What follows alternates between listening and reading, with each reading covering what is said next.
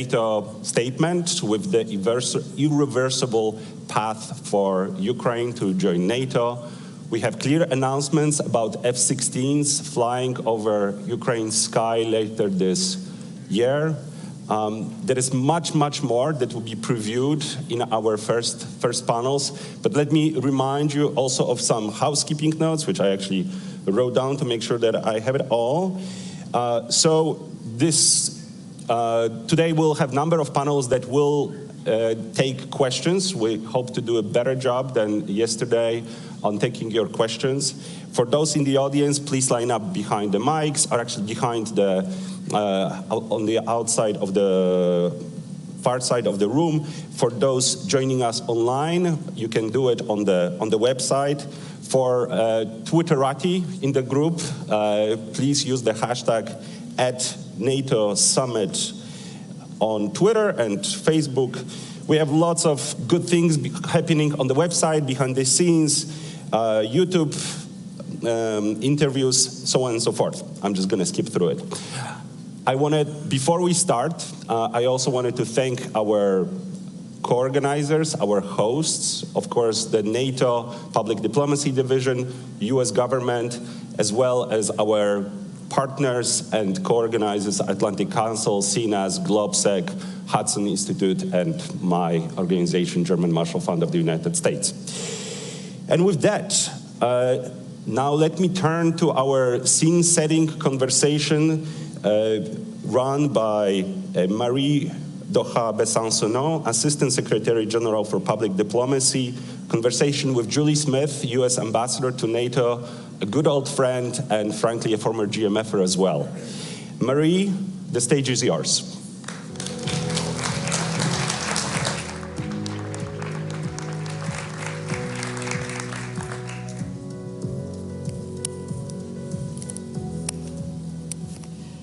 Good morning, dear guests, colleagues, and friends. I hope you have enjoyed last night's reception, and I would like to begin by thanking General Lavigne and his whole team at Allied Command Transformation for making this possible and for bringing a truly wonderful reception.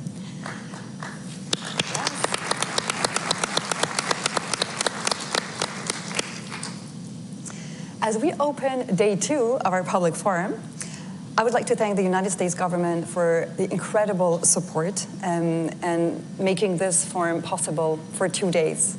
I would also like to extend our thanks to you, dear Julie, for the excellent cooperation between our teams in Brussels, which made this possible. Thank you. Thank you. Thank you very much. But I have to return the thanks right to you, Marie Doha. I mean, you and your team in Brussels, it's just been a wonderful partnership. And forums like this are just so important to always have next to, almost attached to the summit itself, because everything that NATO does cannot be done in isolation. We need to hear from outside experts. We need to, first and foremost, celebrate the first 75 years of this alliance's history, but we also need everyone in this room to help us think about the next 75 years. Where should NATO go? What types of initiatives and policies should we look at? And help getting the message out about why NATO at 75 still matters and why we believe that it serves US interests and serves the interests of our allies. Thank you, and I have to confess, you've been one of the great inspirers of our outreach efforts this year, so thank you very much. We had a very great first day here at the forum, a full house throughout the day, with tremendous leaders who provided their reading of NATO's key priorities right now. What struck me personally is how strong their vision was, and how determined they were, and also how aligned they were, the profound convergence between all of their views. Is this also something that you felt, because you were in the Council for way longer than I was yesterday, is this also something that you felt yesterday? I did feel it in the Council yesterday. So we had a 3-hour, our first session. The North Atlantic Council met at the leaders level. And what was really interesting about that session was to, first and foremost, watch the unity around the table on maintaining our support for Ukraine, first and foremost, keeping an eye on Russia and fortifying ourselves to be prepared to deter, prevent, respond to a variety of hybrid attacks that the Russians are using on a regular basis, either just on the margins or in NATO territory. But above and beyond Ukraine and Russia, what was fascinating about that session yesterday was to hear multiple allies raise issues in their neighborhood. Obviously, those allies towards the south are focused on instability in that region. We had some of our Nordic friends talking about the Arctic and the North Atlantic. Obviously, it depends on where you sit, what your priority list looks like.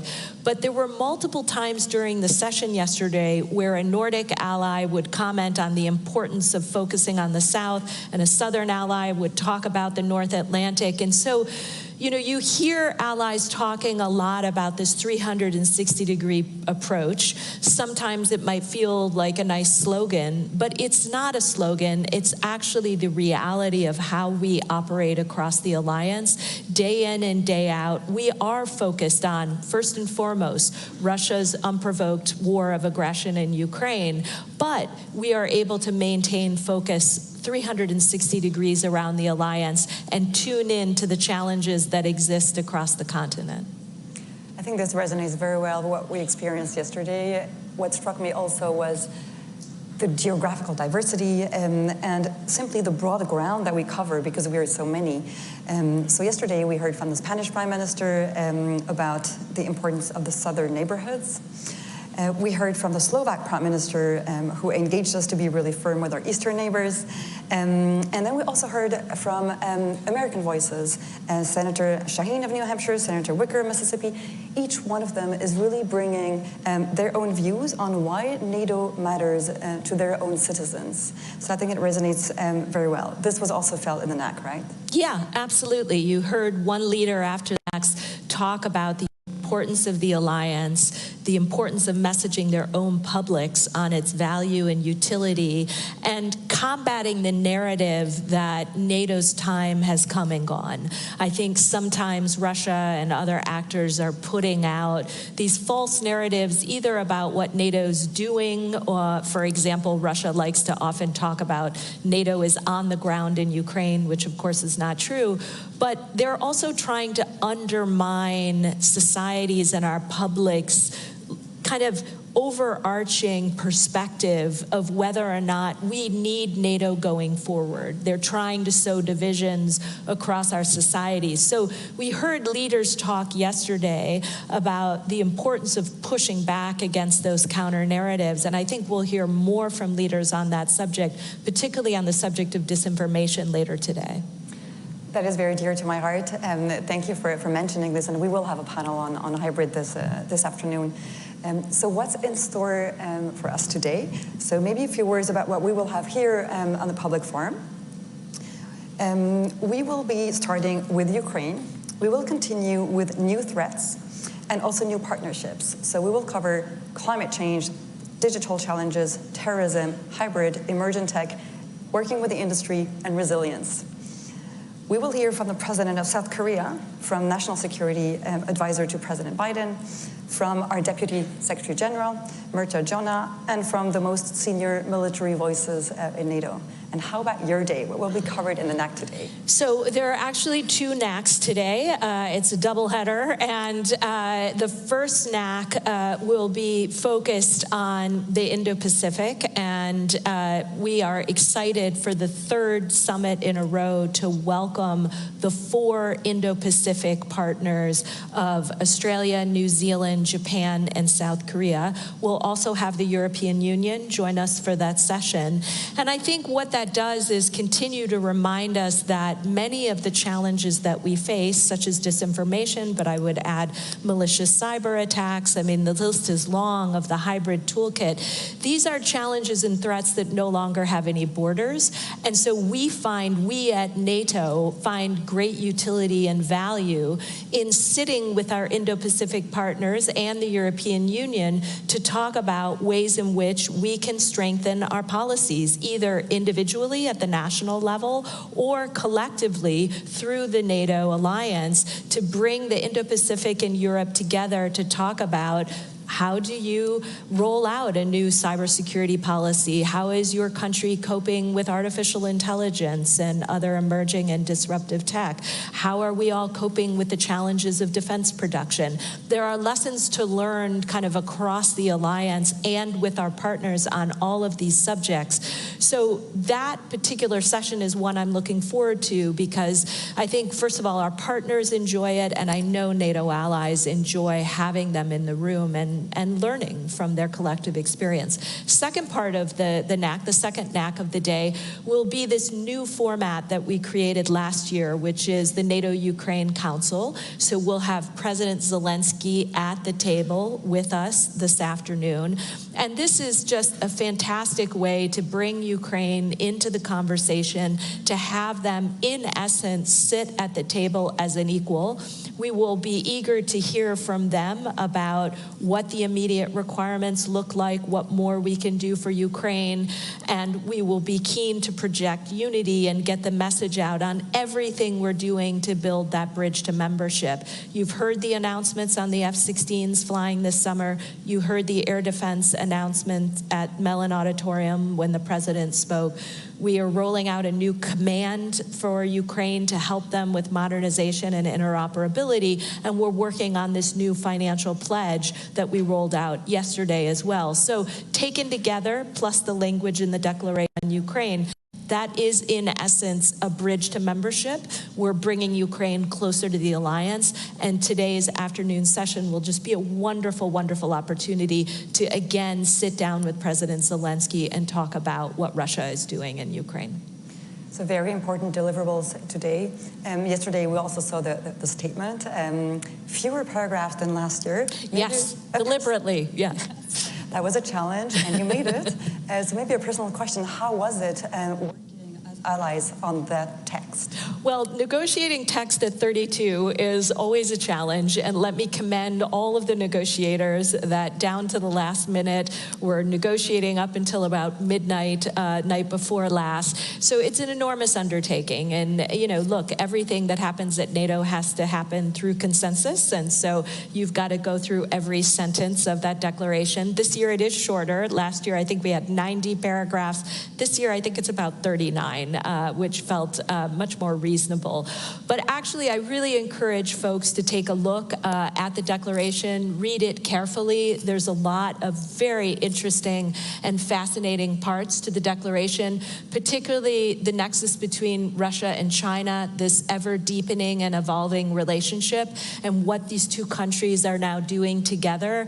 The fact that China is providing these dual-use components to Russia to be used in the war in Ukraine.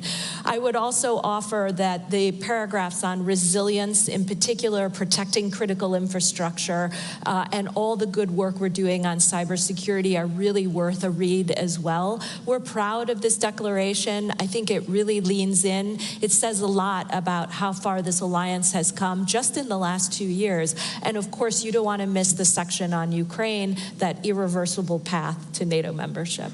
Absolutely. It's online since last night, so you may all read it. So because we care about outreach, I would like to highlight two projects in this respect. One is about science. Thanks to our chief scientist, who must be somewhere in the room with us. There he is, Brian Wells. Thank you for being here. And because this day is very much about the future, about tomorrow, I would like to recognize 3 young women who are the finalists of NATO's Science and Technology Women and Girls in Science Initiative. I know they're here with us too. So Sandra from Spain, Jillian from the UK, and Liana from the Netherlands. Congratulations. Julie, I know you also care about young female leaders. So congratulations to you.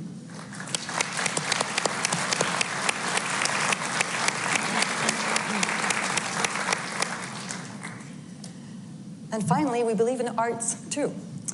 So there will be a physical legacy here in DC, as we did after the Vilnius summit, a big mural. There has been a competition that we have launched. Many artists have actually competed to share with us how they would design and draw peace, freedom, and security. So the artworks can be seen downstairs. Please check them out. And please vote for your favorite one today on the app. And with this, I know you have to head back to the NAC, but if you have a final word. Yes, no, but thanks to everybody who came out to the public forum. Again, many thanks to all of the think tanks that came together, working hand in glove with NATO PDD. This is going to be a great day. I wish I could stay all day, but I'll try to come in and out around the margins of the two NACs. But thanks to everybody for joining us so early this morning, and look forward to hearing how it goes today. Many, many thanks. Thank you. Have a great day. Thank you.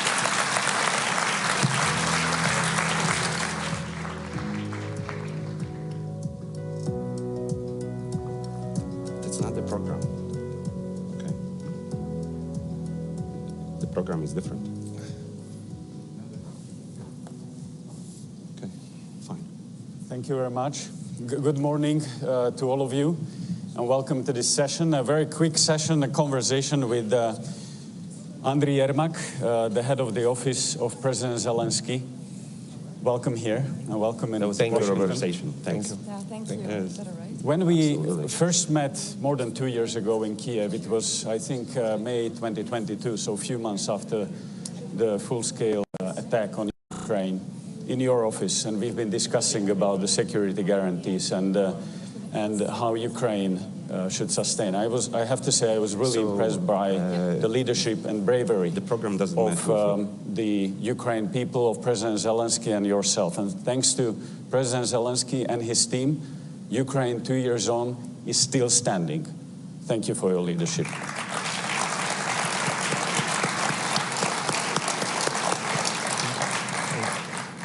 Andrei, this is your second summit in person. You've been in Vilnius last year. You're here in Washington.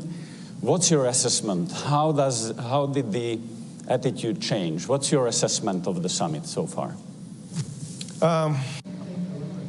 That you remember our meetings.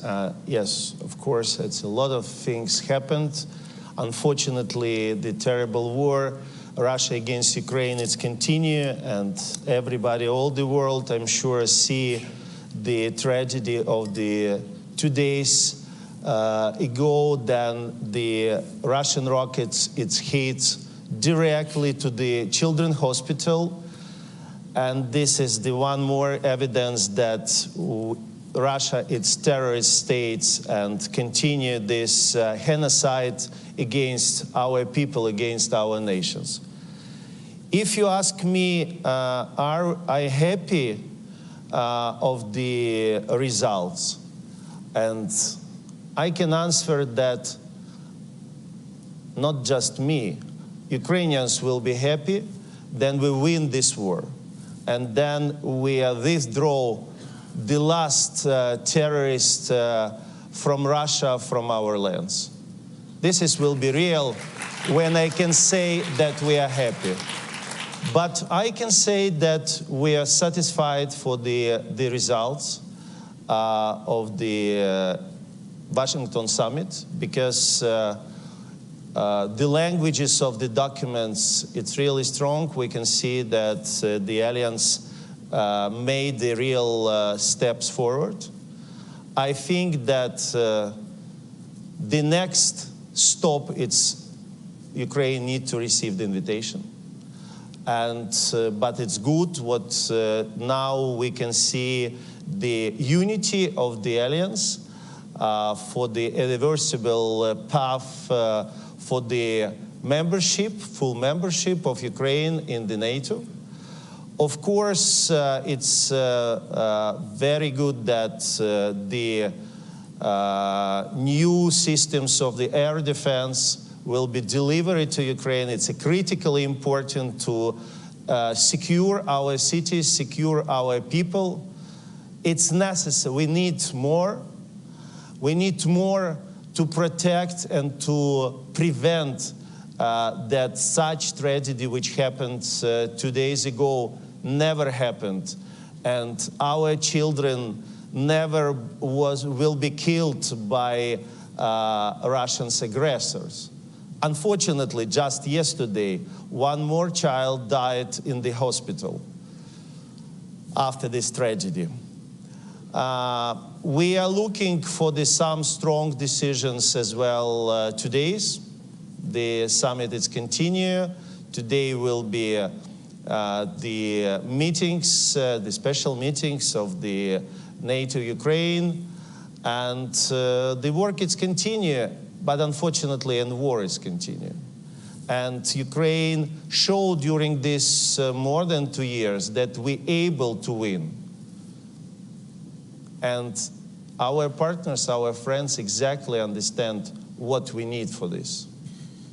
So if I may ask you, there are a lot of talks about getting Ukraine closer to NATO and offering the membership. Well, in Vilnius, you were not offered the membership, but the perspective of the membership.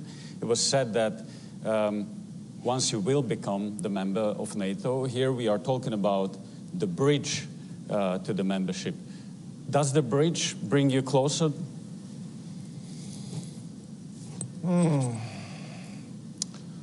You know, Robert, when you living in the war, you have little bit different feelings.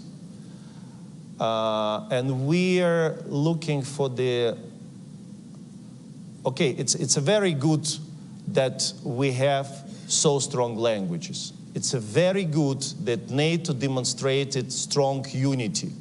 It's one of the very important things. But of course, it's for our people who is make the decisions. It's a very high support of the Ukrainian society of the future membership. And of course, it's as I said, is a step forward. It's a strong steps forward, and the world irreversible. It's demonstrated that it's not now the questions if, it's only questions when.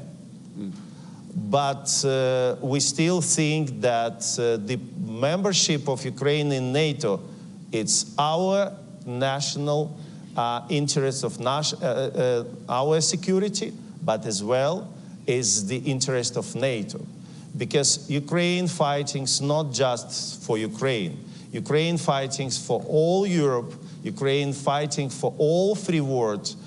And I think this long period and heroic fightings of our people, it's demonstrated that with Ukraine, NATO will be more strong. Absolutely. I can't agree more, and I'm sure that there will be a time soon where you will train NATO troops about how to fight Russians. But when we talk about the period until you become the member of NATO and you have the highest guarantees of the NATO membership, the security guarantees, in the meantime, you have been leading the work of Yermak Rasmussen initiative on bilateral security guarantees, and you have signed a number of those. How can NATO countries and NATO as such help you in the meantime for the real security guarantees that you need? Yes, thank you very much. And practically 1 year ago, it was in the Vilnius was agreed historical Vilnius declarations of the security guarantees for Ukraine. And during this year, we have really very good results. We have a lot of very strong bilateral agreements. We have the agreements with all the G7 countries. And we will continue, and just yesterday, our president signed one more agreement with Luxembourg, and we will continue this work. And a lot of countries joined the Vilnius declarations, and thank you very much that you recall how it started. It really started from the documents of our group with Rasmussen, and from the Kyiv Security Compact. And during 1 year, once again, it's, I think, very good results. Of course, we always mentioned that these bilateral agreements, it's the security guarantee in the way of the membership of NATO. Because definitely the more strong security, it's a membership. But in the way, of course, we are working, and we very appreciated that we have these documents, and of course the circle of the countries who is committed to be with Ukraine, to help Ukraine to be prepared for the, not just to finish this war, but to be prepared for any potential aggressions in the future. It's very important. And of course, and plus, it's help us to make a necessary step to be closer, because most of this country, it's members of NATO. And of course, I think it's logically works for the main goal, full membership. Andriy, the allies have announced a lot of pledges during these days. We've heard here on the stage ministers saying that F-16s, the first F-16s will arrive by summer this year, that you will receive very quickly new Patriots from US and anti-missile defense systems from European allies, that NATO has agreed that next year they will support Ukraine minimum with 40 billion US dollars, so the same level as this year, minimum. But my question is, this all helps you to sustain the country. But the question is, if you would wish one thing which would change the dynamics in the conflict, what would it be to change the dynamics and to help you to win this war? I'm sure that the partners have to take off any restrictions to use these weapons, not just by Ukrainian territory, but have the possibility to answer, including the territory of Russia. Because it's impossible to fight then enemies have any restrictions. Enemy can directly attack to our civilians, children hospitals, schools, and we have these restrictions. I think that it will be a really game changer, and I hope that our partners understand it and agree these decisions as soon as possible.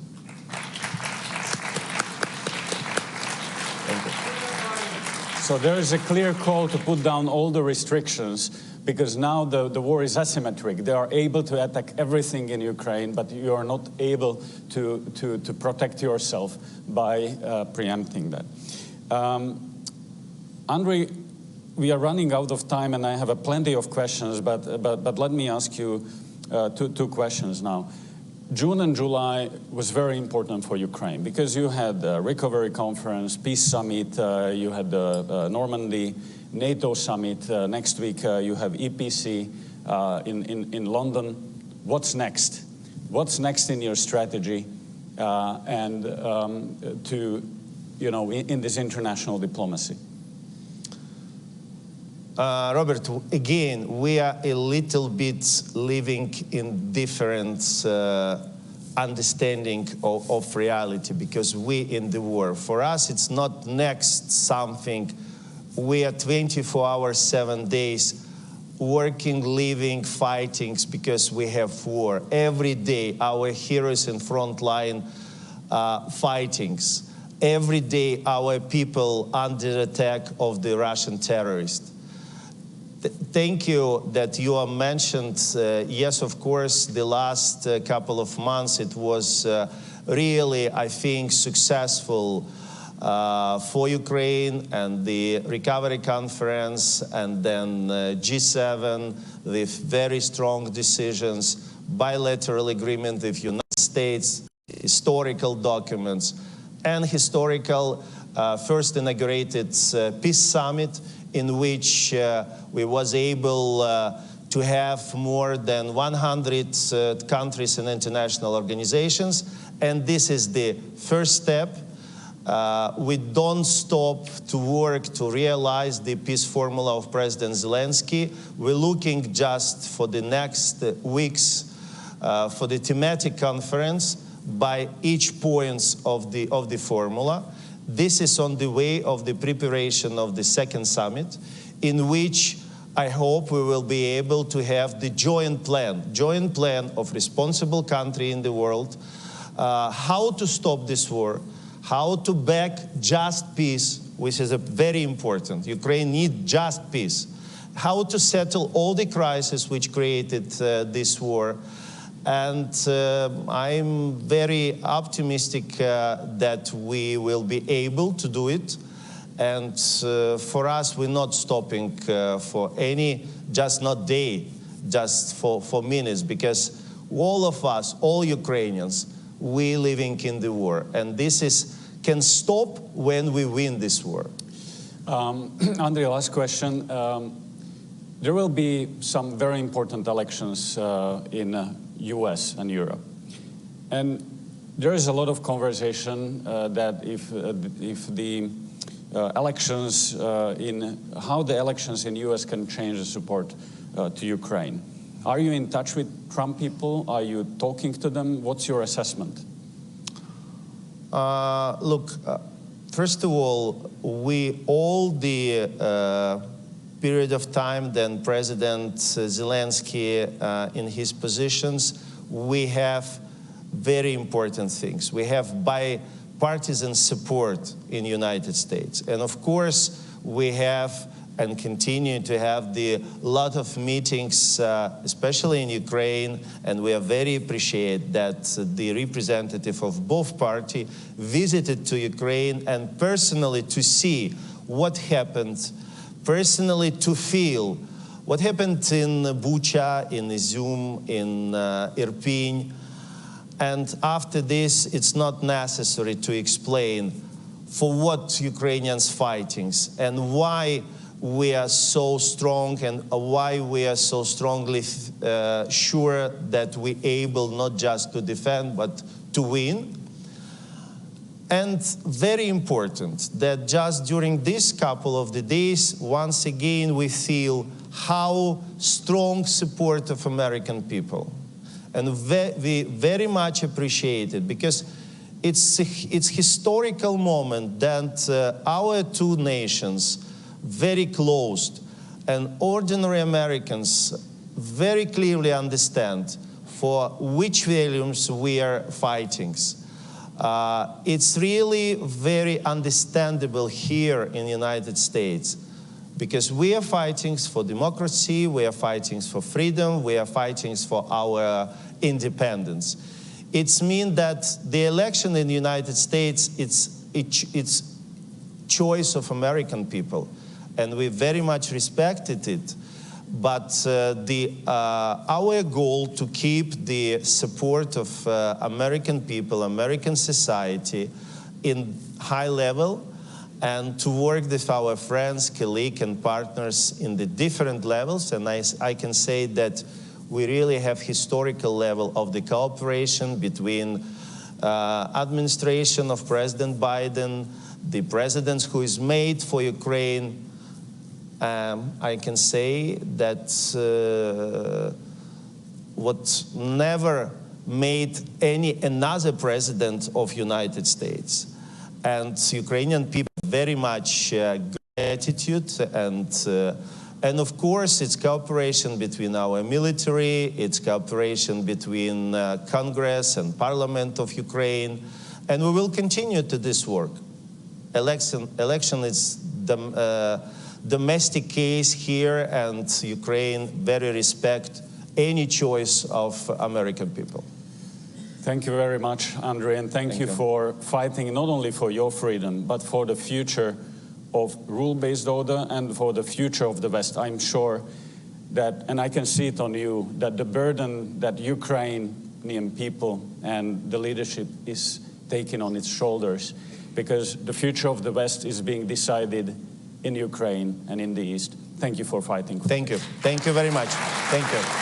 Slava Ukraini. Slava Ukraini. Героям слава. Thank you. Glory to Ukraine. Glory to the heroes. Thank you very much. Thank you. Thank you. Thank you, Mr. Yermak. Thank you, Robert, for a fascinating conversation. So far, we talked a lot about Ukraine, so it was particularly important to hear directly from Ukraine, from Mr. Yermak. We heard very clearly what Ukraine needs. Among the key issues to go toward victory is ability to target Russia and not fight with hand behind their back. Now we're going to switch gears and we'll talk about NATO leadership on climate and energy security. The conversation will be led by Beth Sanner, my colleague at the German Marshall Fund. Beth, the stage is yours.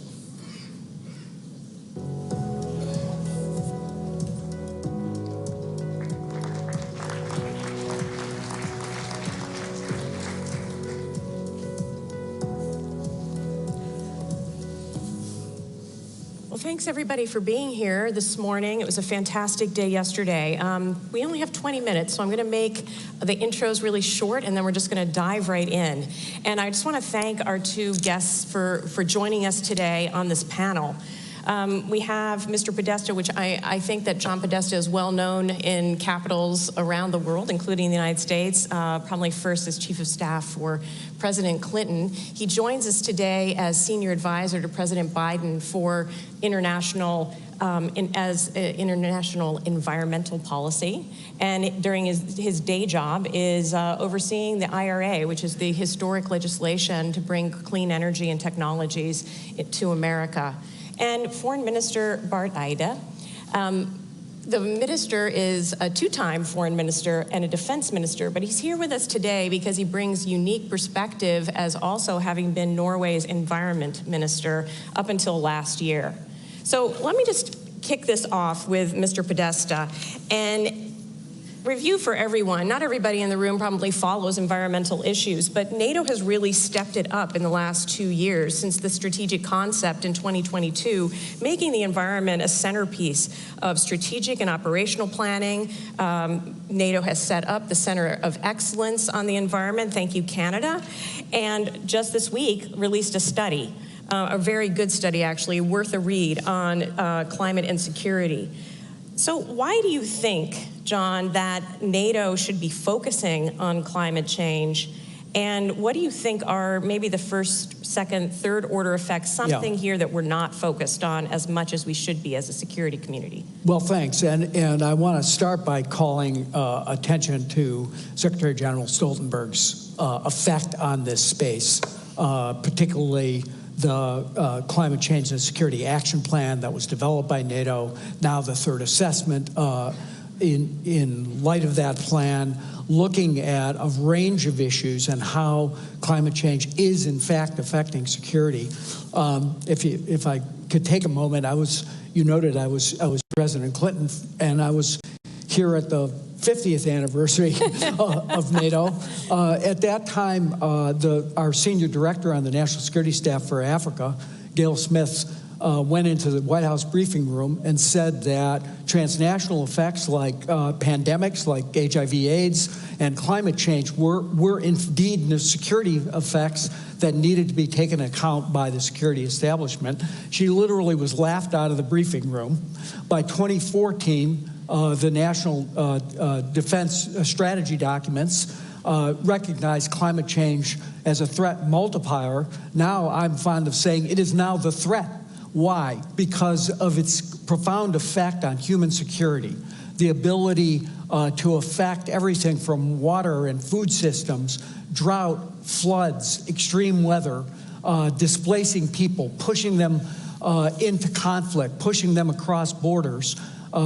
Clearly, both from the perspective of what the security environment looks like, climate change is very much a real security issue, and that's why NATO has embraced as a concept the idea that you have to plan for it, you have to train for it, you have to purpose your mission to anticipate extreme weather events. And U.S. is sort of kind of what's next, what's kind of missing.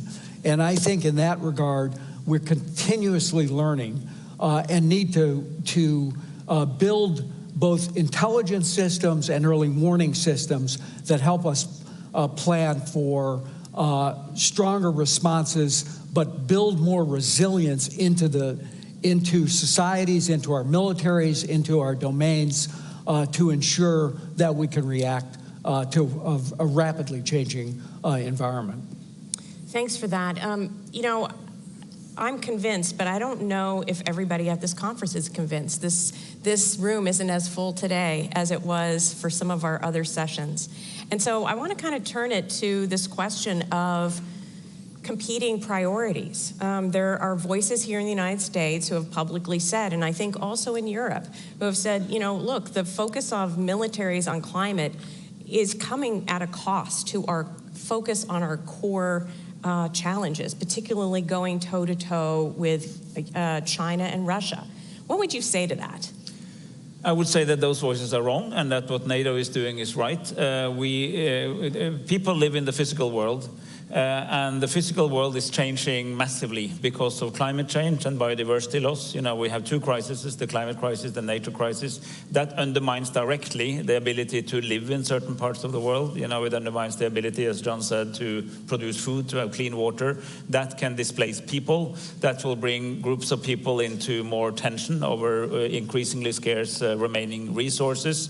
And we have many examples of how the peace dividend in post-conflict situation is also undermined by accelerating climate change. And the militaries of NATO and the intelligence services, for instance, in this country, the National Intelligence Estimate has for several years now said that the effects of climate change is one of the biggest security challenges in the long run, because it's on several levels. The first level is it changes the security landscape that we relate to as security policymakers or militaries or people trying to analyze the situation.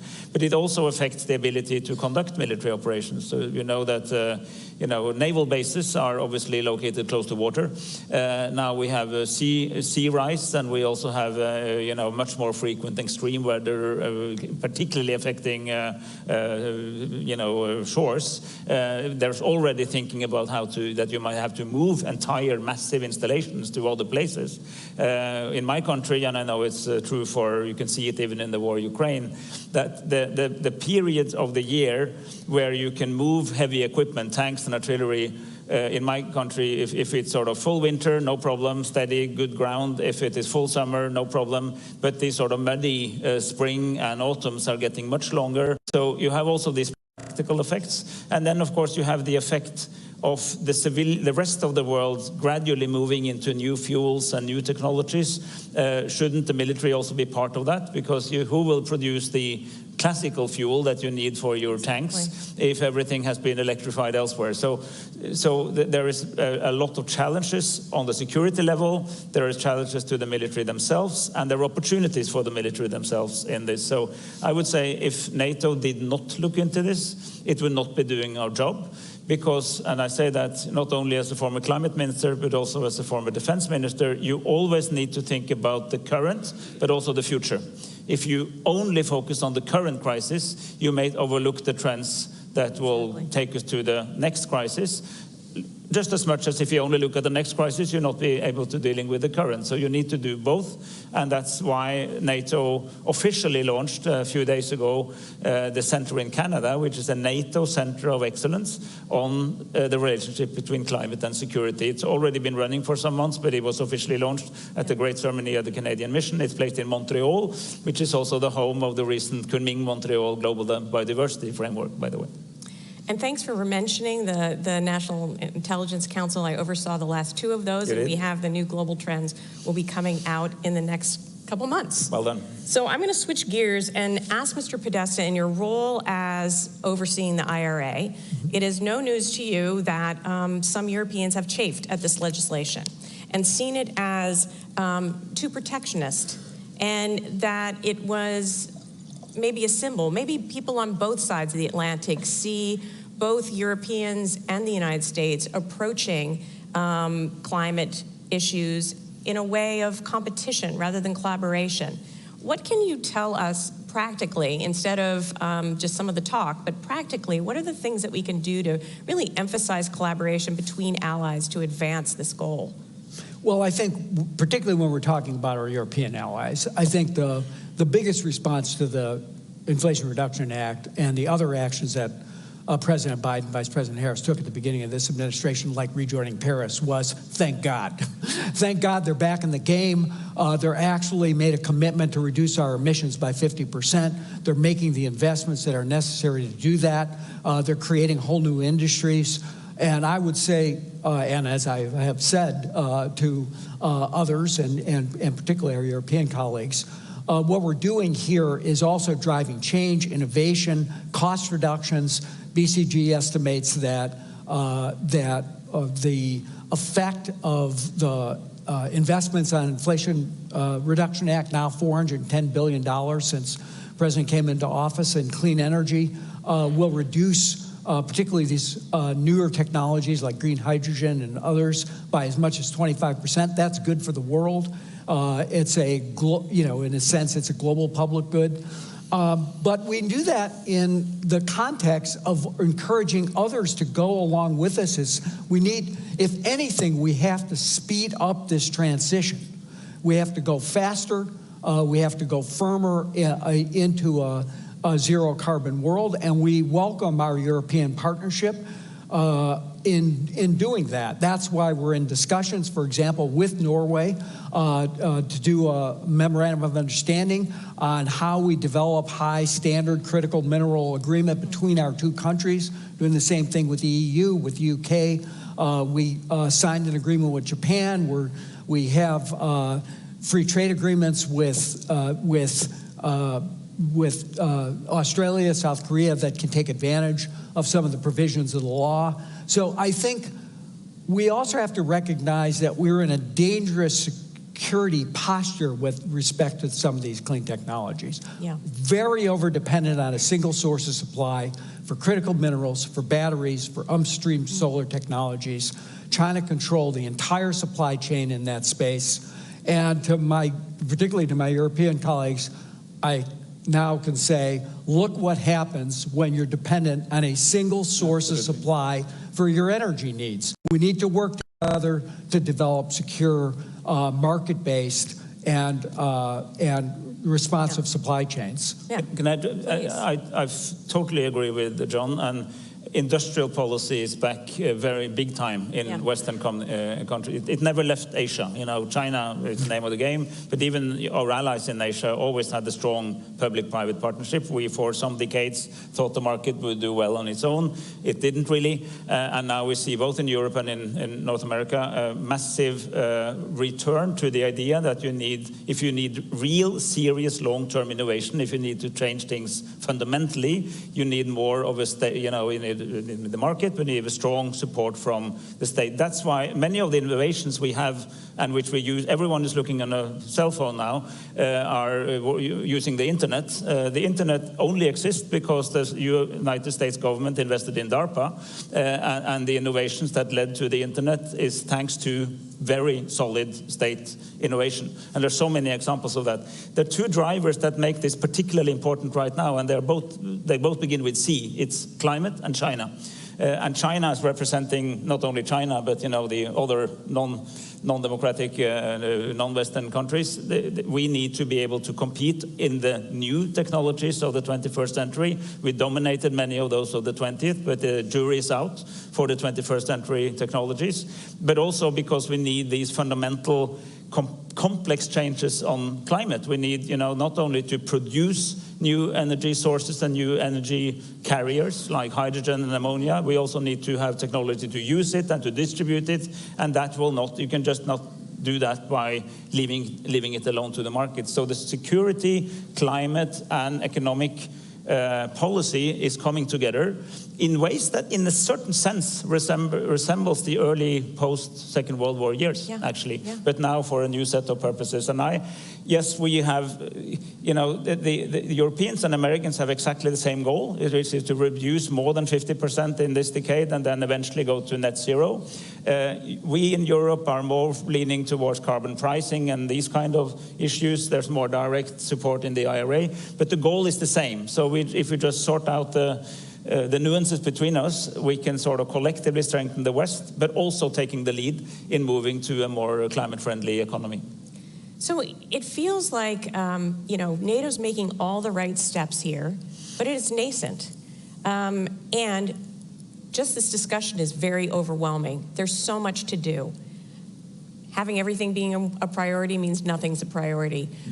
In the last couple seconds, what do you both think are the key priorities that NATO should focus on in this area in the next few years?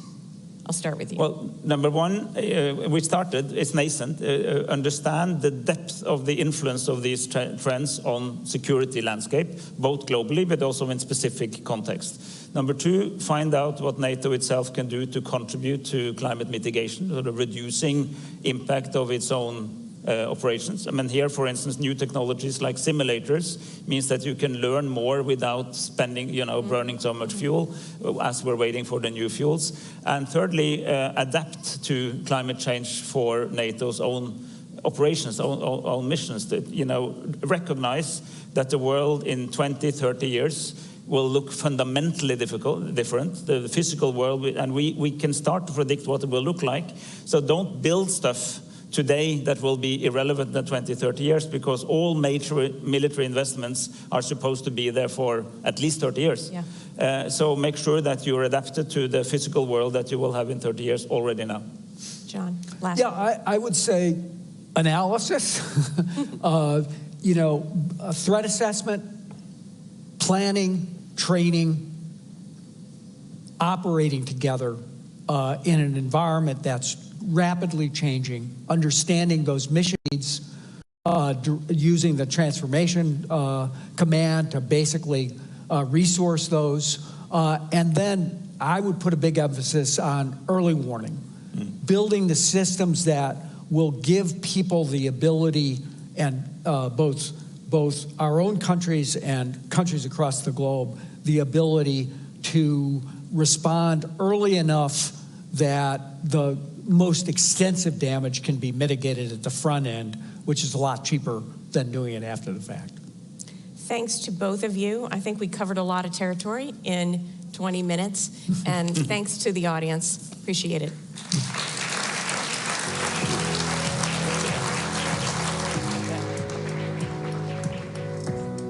Thank you, Beth. Thank you, panelists, for enlarging scope of our discussion. Climate is certainly impacting the way our militaries train, fight. It impacts the context in which our threats develop and the way we innovate. So one area that is most impacted by climate change is the Arctic.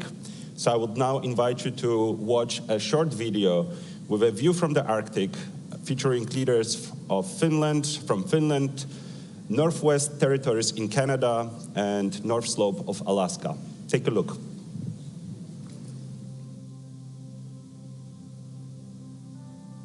NATO complements Finland's unique concept for comprehensive security in the sparsely populated north. It also brings safety and stability for the northern residents by balancing military powers in a broader Arctic region.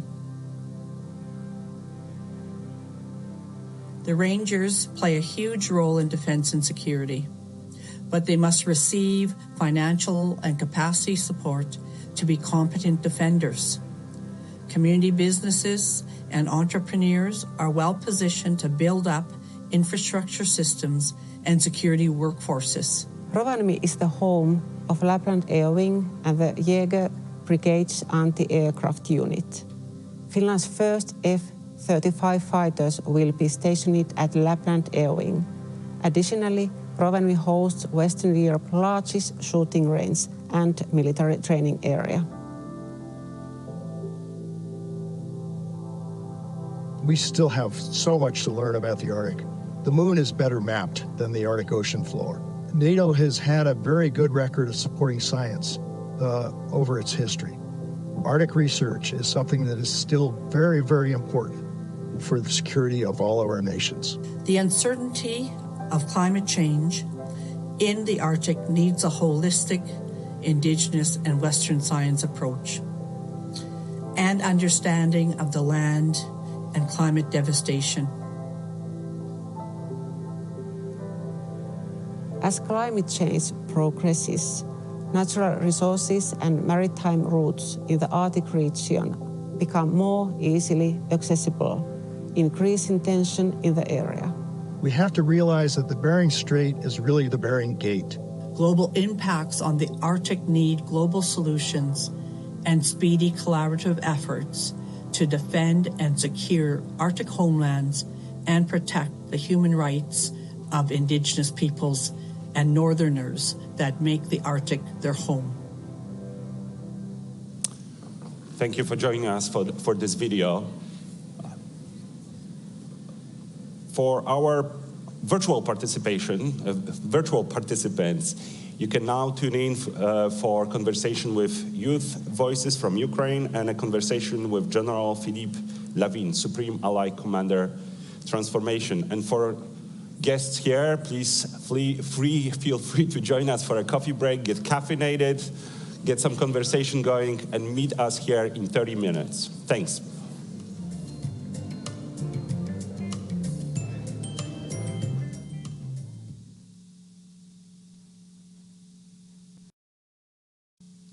Good morning, everyone. My name is Jim Townsend, and I'm with the Center for a New American Security, or CNAS.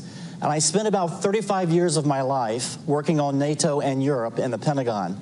So it is a great pleasure for me personally to be here for the 75th anniversary of NATO, and a real personal feeling for me to be here with my good friend and the Supreme Allied Commander of Transformation, General Philippe Lavin. It's great to see you. Thank you so much for being here with us. Thank you very much to be here, and it's so important to have this 75th anniversary in Washington, where the treaty was signed.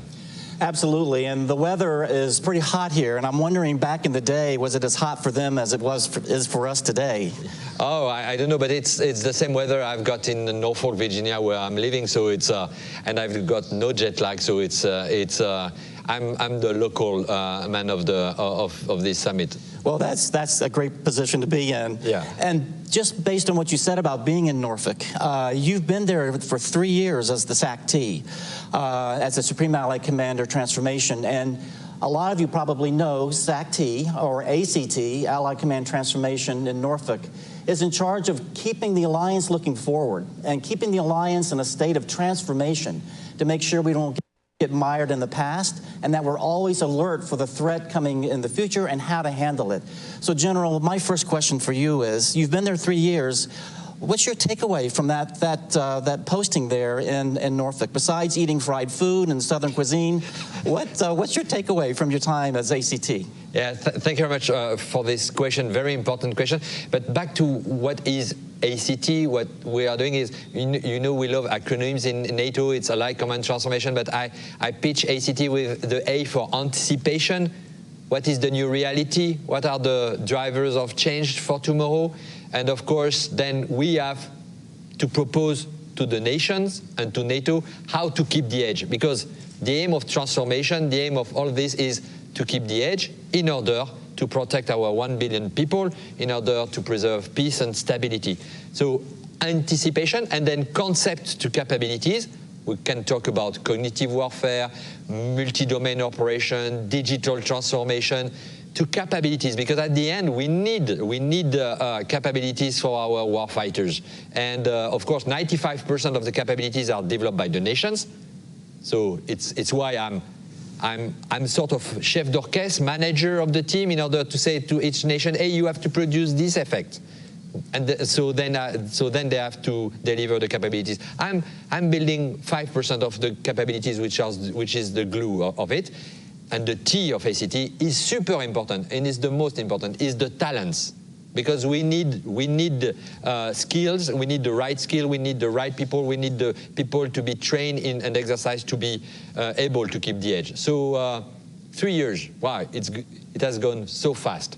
But 3 years, my perception is, when I jump into this job, NATO was strong to have this team, strong to have this type of processes, exercising. But today, NATO is stronger, and tomorrow NATO will be even stronger than today. Why? Because because we have refocused. We have refocused on collective defense, which means more able to deter, be stronger in our defense. Of course, we can talk about, and I'm sure that Chris Cavalier has talked already about operational plan, C2, command and control, and forces. But we are also, we've got plans to tackle the future of the challenge of the future. So we will be stronger, and we are stronger with 2 new allies. When I arrived in these 3 years, I've made 3 military integration: North Macedonia, Finland, and then Sweden. It's fabulous. It's fabulous. It's fabulous. And we are stronger because our nations, our political authorities are committed on defense and deterrence. They are, and it was said, committed with more defense spending, 23 nations above 2%. So that's what I'm taking from these 3 years. But the big thing is, it's good to have 75th anniversary, but we need to protect our future. We need to continue to keep the edge. And the new reality is, what I say, it's more faster everywhere, interconnected. So how to deter in this new world? How to keep the edge? We need to produce more, not only capabilities, but more training, more interoperability. And the way we are going to do that is through a multi-domain operation alliance enabled by this necessary digital transformation. Well, that's a lot. I think I have 1,000 questions, and I'm sure you all do out there in the audience as well. But let me ask you something about industry, because I know that's a very important part of what you do. It's something that a lot of people think about when they think about NATO, but it's become really important now for the U.S. defense industry and those industries in Europe as well to work together to try to help you deliver on the future, develop those capabilities. So as you leave now at the end of your 3 years, do you see the relationships between NATO and industry and the transatlantic industrial relationship? Is that now more cooperative, helping out to try to help us face the future? Are you seeing progress? Yes, I've seen progress, but it's not only this community of interest. We are working with other community of interest, academia, young people, research lab. We've got a MOU with different labs either in Europe or in US, Johns Hopkins University, MIT, etc., etc. So I think it's all this world has to work more and more collaboratively in order to propose, to help us to get at the pace, but also at the scale what we need. Because as I say, we need more and faster. And so of course there are. If I'm taking the example of space. Space is, and especially the new space. We need the civilian, the private sector in order to help us to build either our situation, our space domain awareness. We need it for high connectivity, low latency for autonomous system. We need for the new command and control we are going to deliver. We need to work. But how to do that? It's by opening our military exercises, training, experimentation, brainstorming. We have to be all of us around the table. And yes, we have done some progress, but there are so much things to do again. So I'm very confident. There is a way, there is a will, so we will succeed. Well, let me ask you a question about the future. Based on what you just said, you've got a pretty good idea of what NATO still needs to do, and the work ahead. As you look at turning over your command to your successor, what would you advise your command about your vision of the future and your vision of what NATO needs to be doing to handle the future, where should the priorities be? What are the characteristics that your successor needs to take into consideration? So I think that we've got already a lot of things on the table, and we, after this, the political guidance we received in 2023 with my brother in arms, General Chris Cavoli, we put on the table what do we need. So it's on the table, and so nations know what we have to do. But the question is how to do it. For example, when I'm talking about digital transformation, data centricity, data is the fuel of tomorrow. I will tell him, well, military, we have to continue to do a lot of things, training, exercising, thinking about the future and translating in requirement. But we have also to work with our political authorities to share more the data in order to be stronger together, for example. I will say him, continue to work with the civilian society, because, for example, resilience is, we've got a huge interdependency between military resilience and civilian resilience. If I'm talking about cognitive warfare and misinformation and disinformation, it's an all-society approach. So I will say to him, work and be sure that everybody is working together, because it's not only a military solution, it's a all-society approach we need to have. Well, General, we're running out of time, but I just want to say that what you just said makes me very much want to come back into government and work for you at ACT. But you're going to be moving on, and we're going to miss you very much. I know ACT will, and I know NATO headquarters will.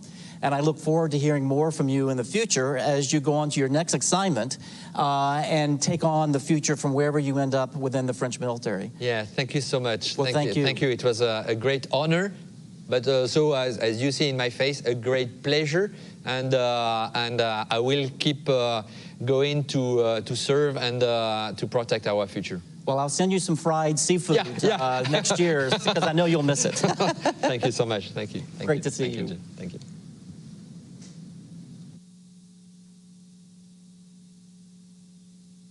Kept in brutal conditions for 2.5 years because they defended your family.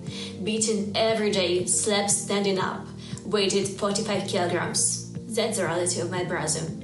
As a prisoner, as a war prisoner. To be heartbroken 4 times because Russian said that your son dead. To lose all your property 4 times because a missile hit your house. But to stay and continue to fight. That's the reality of my family. Everyone has their own reality in the world right now, everywhere, but fighting and staying true to ourselves. That's only what we have right now. Every day, millions of Ukrainians perform a heroic feat by defending Ukraine with arms in hands. Despite air raids and blackouts, we continue to work, study, and help others. Volunteer and raise funds for those who are on the battlefield and those who have been injured in the shelling, to protect our freedom and independence. It's a heroic feat of being brave, strong, and unbreakable. Today, each of you can perform the same feat, to save the lives of those who are saving yours in this very second. But there's only one way to save the life, one simple thing: to close the sky. The time has come for a common feat, for the common dreams to come true. It is time to make a final decision and not back down on it, because together we can change the course of history and ensure a future of peace and justice. Everyone, thank you very much for tuning in. I'm very excited for the discussion that will follow. We are the TV studio of the NATO Public Forum. My name is Max. I'm from Ukraine. I make educational videos online. Why don't you guys introduce yourselves to our audience? Yeah, sure. My name is Mariam Goblashvili. I'm a vice president of Youth Atlantic Treaty Association. Hi, my name is Josie Bloom. I'm the NATO research team lead at the Center for Warfare Analysis and Evaluation. Okay, amazing. Let's kick it off with the first question. Sure. It's going to be a hard one. How has the Russian invasion of Ukraine changed the lives of youth in Ukraine? Yeah, exactly. We are observing that it has happened. And actually, the Ukrainians, young Ukrainians, they should work and study in Ukraine, in a peaceful Ukraine, are facing this kind of war and try to survive. I can tell you a story. We as YATA have many chapters, like 40 chapters, and one of them are YATA Ukraine, or is YATA Ukraine. And after we got elected in 2022, we tried to contact YATA Ukraine. It was very difficult, and after a long time we got an answer that the president of YATA Ukraine is on the battlefield and fighting.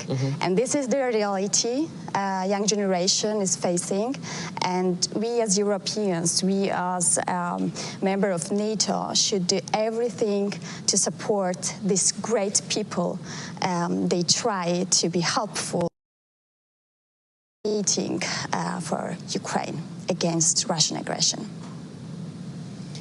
I think for me, the biggest takeaway was that it really can happen to anyone. And I think while that's scary, I think it's an important thing to understand. I don't know, I grew up at the height of the global war on terror. And I think while I knew things were going on, I wasn't fully old enough to understand all that. And all of a sudden, I'm 18, 19 years old. Even just at home, scrolling through TikTok, I'm seeing videos of Ukrainians, you know, making things like get ready with me to go to the bomb shelter, or they're doing days in their life where they get attacked halfway through. And it really honed into me that this can happen to anyone, and that for many people over in Ukraine, that is an unfortunate reality. And I think that while we've seen the resiliency of them demonstrated countless times, I think it's important to understand that this is an absolutely real threat that does happen, and we need to be taking steps to address it. I was actually on the way here, I was on the call with my grandma, I call my grandma every day. And then the connection just cut off because the lights were cut because of the Russian strikes, and she had to go to the bomb shelter. She actually finds it very comfortable. She set up a whole thing for herself there of all her favorite things. You know, as a Ukrainian, I think sometimes it's tough to find a balance between asking for more help, but also being grateful for the support that we get. But if I can address this question to you, the question is, what more can NATO and other international organizations do to help the Ukrainian effort in our fight for freedom? Yeah, sure. I would say that the support of NATO is essential, and I would like to underline that NATO supports Ukraine greatly. But, of course, we should support Ukraine more and greatly. That means that I would wish more financial support, more military support, faster support for Ukraine. Of course, I would also underline that we should support young generation, because the young generation is one who will build the future of Ukraine. From this point of view, I can tell you that I saw during the public forum some Ukrainian friends of mine, and I was very happy that I could meet them here. And this is the right way to have these people here, to talk with them, to involve the young generation of Ukrainians with these processes, and to enable them to be active and engaged in this kind of processes. And a friend of mine was also here, and I can tell you that here T-shirt has the title, the sentence like, be brave like Ukraine is. And I think that is the message we should take also for us, we as NATO and as European Union and also as individuals. First and foremost, I echo everything Mariam said, but I think something that we kind of forget sometimes, although it may seem obvious, I think that one of the most important things, truly, is to be listening and hearing what they're saying and really taking it in. I think that while we have the luxury of not being in that situation, that's not a situation that everyone's in, and unfortunately not everyone has that luxury. I just think that it's important that they know, you know, the people of Ukraine know what's going to help, and while it's important that we're giving them things, we've heard talks of F-16s being sent and munitions and logistics support, that's all important, but at the end of the day, I think it's more not, we can help you with this, and how can we help you? Interesting. I mean, yeah, I think this kind of, because I remember, just if I think about my own experience in my own hometown, at the very, very early in the beginning of the full-scale invasion, you know, how our air defense system was not able to deal with the Russian strikes. Now, of course, it's much better thanks to the support of international community, everybody watching the work that you guys are doing. But of course, we do need more, and thank you very much for saying this. I'd like to move to maybe a slightly positive, optimistic conversation. I think, you know, Ukrainians as a nation, I think we are optimistic at our core. I think we always think about the future, think that the future will be bright, which I believe it will be. You know, from your perspectives, given your fields and your expertise, what does the don't even want to say post-war, post-victory future look like for Ukraine? Yeah, that was actually very nice that you said post-war, post-victory. This is essential. So we should often mention this kind of words, not what will happen after the war, no, what will happen when Ukraine will win. And this is essential. There must be no another scenario than victory of Ukraine. And this is essential for us, for young generation, for Europe, for freedom, liberty, and democracy of Europe and transatlantic, etc. Because Ukrainians are not fighting not only for their own country, but for all of us. So after Ukraine wins this war, I see the bright future of Ukraine. I think that after this terrible war, Ukraine can gain the strength, and afterwards we will see Ukraine with better infrastructure, with more European institutions, with brighter success in every field, and I'm looking forward for this day. And I want like to mention also that many people lost their lives during this terrible war, and we all should help Ukraine and support Ukraine in name of these people who lost their lives. And we as youth, we as young organization, Youth Atlantic Treaty Association, are happy to help in this process, to rebuild Ukraine and to support Ukraine and young generation of Ukraine. I think that post-victory, I see a Ukraine where the people don't have this looming threat of Russian aggression over their heads. And I think that without that looming threat, Ukraine can begin to work on meeting those benchmarks to join NATO. And joining NATO, as much as, you know, Ukraine needs NATO, we need Ukraine. I think it's important, Ukraine, we can help strengthen democracy and really help protect stability and political democracy within that region. And I think that's something that we often forget. I think it's super important to defend that. Yeah, I think, you know, you mentioned the sacrifices that people in Ukraine have made. You know, for the audience watching, I'm sure you guys are aware, there's, I don't know, a Ukrainian family that hasn't had a loss in the family or close to the family, including mine. And, you know, I think it's really great to see at this summit a lot of really positive, strong, bold support for Ukraine. But as you have mentioned, what we're looking for are also actions, but also not just today, on the day of the summit, but also most importantly on the other 364, right? 364 days in the year. I wonder maybe if we could finish with a slightly different question.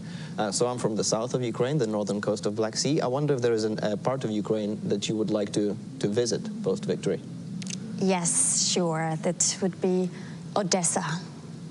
Good choice. Yeah. Okay, great. I have a friend who just last week visited Kyiv, and it honestly looked amazing. I think seeing everything, even seeing it now with everything going on, it just seemed incredible. I think post-victory, I would love to visit it, not only for the history, but just to see, here's what a post-war Ukraine looks like, and here's what, you know, Ukraine should look like. Okay, both of those places, highly recommended. If you do get a chance and you want something maybe hopefully that will be less busy, it would be Mykolaiv, that is my hometown. We have loads of bridges, loads of rivers, loads of good snacks. I'm looking forward. Yes, I would like to maybe close, because we are at time. For the people watching, thank you very much for tuning in. thank you very much for support, and your support means a lot to us in Ukraine and to the international community. And I, really appreciate the NATO Public Forum and everything that's happening here. And yes, I think for me, I've seen a lot of positive things, but I think to summarize what we've been saying here, we are looking for more bold action and bold steps by NATO and the international community. For also all the Ukrainians watching, дякую вам дуже, and Slava Ukraini. Slava Ukraini. Slava Ukraini.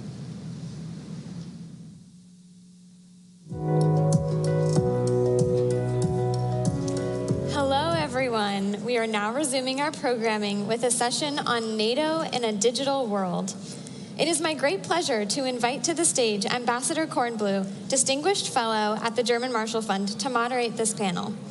They will be delving into the ways that NATO and its commercial partners are deepening collaboration in order to combat disinformation and safeguard the alliance's technological edge. Please join me in welcoming Ambassador Kornblue to the stage.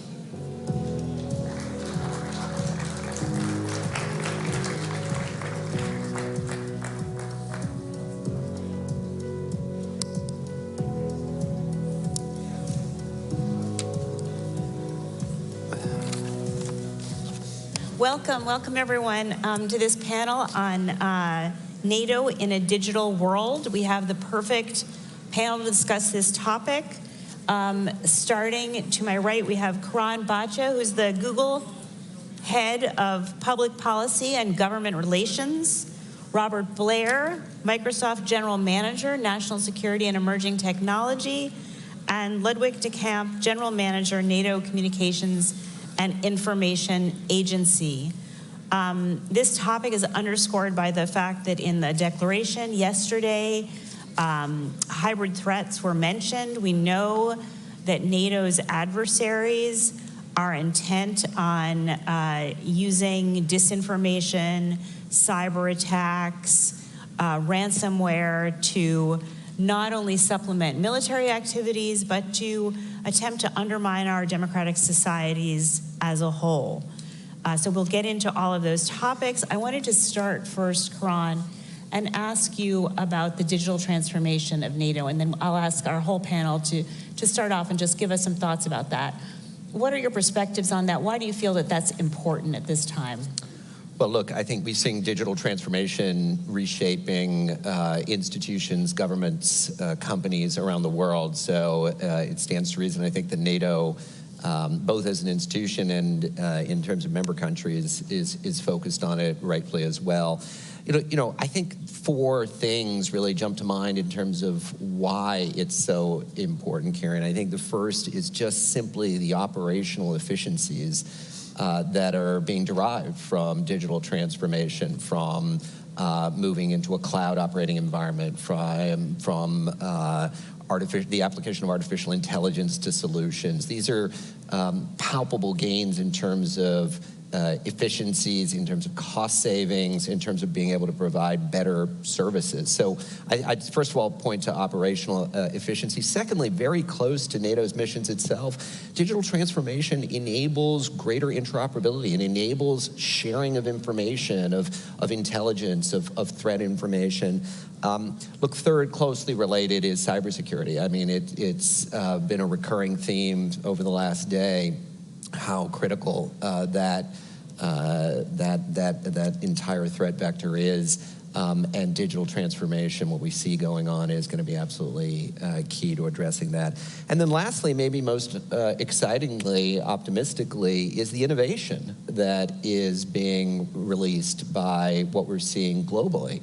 The ecosystems of innovation that are happening, often in partnership with entities like NATO, that are creating these test beds of new technologies that are going to be really the differentiator, we think, for NATO and for the NATO member countries going forward. So altogether, we think there's a broad set of reasons, but I all counsel in favor of leaning into the digital transformation process that's underway. Thank you. Robert? What are your thoughts on the digital transformation and why it's important at this time? Well, I think before I add just a couple things to what Karan had to say. First, thank you for having us up here today. This is an incredibly important topic, and I think that you've really got at least two extraordinarily well-qualified people up here to talk about it. So I think it's important to talk a little bit about the threat environment that NATO's facing, both currently in the cyberspace. It's an active area of operations. We're seeing nation-state actors operate across the world in cyberspace, and we don't see that threat vector going down anytime soon. And just in terms of cyber attacks, we're facing roughly 345 million cyber attacks, Microsoft and our users every day. 345 million every day. And these attacks are not just prolific, they're becoming more advanced. That shows us that the actors that are behind them are seeing significant value, or at least not seeing a lot of cost in implementing these against people like Microsoft and other nation states. Not only that, they're becoming more consequential if they're going to actually succeed. More and more, in fact, we're tracking at this point of roughly 40% of nation-state cyber attacks are against critical infrastructure targets, and we've revealed some in the recent past. These are targeted largely toward civilian infrastructure, not necessarily military infrastructure. So it's incredibly important that NATO begin to occupy this space in order to ensure that we don't cede it to potential adversaries. I think the other one builds upon major lessons learned from the Ukraine crisis. The main reason that the Ukrainian government was able to sustain its control, its services to its people, is that it digitized its economy. It digitized its government. It digitized its services to its people so that when the Russians combined cyber and kinetic attacks in what we're calling a new sort of hybrid warfare, they're able to move those services outside of areas of harm into areas where they could continue. So this is the time for NATO to take a look at these threat vectors. This is the time for NATO to digitize, and we're really proud to be a partner for that effort. And Ludwig, you're living it every day, so tell us how it's going, but also why you think it's important to be doing this at this time. Thank you, Karen. I believe the composition of this panel is already part of the message, because digital transformation is very much about NATO partnering with industry and making concrete advances in digital transformation. But the centerpiece really is for NATO to be able to work across multi-domain and conduct multi-domain operations. What does that mean? Everybody's familiar with land, maritime, air. We added to that as domains of operations cyber, which is not just cybersecurity, it's the cyberspace domain, so the information domain, if you wish, and in addition to that also space. And so digital transformation is really an enabler. It's not just about technology, it's also the human dimension, it's also how we adapt as an organization. So that bottom line is these new technologies and emerging and disruptive technologies pose a lot of risk and challenges upon NATO, but they also offer a lot of opportunities. And so it would be a significant handicap if we just were focusing on dealing with the challenges of new technology and not reaping the benefits of that new technology. So that's why digital transformation is so important for NATO. Terrific. Let's get a little more specific. And maybe I'll start with Robert, because you bring up some of the cybersecurity challenges. Can you dig in a little bit deeper? As you said, Microsoft is often on the front lines, as is Google, of these attacks. Tell us a little bit about the specific challenges in terms of deterrence and attribution especially. I'm glad you're bringing up deterrence, because I've been having a lot of conversations along these lines in the last several weeks. We seem to be entering into a new narrative, a new time of policy formation between industry and governments around how to really wrestle with cyber deterrence. It's a really hard problem. And it starts with attribution. Historically, it's been difficult to always provide solid attribution for nation-state and non-nation-state actors. There still is tremendous challenge in that, but as their TTPs have changed, our ability to actually figure out who's doing what and from where have also evolved. So the attribution challenge now, I think, lies less in can we do it technologically, more in how do we do the attribution? How do we combine forces between government and industry, and civil society for that matter, outside of industry, in order to provide a common voice, not just on specific cyber attacks, but on the potential consequences of those attacks. And not just on the potential consequences of those attacks, but on the cumulative effect of any, what we call an advanced persistent threat actor, somebody who continues to do this sort of thing over and over and over again. We believe it's important for everyone to have a better idea of who's doing these things, what they're doing, how they're doing it, and how we can protect ourselves against it. So first and foremost, I think it's incredibly important that we all within industry, which we're already doing, strengthen our relationships with governments and multilateral organizations and civil society to provide that common voice. I think once that attribution challenge has been addressed, it's important for governments to begin to lean very hard into a conversation on red lines, the sorts of cyber attacks that cross those red lines, and then the consequences that need to come about. And those consequences need to be applied, and they need to be applied across all government actors. There are certain things that industry can't do. We are limited to defensive actions. And the quote that I said earlier, 345 million attacks a day, I mean, if you look at it, we talk about 5 nines, right? 5 nines as being the epitome of reliability in any critical system. So that's 1 in every 100,000 events. We can stop everything besides 1 in 100,000 events. If there's 345 million attacks, that's still 3,450, if I did my math right, 3,450 attacks that make it through every day. That is an unacceptable level of penetration. And we think it's much lower than that based upon our stats. But still, as the number of attacks go up, it's important that we move away from an attempted deterrence by denial, which is where we are today, to deterrence by consequences. And that's something that only governments and multilateral organizations can step into and achieve in cooperation with industry and civil society.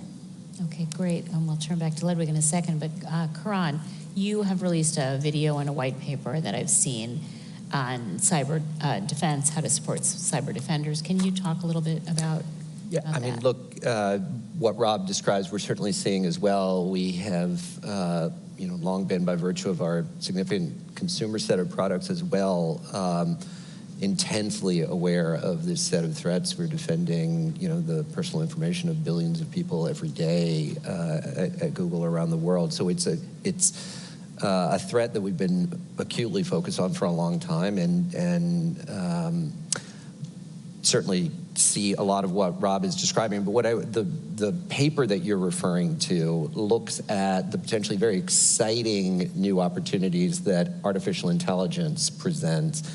And it certainly can be AI. I think we've discussed previously in forums like these, presents threats, but it can also be an incredible enabler for the defender in this scenario, and really for a number of reasons. I think the first is in detecting, identifying the threat, the challenges that is faced through the sheer volume of information that people on the front lines are forced to deal with is a task that AI is perfectly made for. And we are already seeing, as Google's deploying its technology, that being one of the biggest advantages that AI presents. So taking that massive volume of data and turning it into really actionable insights for the defender. I think the second thing, not just in the threat detection category, but in the response category, AI has got this extraordinary capability of helping people writing code, doing it better, doing it more securely, doing it faster. And that has allowed the systems to become more robust in a way that's really a bit of a game changer. And then lastly, it's simply a question of the time savings, the focus that AI allows, the alleviation of repetitive, tedious tasks to allow for the defender to really be at the forefront of, strategically acting against what the biggest challenges are. And so the combination of those things are one of the reasons why at Google we've been, investing in AI for cybersecurity in a way that we think is going to be, in partnership with entities like NATO, a game changer. Terrific. Ludwig, I want to also put on the table disinformation, because I know that's part of, as you've said, part of cyberspace and the challenges of cyberspace. You know, in the US, just in the last days, the Department of Justice deterred or dismantled a bot network that was Russia was using, powered by AI, to try to sow discord in the US. So this challenge of disinformation is not going away, and China, Iran, you know, others are learning all too quickly how to sow discord in our democratic societies. How does NATO think about this topic, and tell us what you're doing about it? Yeah, okay, AI was mentioned, and of course it poses threats, as was mentioned, also in terms of coding and cybersecurity and so on.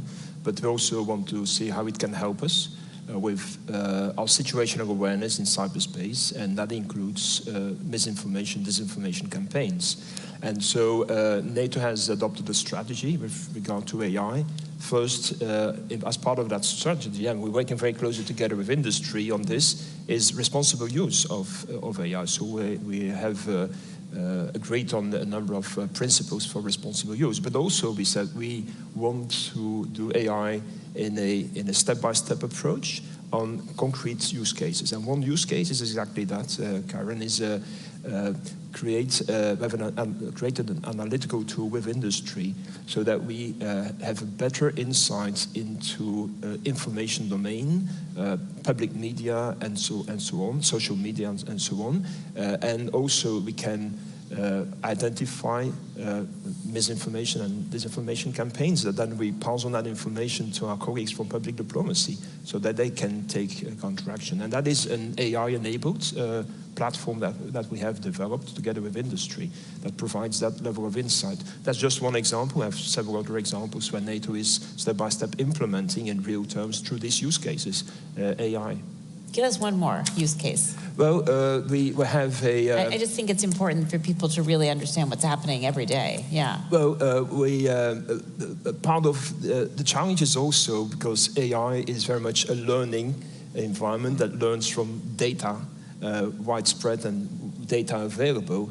And that's why the computing power and so on is so important, and also cloud is so important. But also we have in NATO classified information, operational classified information, and what we have done is a use case on creating a NATO-owned environment where we can upload up to NATO secret data that allows us then to run AI tools on that data. And there's a broad application of that. For instance, better understanding the situation in Ukraine is one case in point where we are sitting together with military commanders. You can do trend analysis, you can visualize what's happening. That's another use case that I thought is quite interesting. So, as you said, one of the things that's unique about this space is that it is, unlike traditional military endeavors, it's not run by governments. The private sector is where all of this defense and offense is located. So maybe you could, not all of it, obviously, but a great deal of it. So maybe we can start with the private sector with Karan, and then Robert. Talk to us a little bit about some of the obstacles to government and the private sector working together, and what kinds of things can be done to overcome those challenges. How should the private sector and governments, and especially NATO, be working more closely together? I mean, a couple of thoughts, Karen, and you're exactly right. I mean, look, the days of 40, 50 years ago where much of the innovation resided in government or is not the world we live in anymore. This is an imperative that there be good coordination and collaboration between the public and private sectors. I mean, a couple of thoughts. One is cloud. The reality is that much of the innovation, particularly the AI-related innovation that we're talking about, needs to happen in a cloud environment. It's just simply implausible that it would happen in a sort of on-prem... Say one more sentence about that for those who don't understand why. I mean, historically, many entities, private sector companies have run their own computer systems. And the belief in the past had been that is safer or more economical. we know today now that it is none of the above. It is, moving into a cloud with the redundancy, the resiliency, and the efficiencies and the security that it provides is better. But it is also core to enabling the AI applications to be designed and run. So I do think that as we're seeing part of this digital transformation, our government's moving in that journey to being a cloud hosted sort of organizations. And look, from Google's perspective, we're excited by that. We're a cloud native company. We, basically all of our services from the inception have been in the cloud, and we think that set of skills is something that would enable us to be able to serve NATO members, NATO institutions, and others. But it is going to require companies coming to the table with governments and getting that confidence and making that step forward. So I'd say cloud is a big area. The other area that I'd flag that I think there does need to be good collaboration, coordination, is regulation. I mean, a lot of the entities that you're talking about here are private sector companies that may or may not be familiar with working in a governmental environment. We want to see those companies succeed. We want to see those companies grow. We want to see the ecosystem get built. That's going to require thinking about sort of the broader regulatory and policy environment in which those companies are coming up. Is there the right set of policies around a whole host of things? How data is dealt with, privacy, a tax law, I mean, you name it, there needs to be thought provided, which is not a traditional space I think that the national security community necessarily goes to. But when you start thinking about the private sector as really being a new form of partner, and particularly, look, it's one thing for the big companies, the Microsofts, the Googles, we've got plenty of lawyers that can sort of work our way through these things. But some of the more innovative solutions are going to be found by smaller companies that are going to be determined by, well, does the regulation allow us to start innovating in this space or not? So I think that's another area that, look, at the end of the day, it's going to come down to discussion and dialogue and having public and private sector work more closely together. But those are two areas that I'd flag. And Robert, are you finding challenges that you can identify between private sector and the public sector working together, and what opportunities do you see for knitting those two together to just address these grave challenges that we have ahead of us? Well, first of all, I think that what Kron just laid out is really a masterclass in some of the challenges that we in industry, and I spent 22 years in the government, so I saw it on both sides of that particular aisle. I think taking a second to look at the cloud conversation is very important. Sitting down and realizing there are multiple ways to get services through the cloud to the cloud for both classified and unclassified data. And to the extent that governments, especially the militaries, are more comfortable moving some of those workloads, keeping them on classified on commercial cloud rather than hiving them off onto an on-premises solution, that allows them to get access to the best innovation. Industry innovates on the cloud. That's where we are. We put our best, because of the way AI works and the data training process works, the best AI models will always be native to the cloud. The best cybersecurity will always be on the cloud. When quantum becomes available, it will be mostly available through the cloud. I am a little worried that within NATO, there's been a bifurcation of investment across different NATO countries, and there are some countries that risk being left behind from this innovation cybersecurity revolution, and that needs to be taken a look at holistically, and that's something that we are more than happy to have a conversation with NATO about and with the partner states. But once you get past those larger macro issues, sometimes it's just a matter of trust. And the best way that we've found to get through some of these trust issues is to put everybody into the same room, give them a common mission, and then have them work through it. And I think the NATO Integrated Cyber Center is really a fantastic example of how that can and will work well. One of the things that we're doing with the US government is helping them set up sandboxes for AI. Folks, my family included, still have a lot of trepidation. I understand why around AI and its application, especially in the national security space. So one of the best things we can do is sit down in a safe environment, learn about the needs from the military, put our best engineers toward it, and then play with those ideas in a secure environment where nothing's going to get hurt. That builds up trust in the defense side of that house, that builds up trust in the industrial side of the house, And we begin to think through longer-term investment processes that incorporate both your need for longer-term planning and our need to make sure that we take care of our shareholders. Ludwig, you tell your side of the story. Where do you see obstacles with working with the private sector, and what do you think are the opportunities for both sides improving to do more innovation together, more defense together? Yeah, perhaps highlighting one point. A few weeks before the wholesale invasion by Russia of Ukraine, so it was in January 22, I signed a memorandum of agreement with Ukraine on technical cooperation between the agency that I lead and Ukraine. And initially the focus was very much helping Ukraine in terms of interoperability, what does it mean, and so on. But this has really been a two-way street, because we learn a lot of how Ukraine collaborates with industry, and clouds is one example, clear example of that. So, and when it comes to collaboration with industry, clearly there is always the contractual part of it, but we need to look really at how we can build longer-term partnerships, in the sense that we need to make sure that the contracts and the partnerships are also fit for Article 5, fit for collective defense.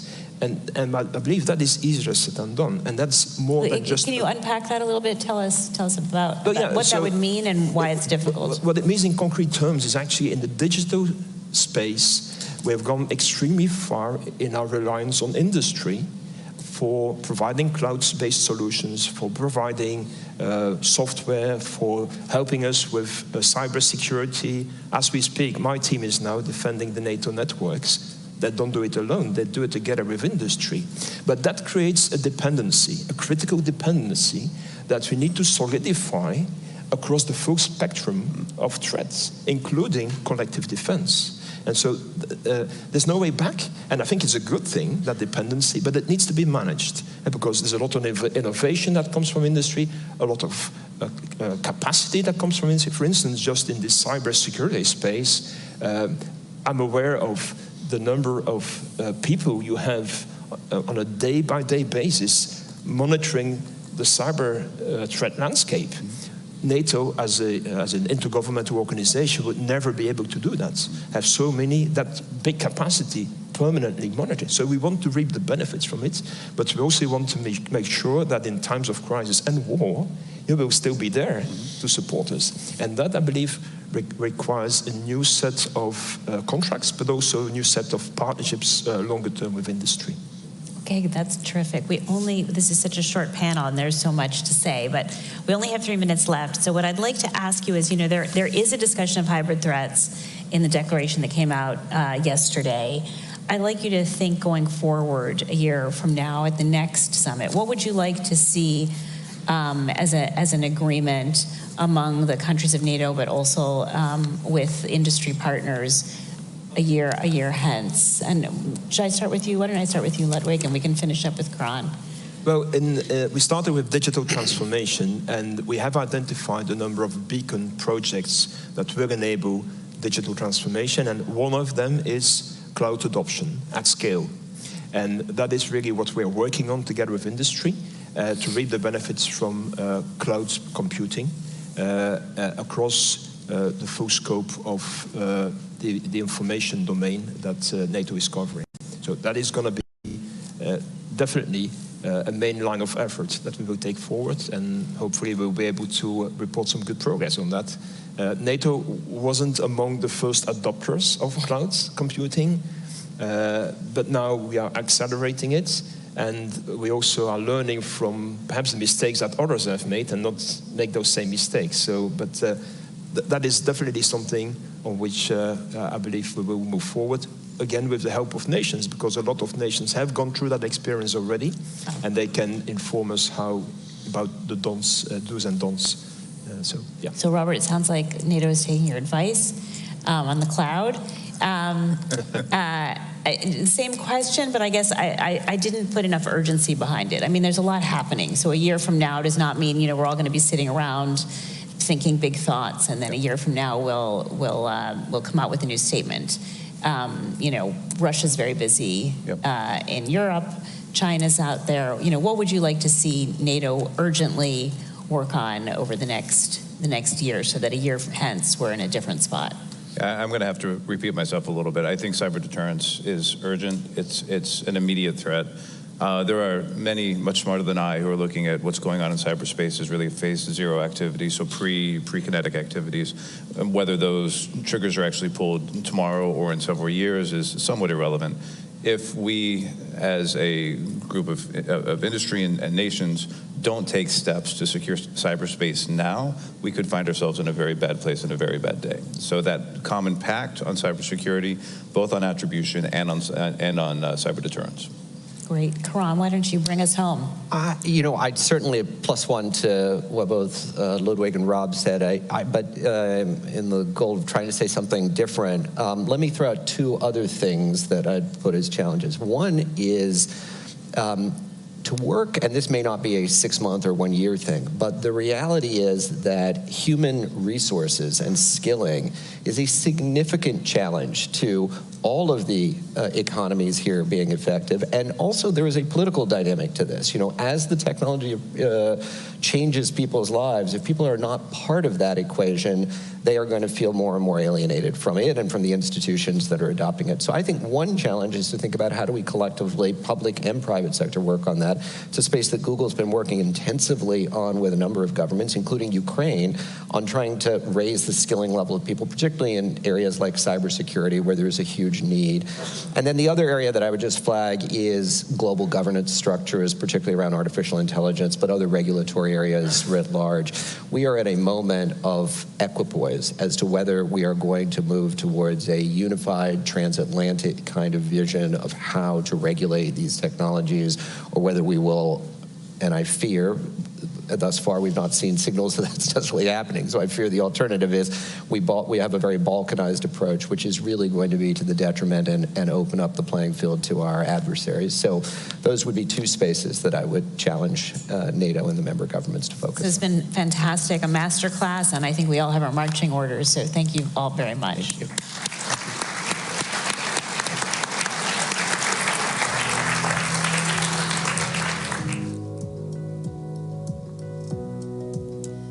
Ambassador, thank you for facilitating an interesting discussion, and panelists, thank you for bringing in both the private sector perspective and NATO's.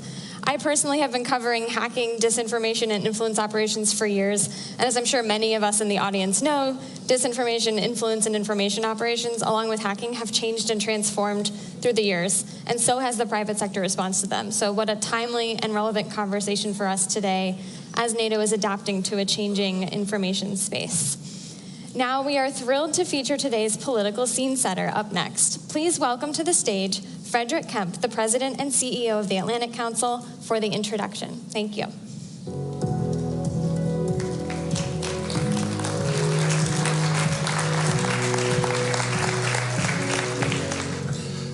Good morning, everybody in the room.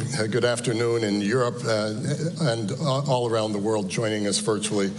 Throughout its history, NATO has stood a major force for good, advancing peace, prosperity, and freedom across the Euro-Atlantic and beyond.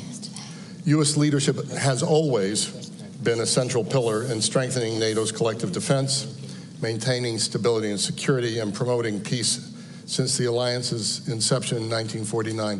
What we've learned the last 2 days, and what we all know, is that the alliance faces new challenges, and we face a host of new challenges to the global order, maybe the biggest threat to the global system since the 1930s. President Biden has called this an inflection point. The Atlantic Council has been using that language for some years, seeing it as the fourth inflection point, the period after World War I, period after World War II, period after the Cold War, and the fourth now will be the period after Ukraine prevails in its war, in Putin's war of aggression against Ukraine.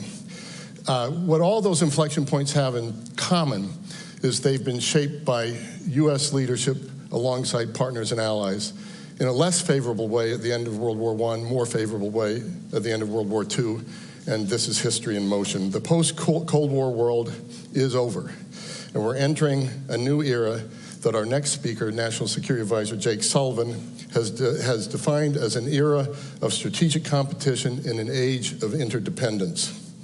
Navigating this new era will again require U.S. leadership, principled U.S. leadership alongside partners and allies.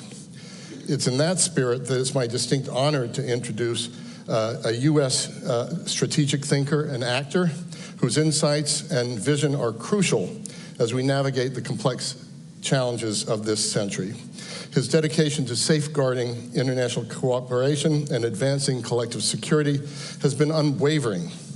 Jake Sullivan's career is marked by high integrity, intellectual rigor, a deep commitment to diplomacy, strategic thinking, and the pursuit of peace and stability. His leadership has been instrumental in strengthening our alliances, addressing global threats, and promoting a world order based on mutual respect and cooperation. He, like all of us, is navigating wars in Europe, the Middle East, tensions with China. Seldom has a national security advisor dealt with so many challenges simultaneously as has the Biden administration. Earlier this year, at the World Economic Forum in Davos, Jake rightly contextualized this inflection point in which we find ourselves today. He said, and I quote, "Nothing in world politics is inevitable. We are in command of our own choices to shape the future for the benefit of our fellow citizens and future generations to come." And that's why we're here today. That's why we're here all week, to make the right choices that shape that future. So with that, ladies and gentlemen, please join me in welcoming the 28th Assistant to the President for National Security Affairs, Jake Sullivan.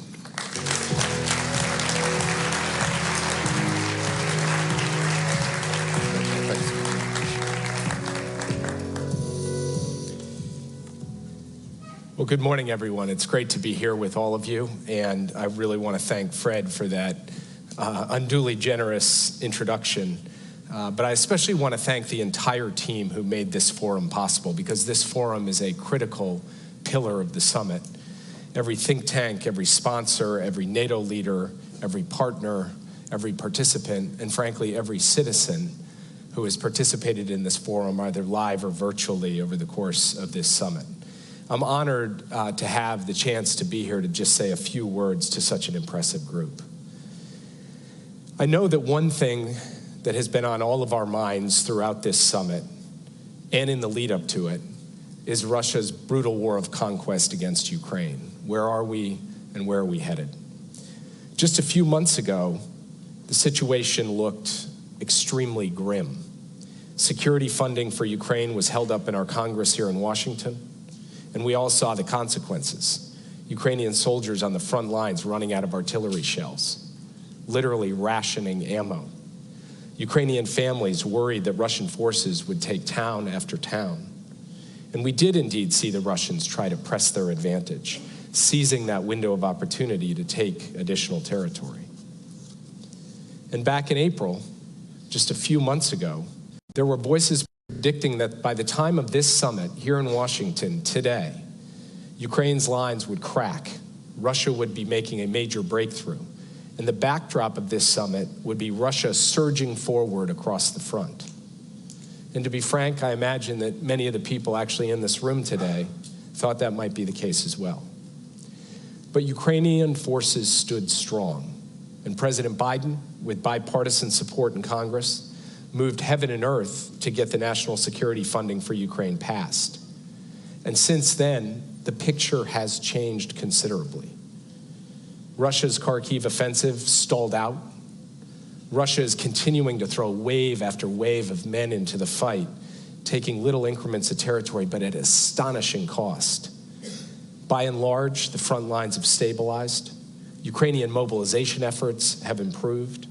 Ukrainian units are building stronger fortifications and defensive lines, and day by day they're pushing back. This is due to the people of Ukraine, to their sheer courage and commitment to their country and its freedom. But it's also due to the support of the United States and nations around the world, including NATO allies here gathered at this summit. So this morning, I want to speak a little bit about the picture as we see it in Ukraine and the steps that we are taking to ensure that this war is a failure for Russia and a success for Ukraine. I'll start on the military side of things. The fundamentals of this conflict are artillery and air defense. And over the last few months, we've surged both to Ukraine with the new resources authorized by the Congress. Hundreds of thousands of rounds of 155 ammunition to the front lines to help Ukraine repel Russian attacks. And we've now provided Ukraine with long-range capabilities, ATACMS missiles, which the Ukrainians are employing with good effect in Russian-occupied areas of Ukraine, including in Crimea. And at this summit, we've continued to make major moves. First, allies have committed to collectively provide Ukraine with at least 40 billion euros worth of security assistance over the next year. And that's not just a dollar sign. That is equipment, tanks, armored fighting vehicles, artillery, missiles, the whole range of capabilities that Ukraine needs to be able to effectively fight and win. Next, in partnership with our allies, we will provide Ukraine with 5 strategic air defense systems and dozens of tactical systems that are especially relevant to help protect Ukrainian forces on the front lines. The strategic air systems will help Ukraine as it endures a continued pounding by Russia of its energy grid with Russian missiles and drones, and a continued assault on its front lines by Russian planes. And we saw the horrific reality of Russia's brutality with the attack on the Children's Hospital in Kyiv just a few days ago, and we are working with the Ukrainians to deal with that attack and to respond with force and vigor. From our own production, we'll deliver hundreds of critical air defense missiles to Ukraine over the next year as well. There was a point earlier this year when it looked like Ukraine might run out of interceptors. But thanks to decisions President Biden has taken, working with allies and partners, we will ensure that Ukraine remains supplied with the air defense missiles it needs for all of the batteries that we and our allies are now providing. And together, the United States, Denmark, and the Netherlands have begun the transfer of F-16s to Ukrainian forces, and Ukrainian pilots will be operating in theater with those F-16s this summer. Like I said, major moves. And we're also steeled for the struggle ahead. President Putin thinks he can outlast Ukraine and its supporters, and he's taken steps to put Russia's war industry, its defense industry, in fact, its entire economy on a wartime footing. And with help from Iran, from North Korea, and from the People's Republic of China, he's attempting to undertake Russia's most significant defense expansion since the height of the Cold War. But make no mistake, this unsustainable war spending masks underlying weakness and fragility, and the economic costs for Russia are mounting and will compound over time. Meanwhile, NATO allies have been making historic investments in our own defense industrial bases without distorting our national economies the way Russia has. Yesterday, for the first time ever, every ally pledged to develop plans to strengthen their defense industrial capacities at home. And like our defense spending commitment, these individual pledges are critical to our collective security. They're going to help enable the alliance to prioritize production of the most vital defense equipment we need in the event of conflict and to produce the capabilities Ukraine needs as we speak to fight Russia on the battlefield. These pledges will also help forge new industry partnerships across the alliance, create jobs, and strengthen our economic competitiveness. And they will spur greater investment in NATO's most significant advantage, our technology and innovation. As the folks in this room know very well, Russia's brutal war of conquest in Ukraine is evolving rapidly. The very shape of warfare is transforming before our eyes because of innovations, often deadly innovations, in technology and techniques and tactics. Ukraine's continued success in this fight and our success in any future fight will depend on innovation, on creativity, on entrepreneurship, on adaptability.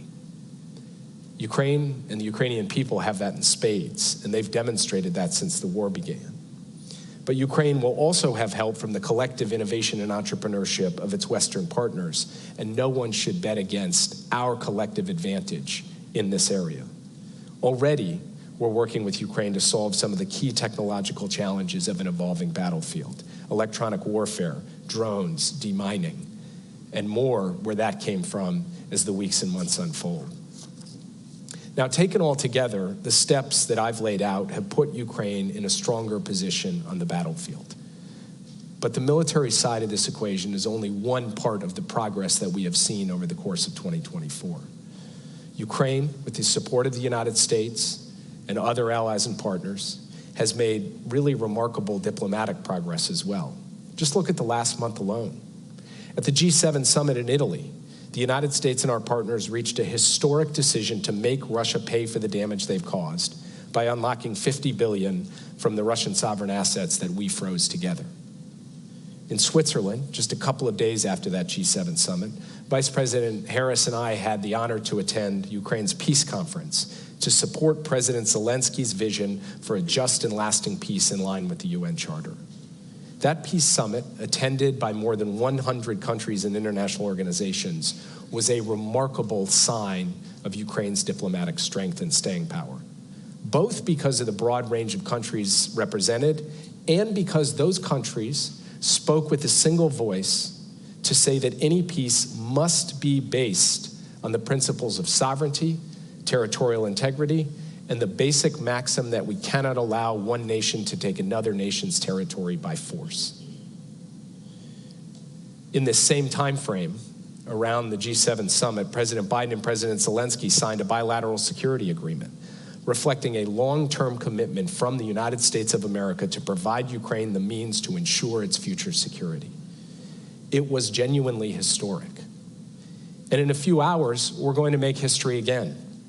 President Biden will convene more than 20 world leaders who've also signed their own bilateral security agreements with Ukraine to launch the Ukraine Compact. This compact knits all of these countries together, and it makes clear that we will continue to support Ukraine in this fight, and we will also help build its force so it can credibly deter and defend against future aggression as well. And after this war is over, all of the countries in the compact will continue to have Ukraine's back, just like we have it now. Over the last couple of days, NATO has come together to announce new measures of long-term support for Ukraine. And the session this afternoon of the NATO-Ukraine Council will put these on full display. This includes a new NATO military command in Germany, led by a 3-star general, who will launch a training, equipping, and force development program for Ukrainian troops. Secretary General Stoltenberg will appoint a new NATO senior representative in Kyiv to deepen Ukraine's institutional relationship with the alliance and engage with senior Ukrainian officials. The alliance reaffirmed in its communique yesterday that Ukraine's future is in NATO.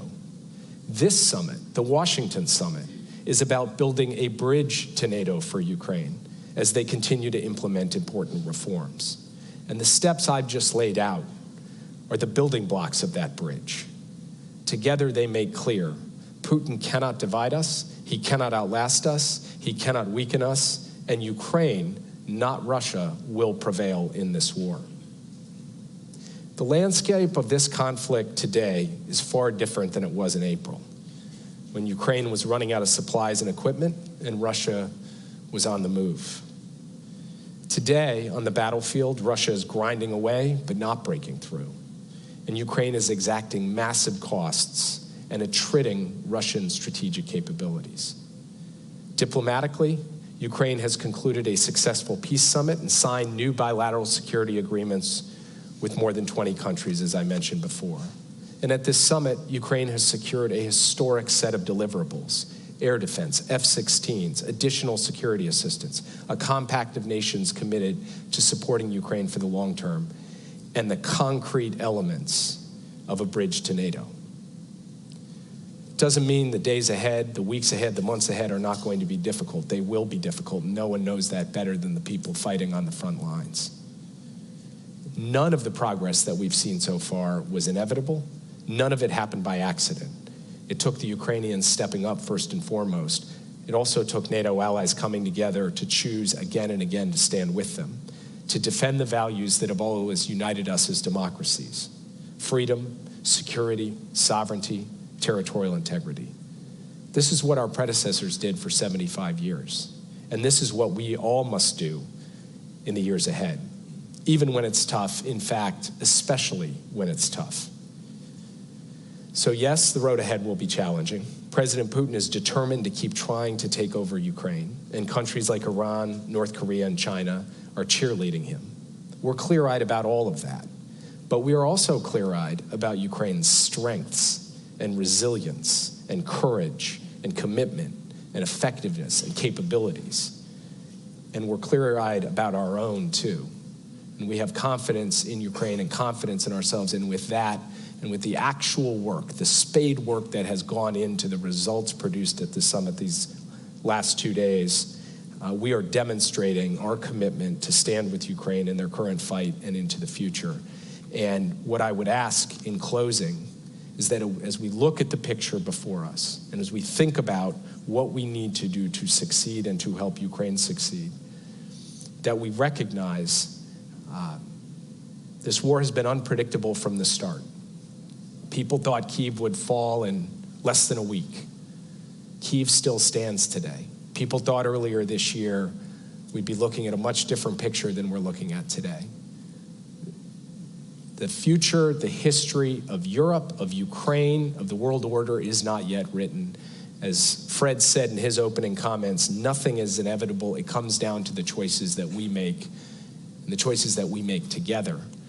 I believe we've taken some bold steps in the last few days and weeks. We will take more bold steps in the days and weeks to come. President Biden will have the chance to sit down with President Zelensky in a couple of hours to review all of this, and not to rest on our laurels by any stretch, but to say, now that we've come this far, what more do we have to do to get the job done? And we will together get the job done. So thank you for giving me the opportunity to be here today. And thank you for everything you do every day in service of our common vision for the transatlantic community and a better world for all. Thank you very much.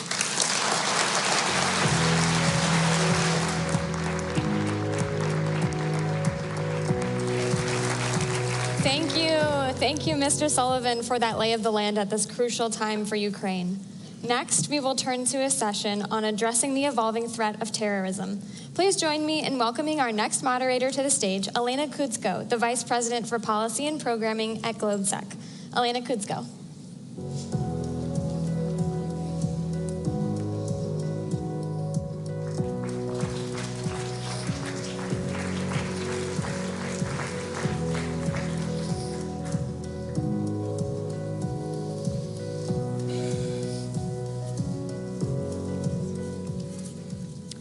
Hello, everyone. Thank you so much for staying with us for this conversation.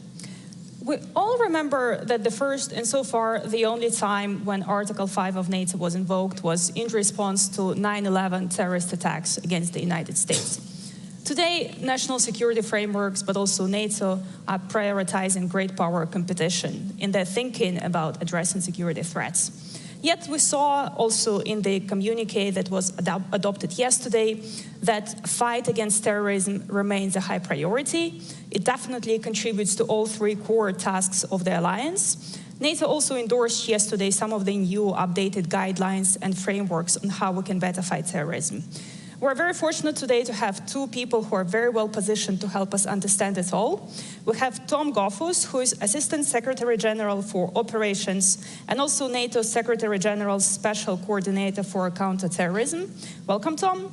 And we also have Nick Rasmussen, who is Counterterrorism Coordinator at the Department of Homeland Security at the United States.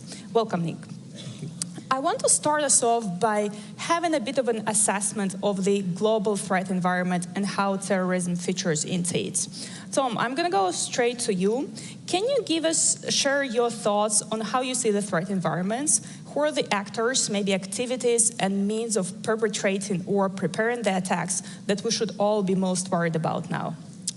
Thank you, and thanks for having me on the panel. As you've indicated, NATO looks at terrorism and takes it very seriously. And so we've been looking at the threat environment for a while. And I'd say in general, three big trends that we see. The first one is a more aggressive misuse of technology, especially emerging disruptive technology. Think 3D printing, drones, social media, the use of online to recruit, all of those kinds of things, which mean we need to keep up with that and use those same technologies to counter terrorism. So the first one is more aggressive misuse of technology. The second trend, I would say, is that the big attacks still happen, but it's moved towards smaller lone wolf attacks, if you will, where they share ideology and inspiration, but they're not directed to by or part of these larger networks. And that increases the challenge in some ways because it's harder to collect intelligence on individuals, and it's harder for law enforcement to have conclusive evidence in order to intervene before an attack happens. So I think this move towards smaller, and we've had big ones and we continue to have big ones, 9/11, we had Paris in 2015, Brussels in 2016, and Istanbul in 2017 that were all larger. But we need to get our minds around these smaller attacks and how we do that. One of the key pieces on that is simply law enforcement, military, and intelligence need to talk more. And then the third and last thing that I'd point out is the move south of the center of gravity. For example, the global terrorism deaths in 2023, 48% of them were in the Sahel. In 2007, it was 1%. So that tells us that things are moving south. They follow chaos, they follow disruption, and we've had the most number of coups in North Africa in probably the last 6 decades.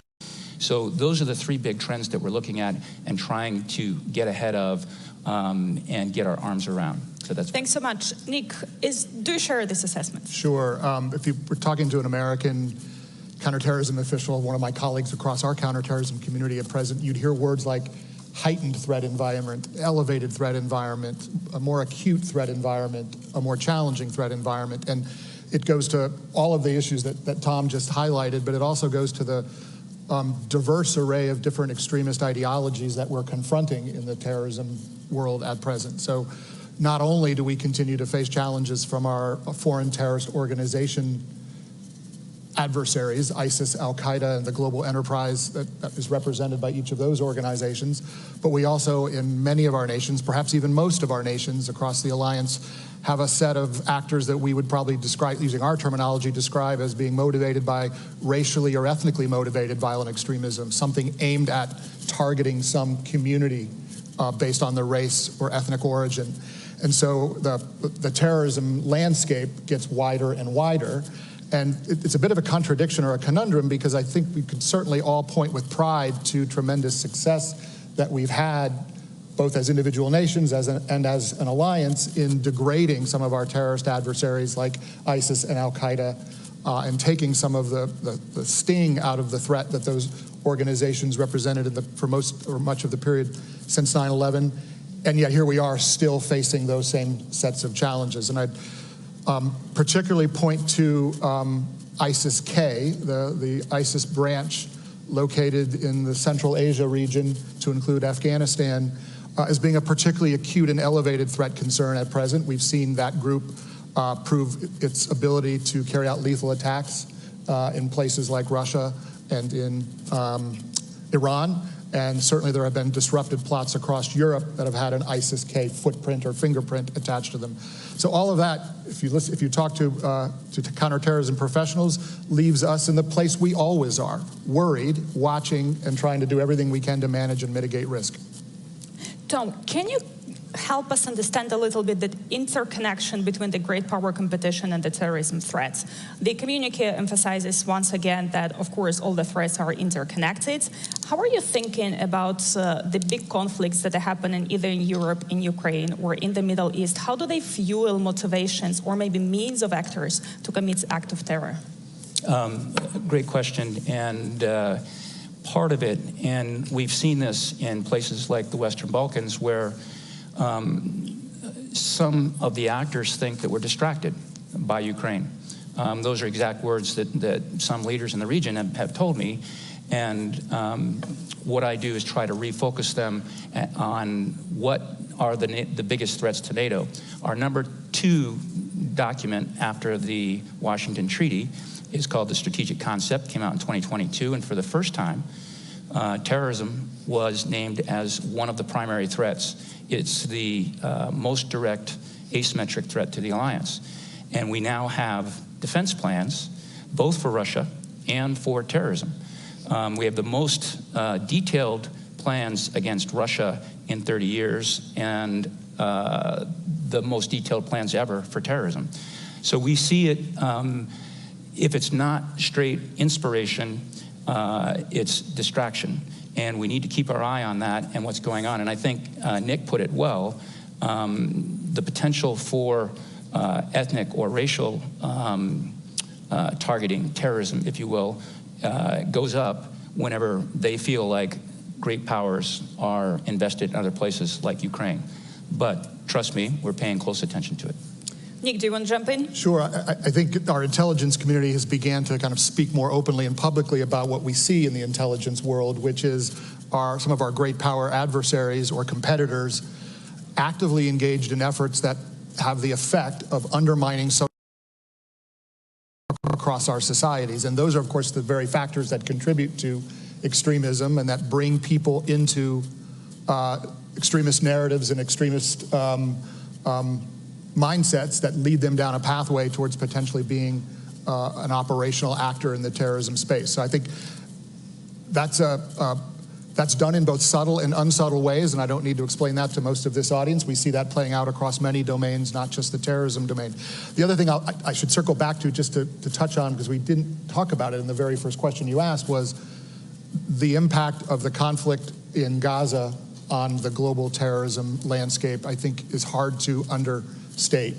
One of my colleagues in our intelligence community has used the words, it's been kind of a supercharging of the global terrorism enterprise, and it certainly came at a time when we didn't need that. And I say that, the global terrorism enterprise, because even terrorist organizations which are not directly tied or connected to the Israeli-Palestinian conflict or the ways in which that conflict might ultimately be settled, are still finding ways to take advantage of that narrative, the narrative that has sprung from events in Gaza since last October, and use it to animate, recruit, expand their reach to certain populations that were beyond their reach previously. And so it's just become an exacerbating factor, something that we didn't need on top of an already complicated threat picture.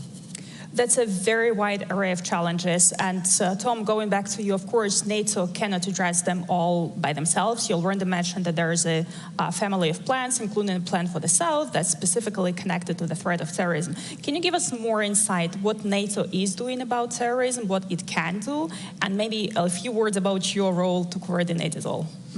Yeah, thank you. The NATO, the two documents that you referenced, we have a new policy guidelines and action plan that reflect what Nick has been talking about, the change in the threat landscape. And the idea that NATO looks for as an international organization is, how can we add value? How can we best do that? And these documents help us circle in on three main areas. The first main area is shared awareness. And we do that through many different mechanisms, one of which just met in Croatia. It's called the CT panel, and with sub-working groups. And we share information on the terrorism threat. The latest attacks in Russia, allies got together, shared the information so that we're on the same playing field in terms of knowing what's going on out there. The second area that we work on, as I talked about the misuse of technology, is our use of technology to counter terrorism. So we're working on counter-drone technology, biometrics, shared battlefield evidence, and technical exploitation. And then the last category, and this is one where we're very active, is capacity building. Specifically, we're focusing, as things moved south into the Sahel, on some of our southern neighbors and partners like Mauritania, Tunisia, Jordan, all have lines of effort that work on capacity building for counterterrorism. With Mauritania, this is what they've asked for and what we can provide, which is maritime domain awareness and the ability to conduct intercepts in the maritime domain if needed. So capacity building is one of the big things NATO does. It's our outreach. We also reach out and engage the EU, the UN. We actually have a capacity building package with the UN to help them train peacekeepers on counter-IED, for example. So those are the three areas: awareness, shared awareness, capacity building, and then capability development. Nick, two things that Tom said, and I want to follow up in depth with you. First one, intelligence sharing. That's a famous, maybe blind spot that we have in the alliance. We have so much of it, and yet we're not that good at sharing it, both between the countries, but also within the countries. Can you give us assessment? Are we making progress? Have we gone better at that? And maybe where do you still see challenges? Sure, it's a great question, and I think let me put that also in the context of a resource environment that looks different today from a counterterrorism perspective than it has looked for most of the post-9/11 period. If you think of most of the post-9/11 period, terrorism or counterterrorism resource requirements would have been at the front of most any line to be met across our various systems, certainly here in the United States. Now, of course, there are a wide array of pressures on the resource pie. Great power competition foremost among them, but other national security challenges we face. So in the counterterrorism domain, we're having to either hold steady or in some cases even make do with less. And I'm getting to the point here because that puts a premium on cooperation and engagement with partners even more so than, ever more so.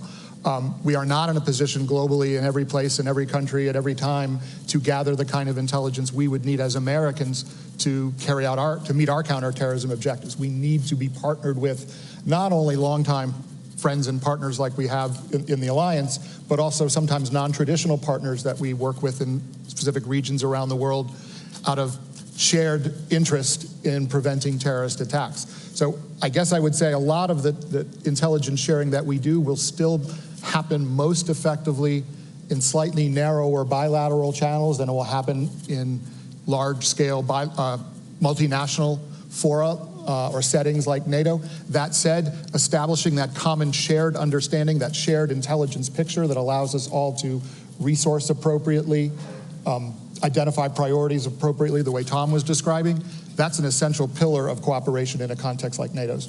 You're in a very tough spot. It seems like you have a broader set of challenges in front of you, very different ones, but fewer resources to address them. So thank you for the work you're doing. And I'll stick with you for another point that Tom was mentioning earlier, and you alluded to it as well.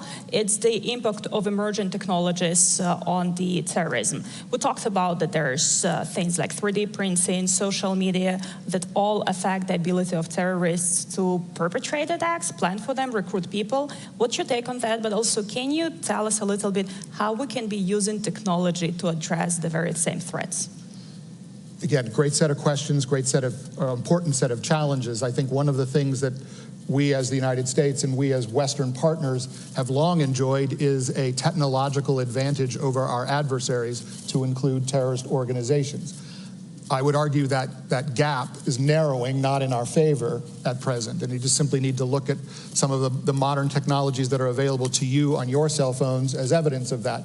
If you can communicate with your loved ones in an encrypted application that is outside of a government intelligence organization's reach, so can fellow or conspirators looking to carry out a potential terrorist act. And you've certainly heard our FBI Director Chris Wray and other members of our intelligence community speak to the challenge that encryption places on us in terms of getting ahead of terrorist plotting, being able to gather the kind of anticipatory warning and intelligence that would allow us to disrupt plots before they take shape. That's not to say or argue that we shouldn't be looking, or that we shouldn't be embracing these modern technologies to include encryption. They enable a wide array of very positive things as well. I'm just pointing out they come with challenge as well. And I guess the way I look at the technological challenge right now is a bit of cat and mouse, or a bit of a race to try to stay one step ahead of our terrorist adversaries, so that that technological edge that we've enjoyed for most of the last 20 years in the post-9/11 period does not get narrowed too significantly. And then lastly, some of these tools are also tools we can put to use in our own defense and to enhance our own counterterrorism capabilities. Artificial intelligence is now being put in service of efforts to look at large data sets that will help us assess patterns of terrorist movement and migration across the globe, for example. Help us understand what populations of concern might be worthy of greater intelligence focus. We can use these modern technologies to help us be more effective and more efficient in our intelligence work as well. Tom, back to you. We just actually had a great panel on digitalization of NATO and how the private sector can contribute to that, what role it plays. And of course, here we're talking about the tools that's primarily now being developed by the private companies. And so as we have the challenge to stay ahead of our terrorist adversaries, we also need to work closer within ourselves to make sure that we have the capabilities to do that. In your work, how closely are you trying to bring in the private sector into your counterterrorism activities? Maybe what are some of the challenges that you see doing that, and where do you think you can do better? Another great question. And part of the operations division at NATO headquarters is something called a situational awareness center, and we are actually licensing some of the AI tools for data mining in order to keep track of the information space, what's going on in the media space. The challenge is it's not just one hat that does this, and I know Nick runs into this as well, is you find yourself continually crossing lines, bureaucratic lines, in order to get the information and take the appropriate action. So at NATO headquarters, we're working between the public diplomacy piece, because they're trying to track disinformation and counter narratives, with our situation center, and then with intelligence. And it's not always natural to cross those bureaucratic lines. And we see the same thing in national governments, as Nick said. Within a government can sometimes be harder than going between governments, frankly. And one of the big areas of emphasis on our CT capacity building work is how to get law enforcement and military/intelligence to share information in order to take the right actions, hopefully to prevent or foil plots. And that's kind of where we're going. Primarily right now, we license the tools that are AI driven and developed, especially in the information sphere. Nick, we mentioned several times the importance of cooperation between different states who are trying to fight terrorism. And we referred also that we went as far as trying to share the intelligence information with Russia ahead of the terrorist attacks that we saw are being planned. What is your way going forward? How much scope we can to cooperate with our adversaries like Russia or Iran on countering terrorism, and what form and shape this cooperation can take, if at all? So it's been publicly reported, as you suggest, that information was shared by the United States with Russia in advance of the Crocus attack in Moscow. And that may have been surprising to some observers, but from my perspective, having served in senior roles in government, that was a simple policy matter. It was, we have an obligation when we are in possession of information that will prevent loss of life in a country, even a country with whom we have very difficult or even adversarial relations. And I can think of numerous occasions over the last 20 years where we've been in a similar position, where we've shared, sometimes directly, sometimes through third parties, information that was designed to save lives or prevent a terrorist attack from happening in a country with whom we had very difficult relations. That does not automatically translate into a cooperative relationship. Sometimes it can be just as bare bones and as simple as just sharing a de minimis amount of information as a duty to warn. And the duty to warn principle is something that's fundamental in our system here. Beyond that, though, there are countries around the world with whom we have shared interest in confronting certain terrorism challenges, even if we don't have a broad array of shared interest. And there, developing working partnerships is a challenge, because while there is that shared interest, we have to make sure that our cooperation remains within a framework that accords with our values and law as well. We cannot enable a partner to, for example, take certain steps to prevent terrorist attacks from happening if they would do so in a way that would cross our own lines in terms of the way individuals are treated, or that would result in violation of what we would consider fundamental human rights. So this is one of the challenges that we've dealt with through the entire post 9/11 period, how to develop a framework of partnerships where you can receive the positive output of those shared partnerships without necessarily contributing to conditions in those difficult countries or difficult partners that may actually make the situation on the ground even more challenging. Tom, is that a shared approach between allies? I'm sorry? Is that a shared approach that the entire NATO would endorse? I think the way that Nick put it was excellent. There's a duty to warn, and then there's also the left and right limits of making sure that we're not providing information that somebody's going to use to violate human rights, for example. So I think it's a tough road to plow, but I think Nick parameterized it very well. We're running out of time, so I'll sneak in one more question to both of you. There's a lot of ways how terrorism can be done today. Going forward and looking into the future, what do you think is the next big thing? What is a blind spot that we might be not paying enough attention to right now? What do you think we should be thinking about more that would be more important in the future but might be not visible that much right now? And Nick, I'm going to go to you first. Sure. I wouldn't necessarily think of it as a blind spot, but something I worry about quite a bit looking into the future is the non-kinetic attempts by terrorist actors to have impact on our societies. We all worry about the kinds of attacks we see today, bombings, shootings, stabbings of individuals or in highly public settings. But of course, we also know that terrorist actors have broader ambition than that. They seek to engage in activities that would target our critical infrastructure, whether that's through cyber means or some other means. And so while they have, to date been less than completely successful at widening their skill set to the point where they can threaten our collective critical infrastructure in that way, that is one of the asymmetries I worry about the gap closing over time. Tom, what are you worried about? I agree some of the non-kinetic pieces, specifically the undermining of our democratic institutions. I really worry about that, and there are a lot of elections coming up. Safeguarding that process is critically important, and the credibility of that process. The second thing I would probably highlight is geographic. Central Asia has the potential, given what's going on in Afghanistan right now, to be a net importer of a potential terrorist activity.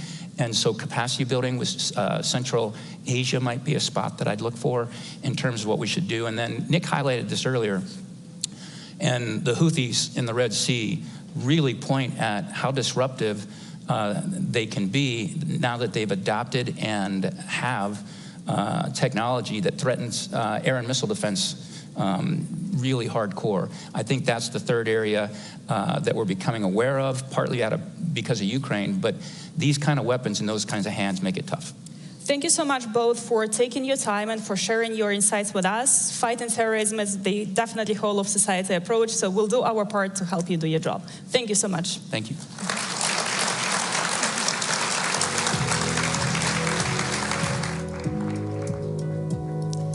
Thank you all for this ever-evolving discussion on addressing counterterrorism.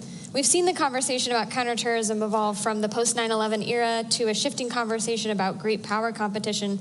But as our esteemed panelists noted, we still know that terrorism is an ever-present threat, from the shooting attack in Moscow recently to a number of ISIS-K plots disrupted in Europe, to evolving goals and targets, as our panelists mentioned. So thank you to the panelists. Our next session will be moderated by Martin Sklenar, a distinguished fellow at GlobeSec. Please join me in welcoming Martin to the stage.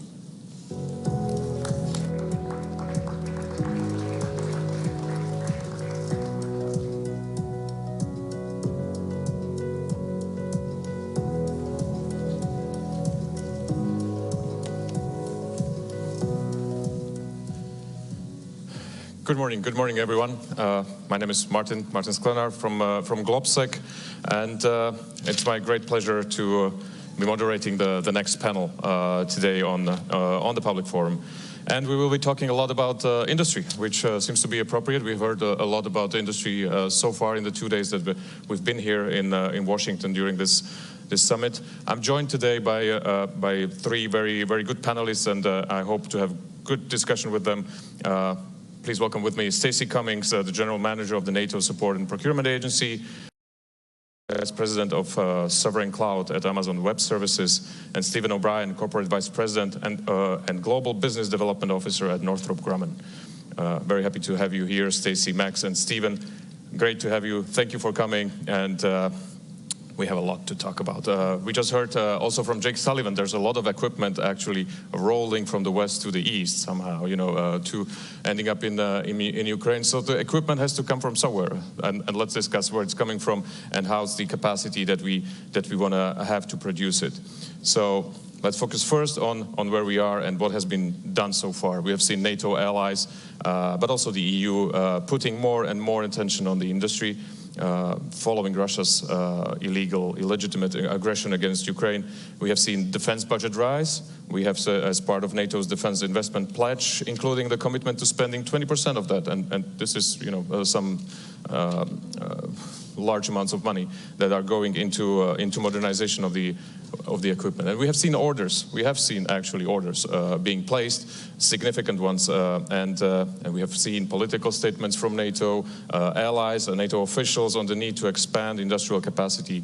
And as recently as yesterday, NATO adopted the next level of the pledge, which is called now the NATO the Defense Industry Expansion Pledge, with 9 specific lines of effort. So that's the situation where we are. We will see allies developing their individual plans, and let's start there. Allies will let us know what is actually the demand. How do we set this what do we do with the demand now? How do we define it? What is the situation, Stacey? If you want to share with us how did the role of the industry change after the aggression in Ukraine? How is it connected to deterrence and defense that we talk about so much at this summit? Well, thank you for that question. So the Secretary General has said that without industry, there is no deterrence, there is no defense, there is no security. And so collectively, we of course look at the defense industry as a key partner to be able to enable deterrence and defense. When we look at the changing demand signal, you mentioned increased defense spending and that focus on not just buying to replace the stocks that have been diminished through donations to Ukraine, but also looking at how do we ensure that allies are buying the next generation, the most modern defense equipment that they can, and also with a focus on moving beyond interoperability to interchangeability and commonality. And so as this creates an opportunity for nations to actually work together to buy common equipment so that when they're operating together, they're operating the same equipment, but also designing commonality and interoperability in from the very beginning of the life cycle of a weapon system. And that's where my agency, NSPA, can play a very strong role in aggregating demand, but also in bringing together common requirements and sending that demand signal to industry in terms of a contract, a funded contract, which allows industry to make the investments that they need to increase capacity, and it allows nations to buy together and get economies of scale at the same time, and I'll repeat myself, a common solution that has the benefit of commonality in operations, but also from a supply chain perspective. Great, thank you very much. And we'll speak about the signals. They seem to be important in this discussion. But first, Stephen, we do need capacity. I mean, this is about how do we get to more capacity, and we need it quickly. How do we do that? How much has the industry already done? Please share with us. Well, we've invested quite a bit, and I think you've got to be innovative beyond that. For instance, I was at the Ukrainian embassy yesterday, where we have an agreement now for the first U.S. company with co-production in Ukraine. Signed for the first time, will we be producing it in Ukraine by Ukrainians with the cooperation of a U.S. company, in this case, Northrop Grumman. And those kind of innovative approaches not only help Ukraine meet its desire to be part of the arsenal of democracy, but it also expands capacity that we need desperately across the world. So it's not just the capacity we're looking for in the United States, it's those co-productions, co-development, and partnerships that are going to expand capacity across the whole region in the arsenal of democracy, because it's no longer in one particular country, it's worldwide. Great, thank you very much. And well, Max, how do tech companies come into the picture, and how do you add to deterrence and defense in this sense? Well, the kinetic effect is no doubt important, but in today's world, and in particular, as we talk about modernizing, the digital battle space is going to be incredibly important. It proved out in Ukraine in terms of the ability to rapidly collect information, synthesize it, and then get that information to the battlefield. I think what's really important from a tech perspective is that you have technology partners that have worked in the defense and national security space for a good bit of time, and they don't just bring tech, they bring mission experience.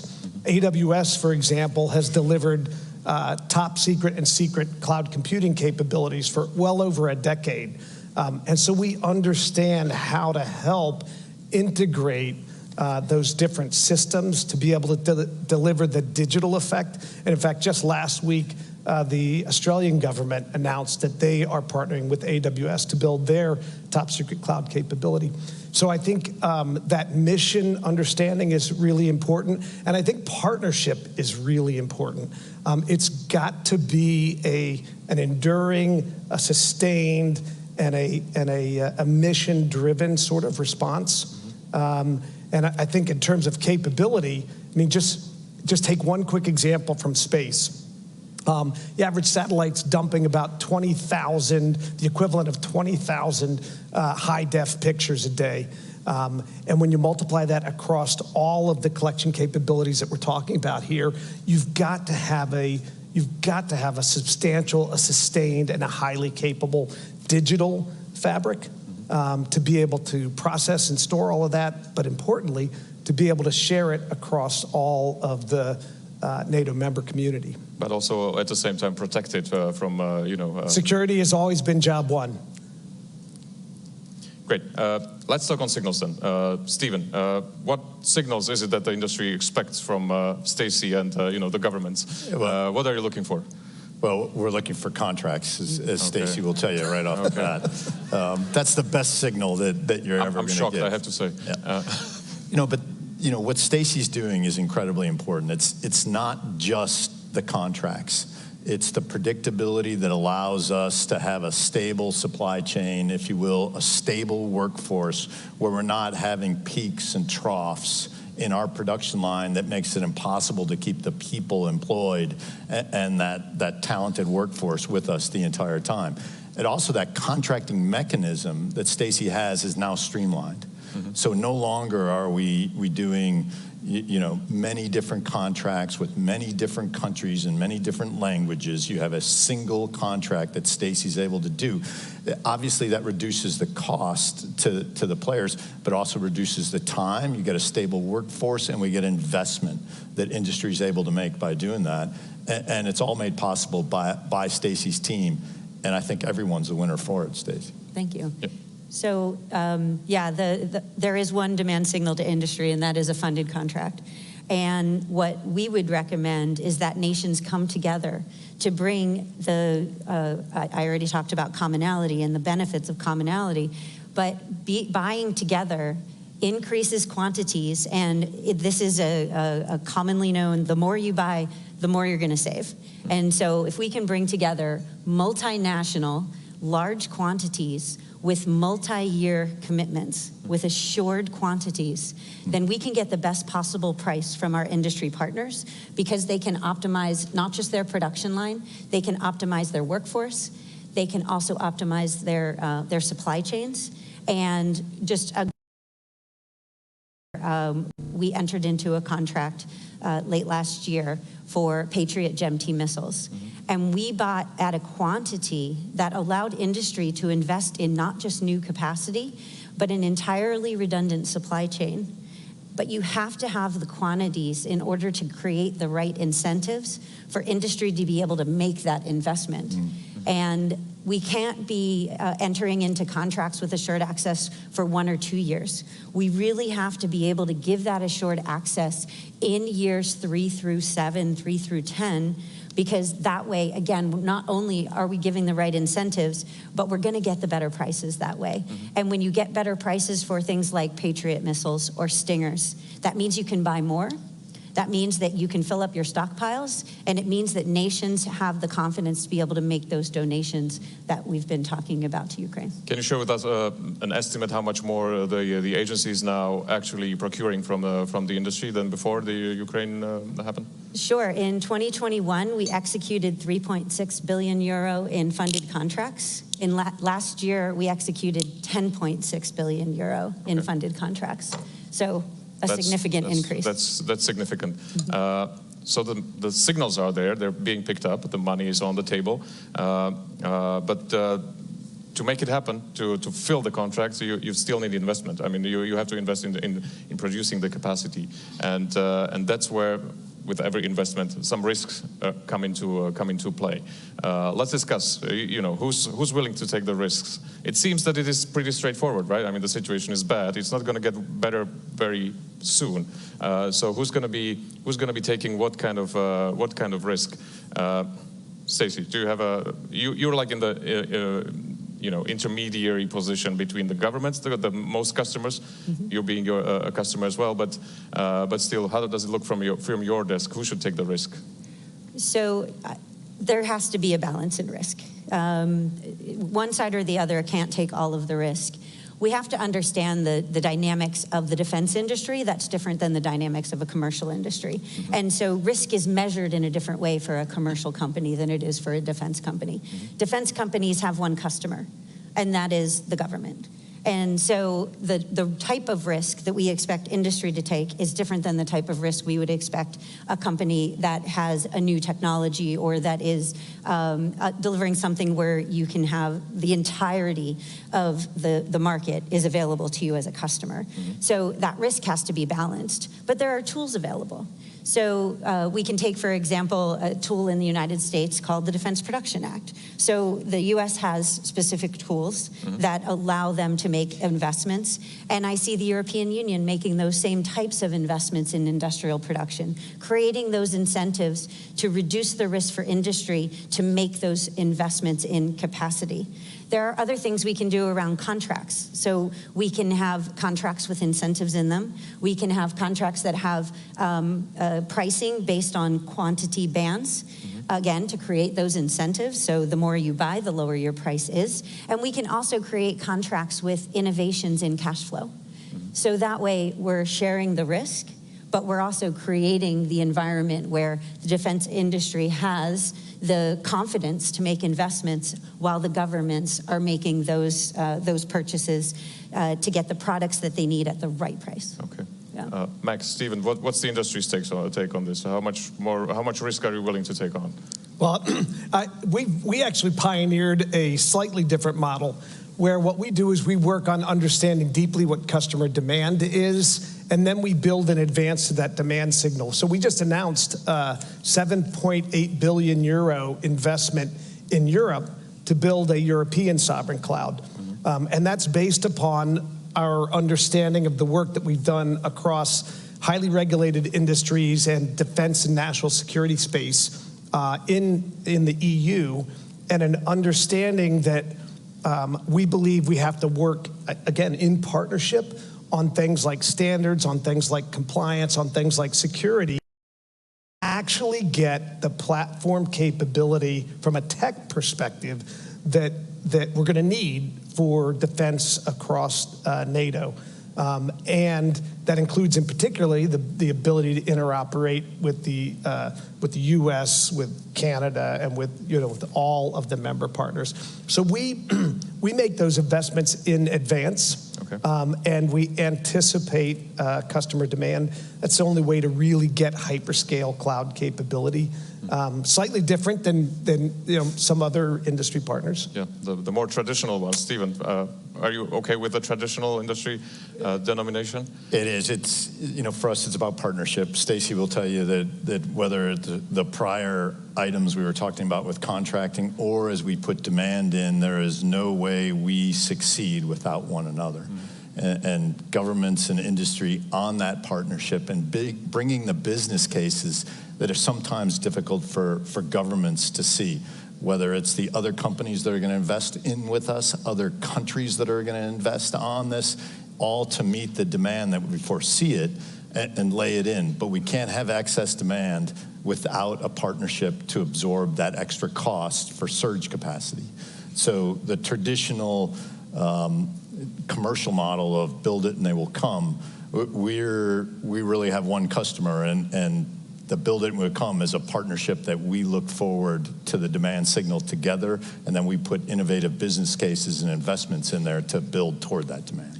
I understand that, and it seems that this is the time now for building it because they will come. I mean, it looks like everybody is coming this way.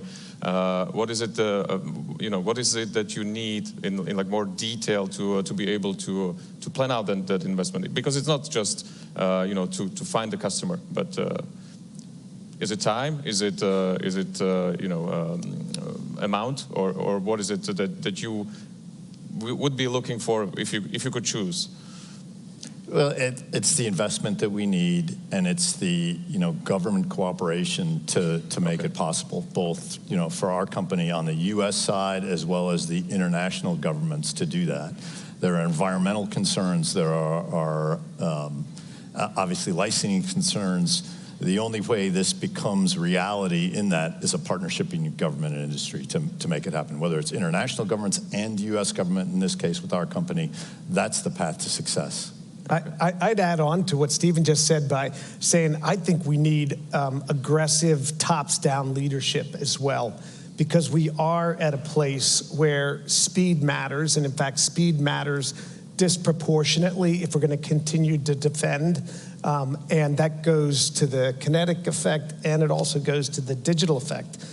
We've seen some great strides, in particularly, spurred by the conflict in Europe, by Russia's invasion in Ukraine.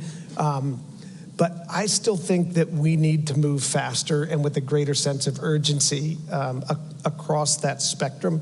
So I think that's another key ingredient. I fully agree. Let me try to put in a little bit of a government perspective. I used to work for the Slovak government a little bit, and the phrase that is missing from this discussion is public procurement, I guess, because if we talk about time, that usually puts on the brakes just a little slight amount to the urgency and the top-down approach. But I get it. I mean, if this is if we have all the political signals, there needs to be strong decisions and steps to make that a leaner process, at least if not quicker. But let's try to address. So, how much capacity do we need? How big are the muscles that we are flexing here, and how much time do we have to get there? Stacey, you want to try? So I think the challenge that we have in defining from an industry perspective, how much do we need? You're looking across multiple nations that have sovereign decision making. Mm-hmm. Nations can come together when they choose to, and of course we have a ready-made platform to incentivize nations to come together and to consolidate their demand. How much we need is based on what is the stock levels that we're looking for, how much have we already donated, what do we need for the foreseeable future to support Ukraine, and then what is the level of stocks, level of systems, defense systems that we need in the future to continue to deter our adversaries. And when you put all that together, you also need to consider that we don't all buy exactly one thing, that we're going to say we need 1,000 of these one things, because we have a lot of different configurations, we have a lot of different systems, and nations do make that decision based on their requirements and based on what's in the best interest for them and the way that they operate. And so the idea that we can say, well, we know we need a lot, so industry should start building it. I do agree that the public sector needs to give clear requirements, and the way we give clear requirements is through contracts. And by doing it together, we can get economies of scale, and we can also create more certainty for industry so that we can fill our stocks, make sure we have exactly what we need, and industry knows that they will be able to continue to support the demand that we're going to have in the future, not just the demand that we have for today. Exactly. I think the other important piece is resilience, and you touched on that, right? By taking that approach, you wound up getting an additional supply line. Right. And so it's both the demand that we need to plan to, but it's also the resilience that we need to think about when we're doing that. Great, Stephen. And you have to innovate. And some of the things, I mean, take 155, right? We talk a lot about it now in NATO and where it is. You know, NATO's 75 years old. Guess what? We're still making 155 the same way we did 75 years ago. And it has a lot of stresses on the supply chain. Forged steel, that supply chain is at its max right now. The automobile industry has gotten away from forged steel. They use tempered ductile iron manufacturing. Doesn't matter what it says. What it is, a much larger supply chain where you can use that to build the shells that go into 155. We're already doing it on the Navy 5-inch guns. Why not bring it into 155? Another way you can innovate, even on something like 155, just like we did on JDAM, which is an aviation weapon, but 155 is a ballistically guided round of artillery. In other words, it's just gravity fed. It's not as accurate as we want it to be. The simple way is replace the fuse with a guided weapons fuse. You don't have to produce as much because now you have a precision weapon and it hits the target. Instead of using 3 155 rounds, you can use 1 in that. Instead of building more, make it more accurate. Innovate in that way. Much different than maybe Max is using with the cloud, but you can innovate on some of the more basic items that we have out there and reduce the challenges on the supply chain, reduce the challenges on the total number that you have. That's the way that we've got to think about this from industry, and then we've got to bring it to government on what we can do. That's great. Let's dive into that. I would also encourage people in the audience and online to send in their questions. We'll have time. Let's talk about innovation a little bit, and I want to provoke just a little bit. I understand that as a case, but it looks that Russia is using Cold War style equipment to keep this war going. So is innovation helping us, or is it slowing us down in the quick increase of the capacity? Max, I mean, you've been called on the innovation. I'm sure you've got a great answer. Well, I hope it's a great answer. Thank you. I mean, I just have to say +1 to what Stephen said, right? Our adversaries don't stand still. And that gives us the imperative to innovate. And I think that's one of the places where we actually have an advantage if we harness it right. We have a tremendous set of technical skills. We have a tremendous set of technical capability. We have really innovative startups across all of the NATO member countries, across a very big ecosystem. And I think it's our ability to leverage that and put it to effect that matters. I think you take a look at what we've been able to do with drones and sensors and things like that. And if I can build on what Stephen said, not only is making the munitions smarter important, but actually being able to understand the effect in real time and movement and run the analytics in real time to figure out where the next round goes and the next round goes. So I think we absolutely have to keep the imperative and the speed on innovation, and we need to think about it in a comprehensive sort of fashion. So don't just innovate on the tech. It needs to be innovation across tech, across battlefield commanders, across industry, and I'm excited because we do a ton with Northrop Grumman already in terms of innovation across those platforms. Stacey, how is the NSPA pushing innovation in this? Yeah, great question. So you brought up the term public procurement that kind of has a bit of an attachment to long bureaucratic processes. But as an acquisition professional, I would say that you can innovate across the entire life cycle of requirements all the way through in service for a defense system. So when we look at generating requirements that are more outcome-oriented or operational requirements so that we give industry the opportunity to propose back to us more innovative solutions to meet our requirements instead of saying, I want what I had before, I just want it to be newer. We can actually create defense systems that are that are iterative in nature. So we can meet the requirements of today, but be prepared by designing in an iterative process like open system architecture, by bringing in small innovative companies to be able to do parts of the defense system, especially in the software enablement side. But we can also innovate in the procurement process, digital acquisition, digital engineering, which allows us to better understand the intellectual property and tech data that we're acquiring, and again, deliver capabilities that are meant to be upgradable, so that as the threat environment changes, you're continuously assessing whether or not your defense system is meeting your needs, and you're able to upgrade it annually, every 6 months, even down to when we're talking about software, every 2 weeks, where you actually design that in from the very beginning.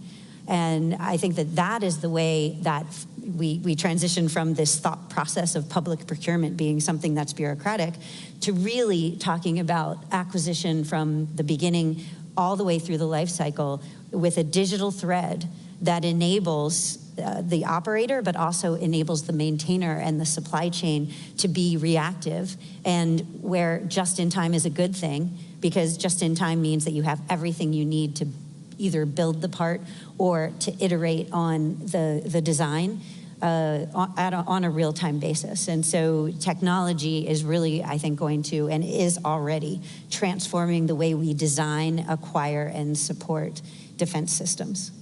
Great, thanks. Before I turn to the question from the audience, and we're getting some good ones, let me use your presence, Max, here from. I mean, the A in the AWS stands for Amazon, so I'm going to broaden it up a little bit. Yesterday we heard from Secure that some of the gaps that we have actually in the NATO force are in the enablement and the logistics department. So how can we put more companies into the defense industry to help us deal with that? Amazon might have some experience there. We do have a little bit of logistics experience, that's true, and we have, internally, we call it a one-team approach, where we take a look at customer requirements and we try and bring all of the capability that Amazon and not just AWS has to bear. We do a lot of work with the transformation organization and General Lavigne's organization, including where we have brought logistics skills to the forefront to do pilots on logistics, including where we bring another Amazon company. It doesn't start with an A, starts with a K, Kuiper, which is a geostationary, or a low Earth orbit satellite system. It'll be comprised of some 3,200 satellites to bring communications to bear. So, I think you're spot on. I think many industry partners have strengths that are important to defense and security, and we ought to figure out how to help across the spectrum on that. Mm-hmm. Just for my interest, as AWS was created, did you think that it would be a defense industry company? I guess what we didn't say is that prior to running the sovereign cloud business at Amazon, I ran our worldwide public sector business for 12 years. Okay. So I started when there were only 4 people in the AWS government business. So yes, okay. I believed that there was a place for cloud computing and tech in government and in defense pretty much from day one. And even when you look at the recent experience in Ukraine, Amazon, the logistics company, set up supply capabilities inside of our distribution centers to get aid and other things into Ukraine, at the same time that the tech part, AWS, was helping to get the Ukrainians' core systems and core data backed up and out of the country and into the cloud. So, it's not a new thing. Perhaps we don't talk about it enough. Okay, thank you very much. Let's get into the questions. We've got one from Stuart Atha. I hope I pronounced it correctly. And we've been talking about this, but how do we encourage nations to accept a common approach to certification and qualification? If they did interoperability through standardization, would improve. If they did, interoperability, standardization would improve. How do we encourage them? How do we tell nations? How do you tell nations, Stacey? This is this is what the NSPA does. Join. It is what we do, and we have 38 support partnerships. So those are partnerships where 2 or more allies, and in some cases up to 29 allies have gotten together to say, we're going to buy things together. And I think the best way we can encourage allies to do that, to bring together their requirements, is by being able to deliver on the requirements that they've given us, getting them the best possible price, and also just making it as easy as possible to come and work with us. So we're a customer-funded agency, and so nations have to choose to come to NSPA. And although, of course, I'm the GM of NSPA, and I'm going to say that it's a great place to come and bring requirements together, I would encourage nations to work together even if it's not through the NSPA platform. I think there's a great benefit in looking at it regionally, but also looking at it from an operational perspective. If you're going to operate together, then you're going to want to operate common systems, because interoperability means that you can talk to each other, that you can work together. Interchangeability or commonality means that if you're in a tank or a truck and it's disabled, you can get out and hop into the tank or the truck of your partner without going to training before you can do that. You can share supply chains. So if you have a part shortage or a critical part that has downed your aircraft or has downed your system, then you can turn to your partner and you can borrow it, you can use it. One thing a lot of people don't know is that we can actually do multinational FMS cases, foreign military sales cases, with the US. The benefit of that is not only a streamlined process of being able to work together, not only that, and potential for significant savings through economies of scale, but also being able to exchange end items on the back end because you're part of a partnership is a benefit that you can't get in any other platform. And that's something that I think is a great incentive for nations to be able to have that flexibility that you don't have if you're not part of a partnership. Great, thanks. Stephen, how do you persuade your customers to buy, the stuff that you produce, not the one that... I mean, just what Stacey's talking about. It's not just the lower cost, it's also the speed. So it is impossible to overestimate the amount of time the contracting timeline takes. If you're talking about individual contracts with each one of the NATO partners, sometimes, generally speaking, these contracts take about a year to negotiate, and it slows things down. People don't get their product, if you will, and it's wear and tear on both industry to put those contracts together, and it's wear and tear on the governments to write them. Using the platform Stacey has, that's all eliminated, and you get the lower price, and we're able to stabilize production, and with stabilized production, we're able to innovate and invest on those products for the future. Seems to be, NSPA seems to be at the center of this, which is very good. Let me explore one more thing, and we got 5 more minutes. How much do we'll come to you right away. And you mentioned this, Max. You're building your cloud in Europe. How difficult is this to follow NATO and EU in this? Are they close? I mean, we want them to be as close as possible on the industry. It's usually the same industry, producing very similar stuff. How difficult is for you to move between those contacts? Well, I'm going to piggyback on the standards question because standards are vital. And so we work really closely across the EU on standards, security standards, privacy standards. We're working very closely on something called EUCS, which is the cybersecurity standard for the EU. And we work closely with NATO on those sorts of standards because as important as it is to be able to exchange, the physical dimension on the battle space, it's equally important to be able to interoperate and exchange on a digital fabric. And so standards. Don't create new stuff. There's international standards out there. There are EU standards that are out there. There's NATO standards that are out there. To the extent that we can rally around those things, it makes things faster, less expensive, and more seamless in terms of integration. And that's what NATO can do on this. It can drive the interoperability by setting the standards on a number of these weapons so that you do drive to interoperability and interchangeability that Stacey talked about. That, you know, that has gotten looser over time with NATO, and now you have these different 155 rounds, the different, you know, howitzers and where you fire them, and some are not qualified, and others, we don't want to be in that situation in the future.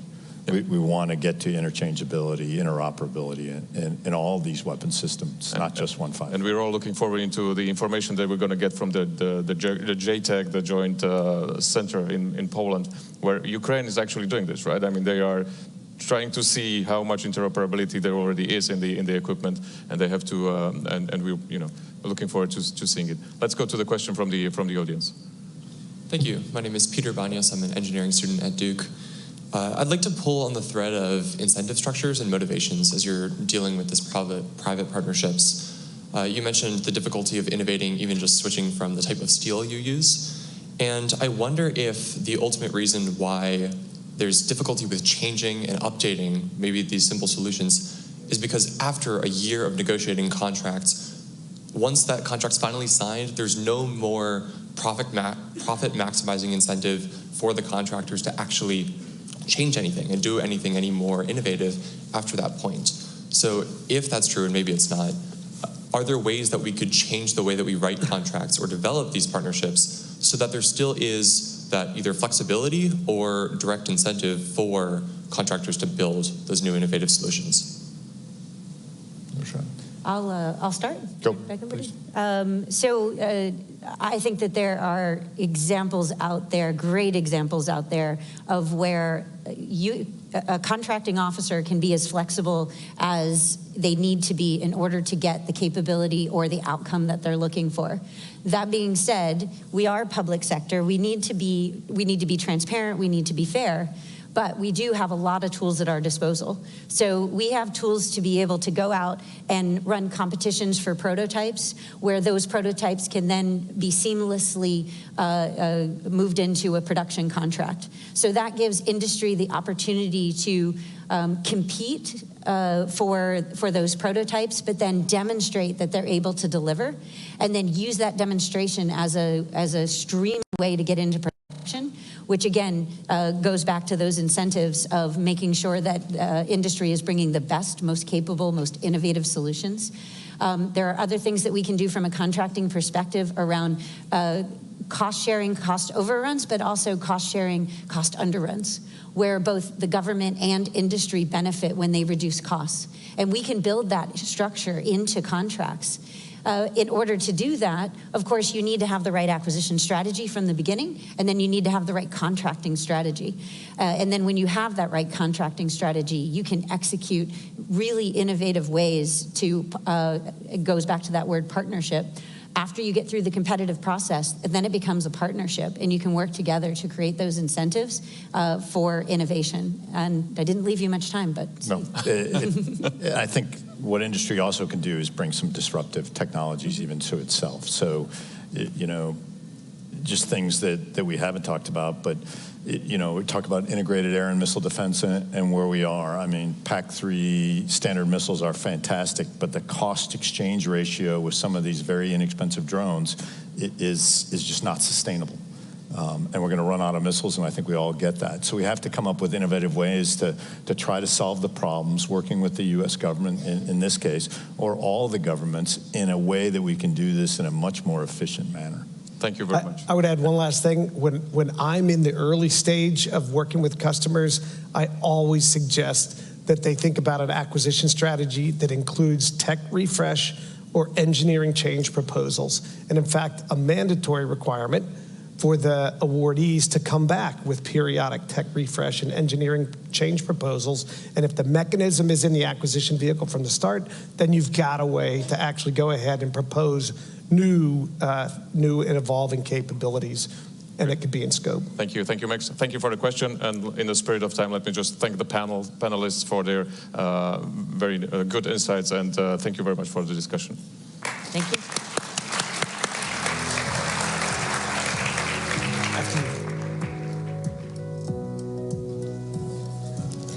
Thank you to our panelists. What an important conversation to wrap up the first half of today's programming, from looking at stocks and what Ukraine needs to fight Russia, to the ways that government and private sector can better collaborate to optimize supply chains, which in many ways can make or break what effective defense can look like.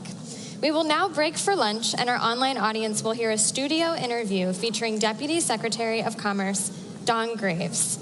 We'll reconvene at 1:30, and in the meantime, bon appétit.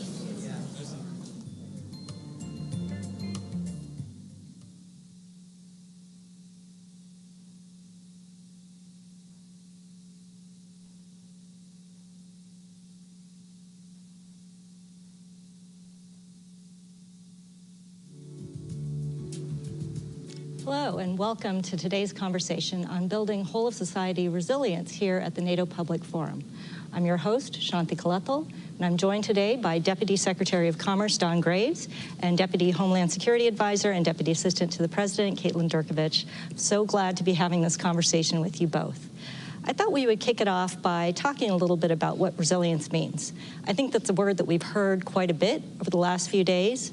A lot of people have brought it into conversations about security, about people, about communities, and yet we sometimes don't exactly know what that means, especially when we bring it outside of the context of individual resilience.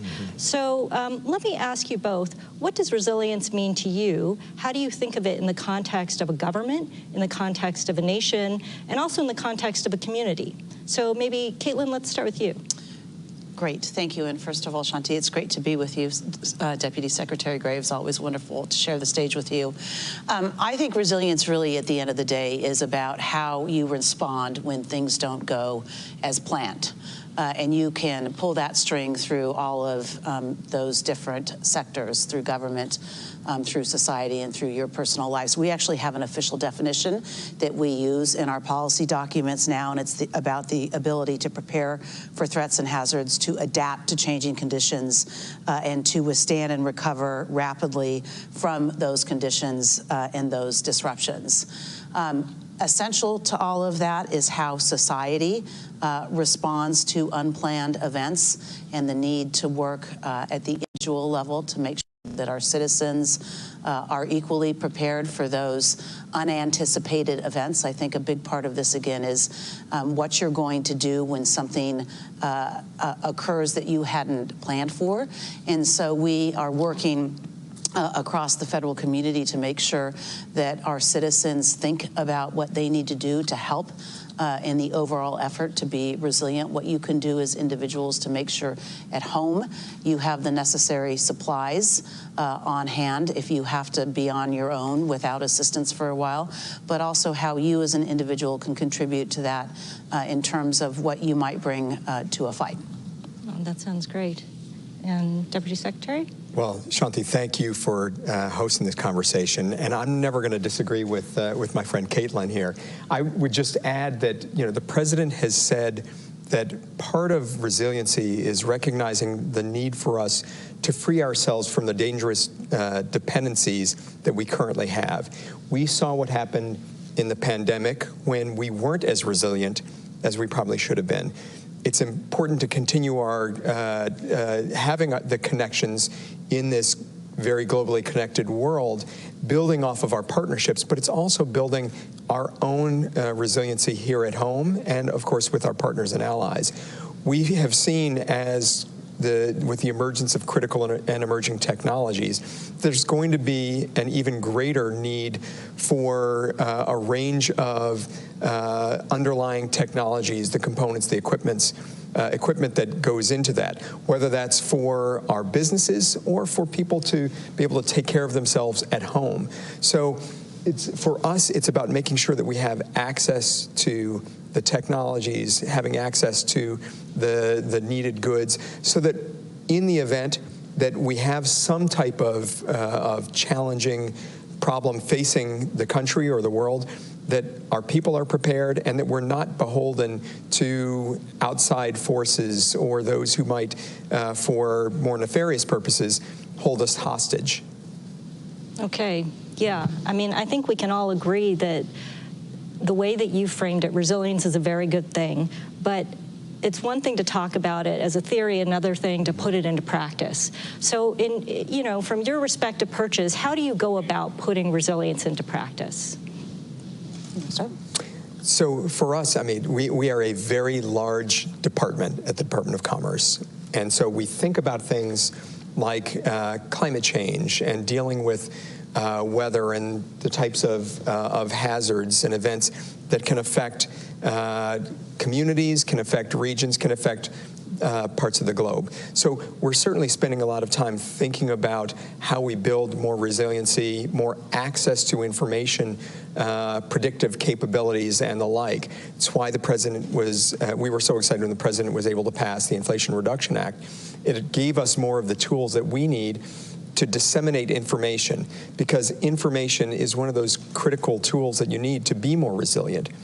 But it's also about having the infrastructure, the foundation, and foundational access to some of these tools, things like semiconductors. So we passed this thing called the CHIPS and Science Act, which gave us the ability to invest tens of billions of dollars in onshoring and friendshoring more of these needed critical technologies around semiconductors. So building a more resilient ecosystem is also part of what I think is vital to our overall resilience. When you have an ecosystem that is healthy, when you have multiple communities across the country that have businesses and universities that are innovating, that are driving the development of those fundamental technologies, it allows us to be able to prepare for any sort of eventuality and ensure that we and our partners and allies around the world aren't, again,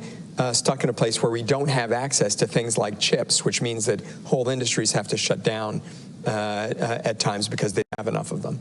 Sure. Caitlin. Shanti, that's a great question. And in fact, the President in late April signed out a new policy on critical infrastructure security and resilience, recognizing that the complex risk environment demands that we not only think about how we protect and secure our infrastructure, but that we need to bring that concept of resilience to it.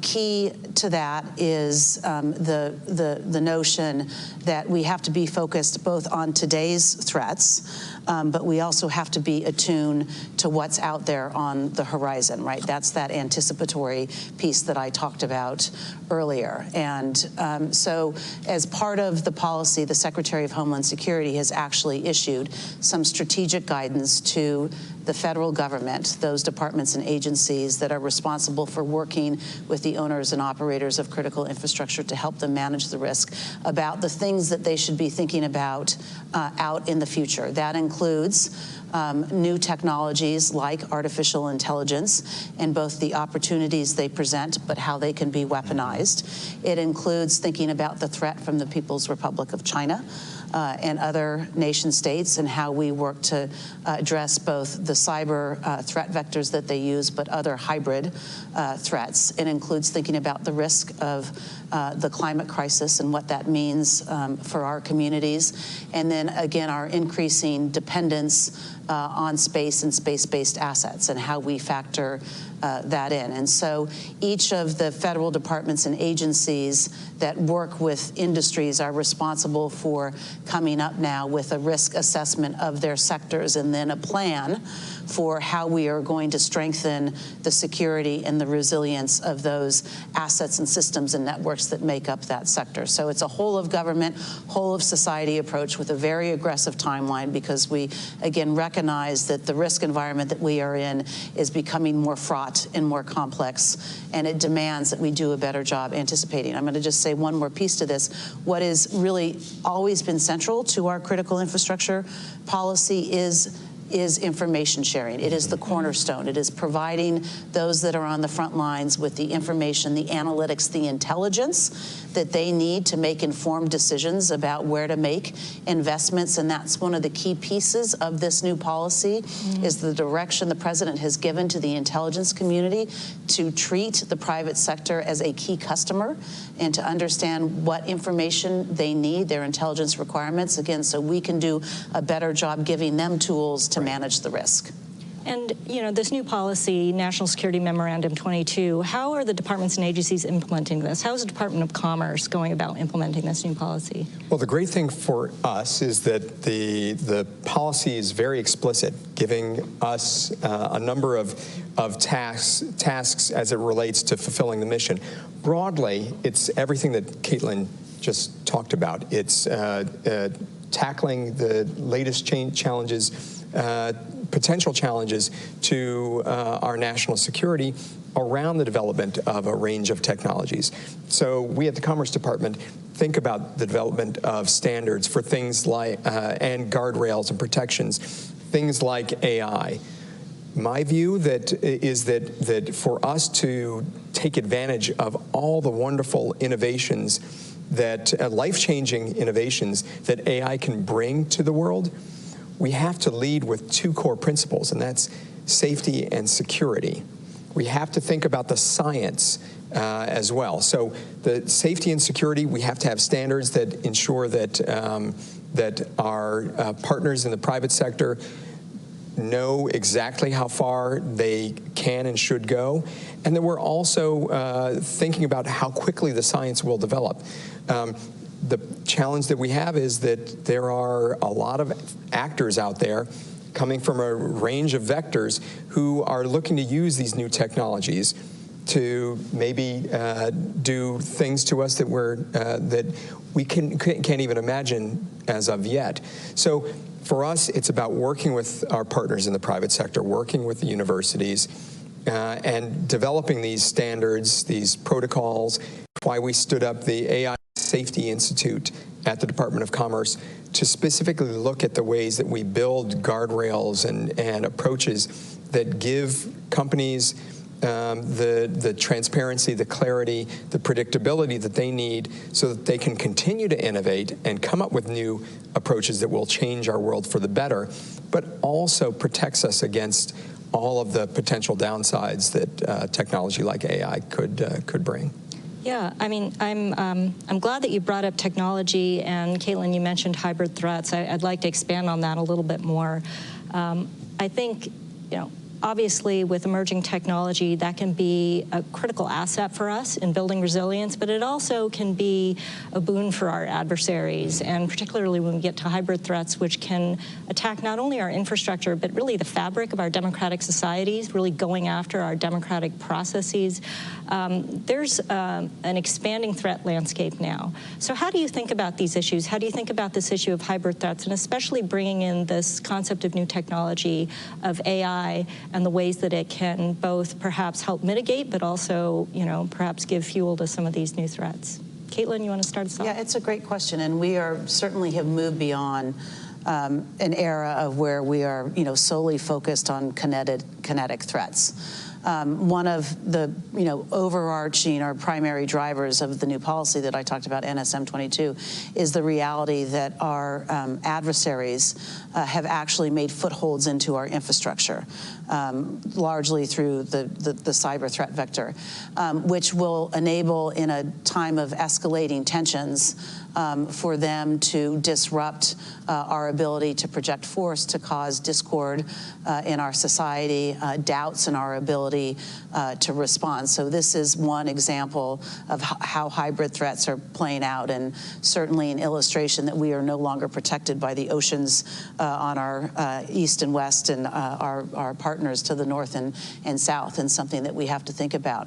But increasingly as well, we are worried about how information is used as a weapon to do similar things. And one of the things that I have in my portfolio is actually disinformation and misinformation, something that we worked very closely on. And we have seen how disinformation can impact almost every mission that the federal government is responsible for, from disaster response to now we're in the 2024 election cycle, and increasingly worried not just about disinformation around voting, but also the use of generative AI, or what's known as deep fakes, where somebody can easily manipulate an image, a video, or create a video or audio of a candidate, for example, that is fake, and convey either improper or wrong information, or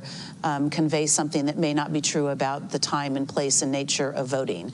And so these are an example of how hybrid threats are playing out in our environment, again, with the intent of disrupting or preying on vulnerable and maybe unwitting individuals to have a broader kind of strategic impact. Yeah. And I think the key to this is making sure that we're getting to the points of potential critical failure in our overall system.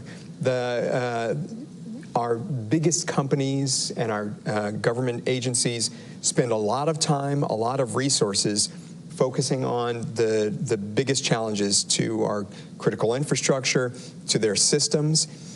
The problem that we have as a society, and I think this is across not just the United States, but all across the globe, is that the vulnerabilities exist within our supply chains. They exist within our key nodes across local communities, our small and mid-sized businesses, individuals who don't have the wherewithal, don't have the resources, don't have the full understanding of the nature of the challenge that we're facing. It's why we have our Cybersecurity Center of Excellence, as well as our Institute for Cybersecurity Education, which is meant as a counterpart to everything that the Department of Homeland Security is doing, that CISA is doing, making sure that the private sector and our partners all across the country, as well as American citizens, have the tools that they need to deal with this burgeoning challenge that we face. So it's certainly cybersecurity, but to your point, it's also AI. So more education is needed on all of this so that people are more aware of the threats that are coming at them that they may not even be aware about. Yeah, I think that, one of the points you made, Caitlin, about the threats and deepfakes and new types of information that may be manipulated, one thing to keep in mind is sometimes people may lose faith altogether and stop believing in things because they're hearing so much about these threats that it actually destroys trust in institutions even further. And that's, I think, something that I'm really glad to hear that the government's thinking about. I think we've been talking a lot about resilience from a U.S. context, but these threats that we're talking about, building resilience, it's not something that stops at the borders, right? I mean, it's something with which we should be working with our partners and allies. So talk a little bit about how resilience can be shared, how it can be built collectively. What have we been doing to work with our partners and allies and those overseas to build our shared resilience? Caitlin, I know you've gone through some work on this front recently. If you want to talk a little bit about that. Yeah, let me just go back quickly to the building resilience piece, especially to disinformation. I think that government is not the only answer to this, by the way. This really is a whole of society effort, and that our education system, that our civil society needs, and our partners in all of this, frankly. And for the very reason that you said, there are parts of the public that do not trust in large institutions and governments, and so we have to use every available mean to help our citizenry better understand how this threat is evolving and how we build resilience. And I always say, when I was taught at some point in my life to when you walk into a supermarket and you see a tabloid magazine and some false headline about a famous person having 8 alien children. Well, someone along the way taught you that that was not true, and to question that. And that's the same approach that we have to take when we build resilience to disinformation. But it's not only a government mission or effort.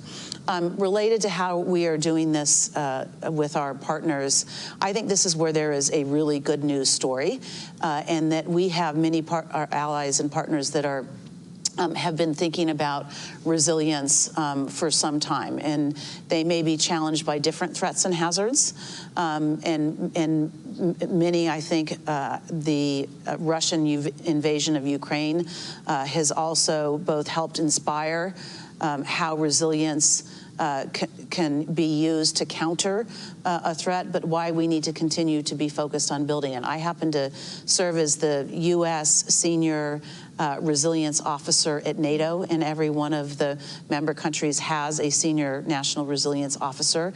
There is a committee that is focused on both the need to drive resilience at home, and so there's some baseline principles that are largely around how we strengthen our infrastructure to enable our society to be more resilient, our economy to be more resilient, but a recognition that a strong national resilience will also mean a stronger alliance.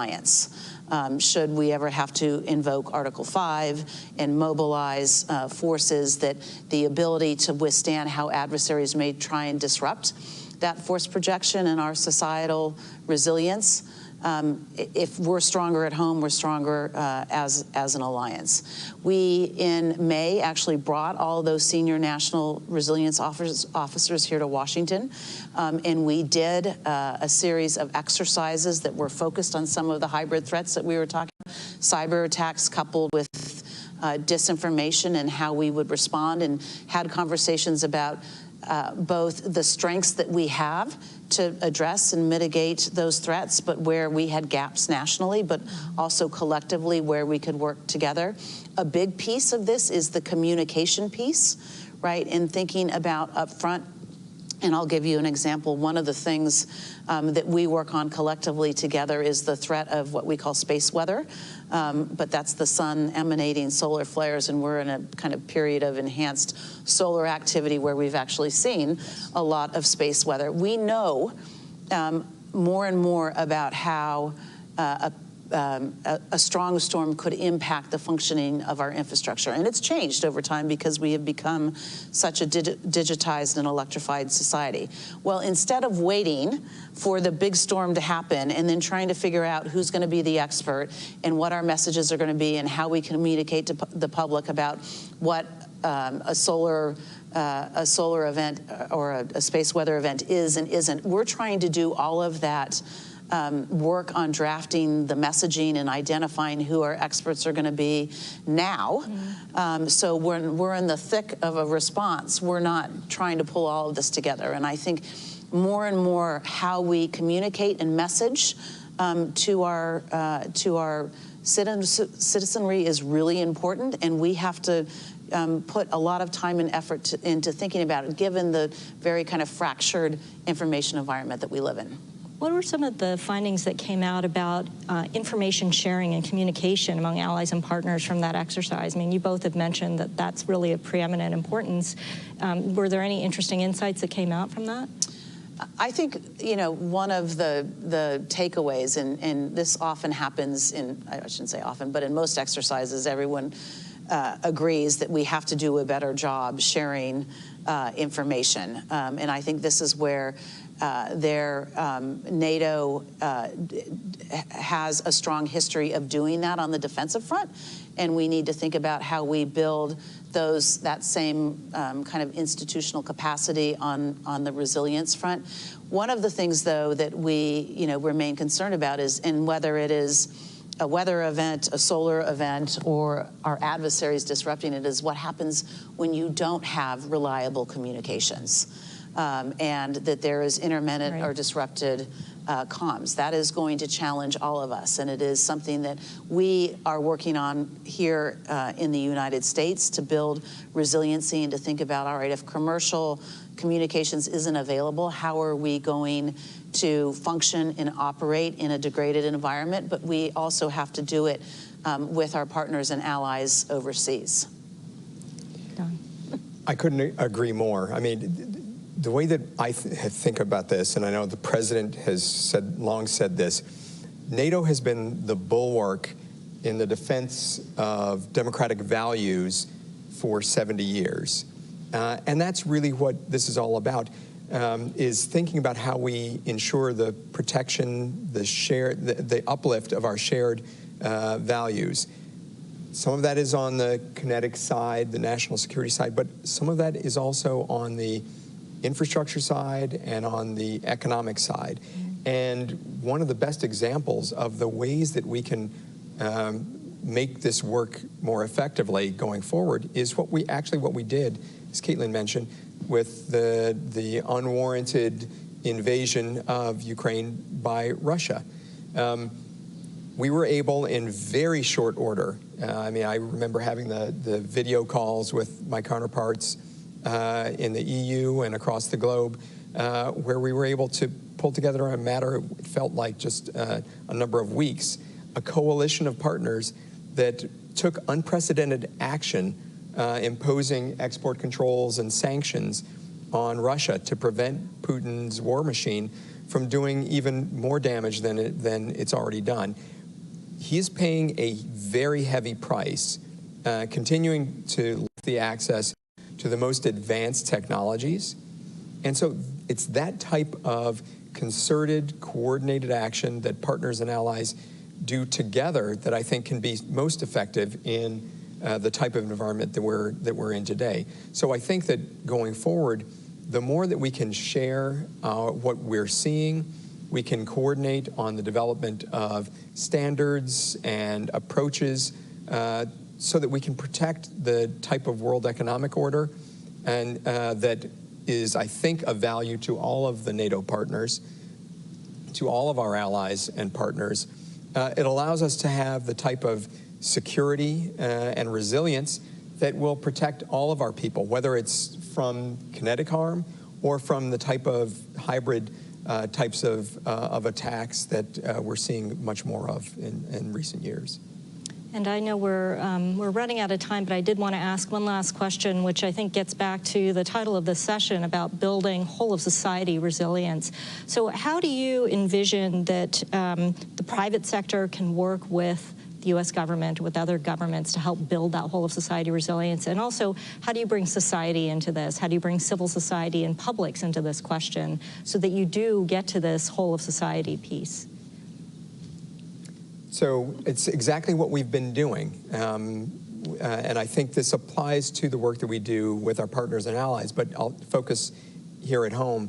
When we're implementing the bipartisan infrastructure law, for instance, we have a Internet for All program that is building resilience so that, going back to the pandemic, you're not in a place where your kids can't get access to the education that they need because you don't have high-speed internet, or your parents who may be elderly and need to get access to telehealth don't have the ability to reach their doctor. That's a sort of investment in infrastructure that is going to be absolutely vital for our long-term resilience. But we can't do that ourselves.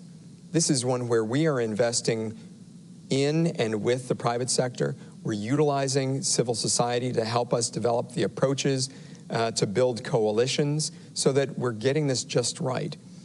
It has to be a whole-of-society approach because when any of these various actors try to go it alone, invariably you're going to miss something. So for us, we have to make sure that we're communicating, that we're sharing, that we're getting feedback, we're taking that feedback in, and then we're acting accordingly. And I think that's the approach that's going to be very successful in building our resilience for the long term. Thank you. This is where I think we have a good news story in this country, and that the private sector has been part of this critical infrastructure partnership since the very beginning of our policy, our national policy around critical infrastructure protection, which was first promulgated when Bill Clinton was president in 1998. And they are essential to how we think about the security and resilience of our infrastructure, because at the end of the day, they own and operate most of it, and they manage the risk. And so that partnership, that voluntary partnership, has been, again, instrumental to how we have, over the course of the last 25 years, helped develop a strong and robust and reliable infrastructure ecosystem that has powered the economy in the world that we know today. I think increasingly we recognize that the voluntary aspect of it may have outlived its usefulness, and that we do need to do more to drive standards and regulation, especially in those sectors where there isn't it. So we make sure that there is a minimum baseline of security and resilience practices that industry is following. We are bringing a lot of the lessons learned of our critical infrastructure partnership to NATO and having conversations about how we actually bring industry to the table, much like NATO has on the defense side, how we think about it in the resilience context, and bringing, again, those key captains of industry to the conversation.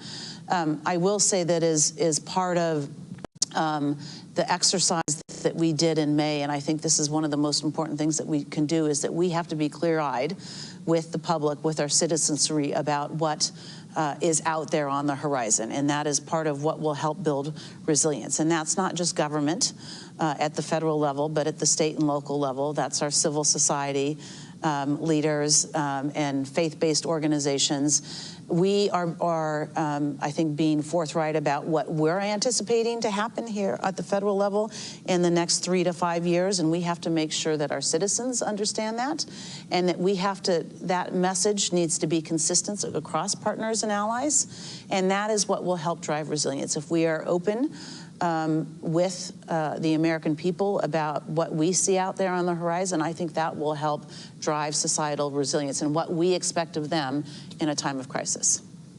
Well, this has been a great conversation. I'm sure we could all talk a lot more about this subject, and I anticipate that the themes of resilience are going to echo throughout the rest of the discussions here at the Public Forum.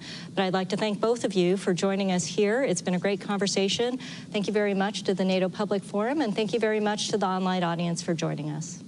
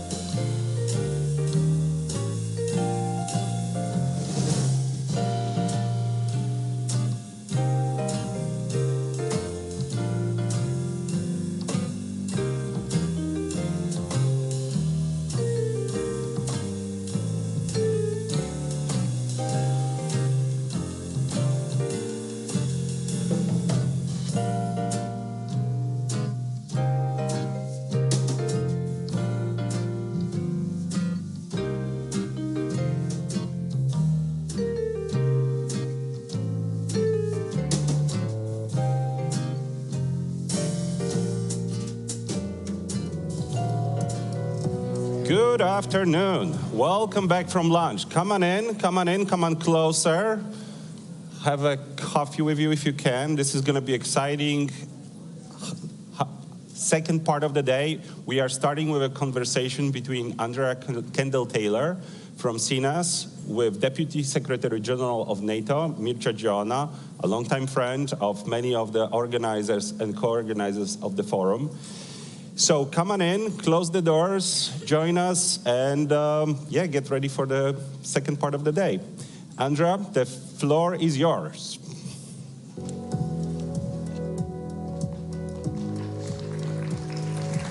Hey guys.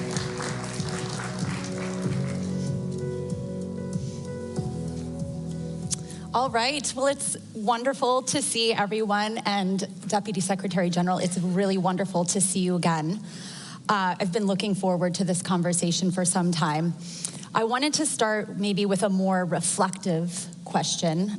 You stepped into your role as the Deputy Secretary General in 2019. What have you seen change within NATO over that time period? Thank you, Andrea. Good to see you. She briefed us in NATO, and we are still recovering from her briefing. Good to be back at the public forum. Listen, I've been privileged to serve this alliance for the last 5 years, together with our Secretary General. And I think this relatively short period of history is indicative of the world that we are living and will be living through. So consider this. I just arrived, we have a pandemic. And this has put to test the way in which we work. And we work with lots of classified things, so teleworking is not always the easiest solution for us. And then we had the withdrawal from Afghanistan, which was a very complicated issue. And then, to be honest, we also had a number of cyber incidents, and the Secretary General asked me to look into cyber resilience of the organization. And then we entered the era of hyper-acceleration of technology. AI, biotech, synthetic biology. We have our chief scientist here, Dr. Wells, that is also looking into the future with, let's say, a lot of professionalism. So I would say that in its nutshell, and of course the war in Ukraine and the summit now in Washington. Yeah. So I would say that NATO we have in our genes, in a way, in our genetical code, a gene of adaptation to transformation of geopolitical and strategic environments. And I gave you a variety of shocks and transformative evolutions that are indicating that NATO is an organization that has this capacity to adjust, transform, and be relevant to our citizens. Yeah, we'll dive into some of that throughout this conversation. But you talked about the shocks and the challenges, but you and with Secretary General Stoltenberg have accomplished so much during your time at NATO. You in particular have been focused on fostering NATO's partnerships, championing innovation across the alliance, and also finding ways to increase our resilience and adaptability. So a lot has been done in each of those ways, but what would you say is some of the unfinished business? Where do you think on some of those issues you've been so instrumental in pushing forward, where do you think the alliance needs to go? You know, we've made a lot of progress. I think where we all have to do much better is, one, to harness the talent of our innovation ecosystem all across the alliance and our partnerships. We just came from a second session of our summit with our Indo-Pacific partners, with the EU. They're, in a way, organically linked to us in terms of democracy, the way in which you see the world, and their economic models. So the first thing we should do, and that's what I'm doing as chair of innovation in NATO, is making sure that not only the big universities and the big tech companies and the big countries in NATO that are so advanced, and that's good, are contributing to this innovation ecosystem, which is the big differentiator, if you want, in global affairs historically. But also Albania, Estonia, Romania, my country, everyone has talent. Everyone has a smart, young woman or man here that could really want to start from a smaller country, a business, a startup. And if there's something I'm very proud of, together with my colleagues, that we are able to have in the last few years, Diana, which is the Defense Innovation Accelerator for North Atlantic, test centers, accelerators, and if you have bright ideas, come to us and test your ideas for free for you to basically mature. And I hope from this hall, or the ones watching us, will have the future unicorns. Also, we were the first ones in the world to create a NATO Innovation Fund, which is the first multinational sovereign venture capital fund in the world. Sounds counterintuitive and even explosive in what I say. Yes, we managed to do it, to convince allies to put some money, and that's the way in which we try to adjust. If there is one challenge to all of us, is that the fact that we should adapt better to the speed of transformation. We are still too slow in procurements. We are still sometimes sluggish in terms of diffusion of technology. We should be much more early adapters, and I think NATO is moving in that direction. But if I would say something, especially governments, institutions like us, we have a relative slowness which is inside. To give you an example of the way in which we are adapting, we have an AI strategy back in 2021. Every piece of technology policy in NATO has an ethical use part to that. Compulsory. We want to be the gold standard on technology in national security, but also on ethical use. And we have, you know, this system of committees and boards in NATO. For the AI and big data board in NATO, for the first time, we have private sector sitting around the NATO table, because the dialogue between us, private sector, civil society, and academia, the triple helix of innovation is something we do. We are still too slow. We have to move much faster, to be more innovative, and also take risks in a way, because if not, the speed of transformation could really create trouble for us down the road. Yeah. Another area that I understand that you've spent a lot of time in and focus on is on defense spending and reaching out to different member states to make the case why we all need to spend more on security and defense. And when you're making the case to elected officials, it's obviously not always an easy case to make, because they have competing priorities, domestic expenditures, and other things that they need to do at home. And so when you go out and you're having these discussions with other elected officials about why they need to spend more, what's the case that you make? Listen, I'm a political person myself, so I know how difficult it is for a political leader. Then you have so much conflicting and overlapping priorities. There's so much need for education and for infrastructure and for healthcare and for climate change. They're massive. They're massive priorities. But I think what the war in Ukraine and the aggressiveness of Russia and if you want this collection of China, Russia, North Korea, and Iran, at least in Europe, I think, it triggered a sort of a strategic awakening to a tough world. Yeah. So in a way, when you see war in Europe back after many decades, after the Second World War, in fact, our public opinions, our young ones, the taxpayers, in a way, they see, oh, this is dangerous, so there is a little bit easier for us to make the case to spend more on defense. And that's why from 3 allies meeting the 2% threshold in 2014 in Wales, now we have 23, and every ally has a plan to reach 2%, at least. But the problem is not only how much money you put in, but how you spent it. Yeah. And that's another place where NATO is giving exceptional guidance and advice to all allies. Because there's always, especially when you're lagging behind, many allies have underinvested in defense for decades. And now you have a little bit more money, and how do you spend that money? On which let's say, catching up with more classical equipment that we miss, or high-tech, high-end. And that's why NATO, through our NATO defense planning processes, we are in fact advising and guiding allies to making sure that they don't choose.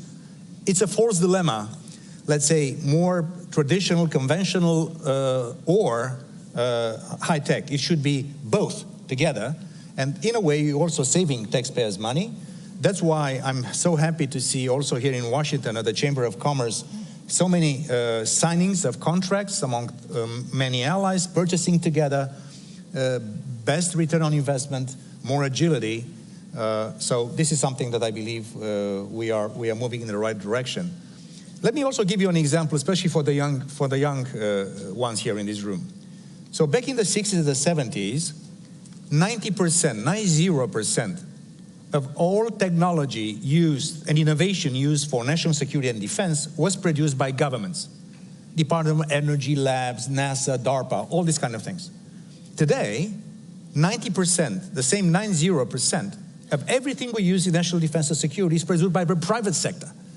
So that's why we need to work in sync and organically consult.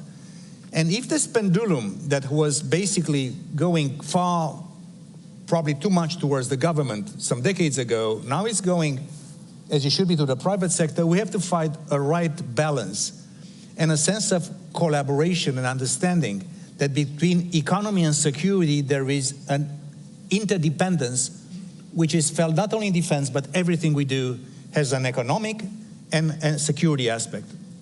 So security economy. And something that we are very much working on together with many allies, and that's why we welcome the arrival of Finland and Sweden into our alliance, not only because they are, high-end, sophisticated, strong democracies, strong technological nations, because we are probably one of the best in the world in terms of societal resilience. They know how to absorb shocks. And if there is disruption in your society or economy for whatever reason, the idea now is not only to go back to the status quo ante, so just to restore the functions of government, but to use a crisis to move to the next level.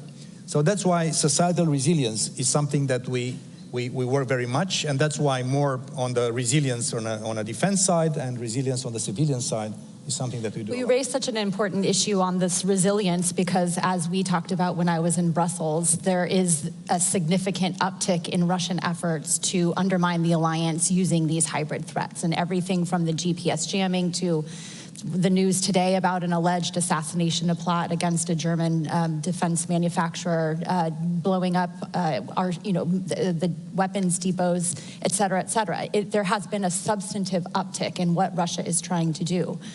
Is NATO prepared and equipped, and how is NATO planning to respond to these types of threats? Because the risk is that if it's just Latvia's problem or just France's problem, that those costs are manageable from the Kremlin. So how is the alliance thinking about taking this issue on? Our defense ministers, just a few weeks before the summit, we adopted that ministerial a beginning of a more concerted response from NATO to a concerted policy of aggressiveness by Russia against our interests across the board. Cyber attacks against water plants in America, assassinations, espionage, sabotage, risks to our critical infrastructure, things that disinformation, misinformation, meddling with our election campaigns. So if you treat, you're right, Andrea, if you treat this individually, this is Lithuania's problem or Germany's problem, America's problem, and we don't inform each other through intelligence sharing and learning from each other, then our response would be basically segmented and less effective. So that's why we also, our leaders will approve later today, I think, also a special strategy of countering Russian malign influence in the Western Balkans. And across the alliance, we are working to really push back and basically be far more effective.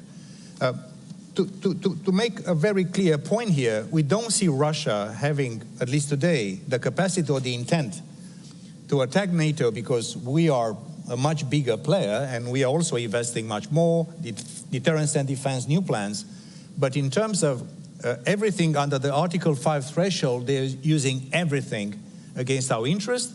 And sometimes we see Russia and China, sometimes and Iran, even North Korea, affecting our interests. So you're right.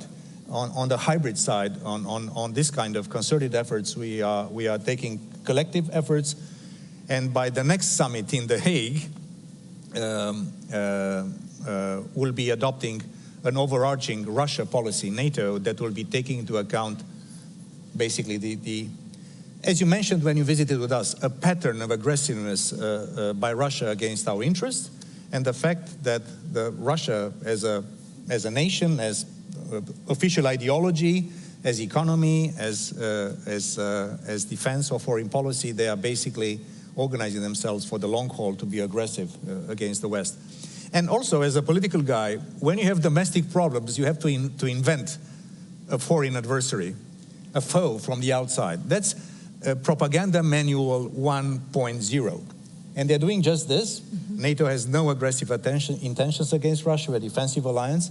They're trying to portray NATO, America, EU, whatever, as the big existential threat to Russia, which is total nonsense, just to justify a grip of power inside, and together with other countries like China and the others to unravel the world order that we represent and embody through NATO. Well, I want to pick up on that theme exactly, which is, strategic competition has been a big focus of this. We've had panels on the axis of upheaval, the growing cooperation between Russia, China, Iran, and North Korea.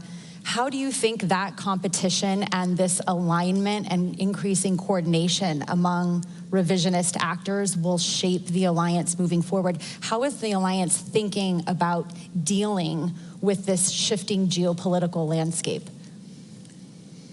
We just came from the session of our summit with our Indo-Pacific partners and European Union. And the first natural answer is to really reach out and work much closer with our natural partners, which are democratic nations from all over the world. Of course, respecting Washington Treaty indicates that we are a transatlantic organization. We are not a global organization, but security is global. That's one thing. We should do much more together. We should really bring NATO and the EU even closer strategically in using the respective toolbox of the two organizations. We have to work with many of our partners. There is something that our leaders, and I myself, as a person with some experience in international affairs and politics in general, I think we have to do a much better job in reaching out to the other nations that are neither, let's say, explicitly with us nor with the other group of countries. And this is where we have to do a much better job together. That's why I was so happy with Secretary Blinken yesterday to host our partners from Mongolia, from Indo-Pacific, from Armenia, from the Republic of Moldova, which is under immense Russian hybrid pressure, from Bosnia, from Colombia, from all over the place. So I think not only NATO, but NATO and the EU and our nations, we should do a much better job in reaching out to these countries. To be honest, sometimes to be a little more humble when talking to them. And there are players in the world that in the end will be also determining in you the balance of power and the shape of world order. Number one condition, let's make sure that we stay united in NATO. Let's make sure we reach out to our natural partners as democracies around the world, and let's together offer a better deal to the others. Better deal, also economically, not only in strategic terms. The India, Middle East, Europe economic corridor, which was launched at the G20 New Delhi summit. That's a big thing, which was in a way says not only the Belt and Road, there are other ways to connect India to the Middle East and to Europe. So I think there is a lot of work we need to do inside NATO with our partners, but also to do a much better job and offer these nations that will be basically the ones that will be, in a way, creating, a new reality in world affairs, a deal, and the respect that they deserve, because I think they also want, in fact, the same thing like we do. They do not want a world which is the rule of the jungle is dominating that thing. They want predictability. They want to grow. They want business. They want maritime, freedom of navigation. They want rules for cyber, for AI, for biotech. We all want the same. But if we don't offer them a genuine, fresh, respectful, and also money-supported deal, they might be tempted to go elsewhere, and this will be really an issue that we should avoid by all means.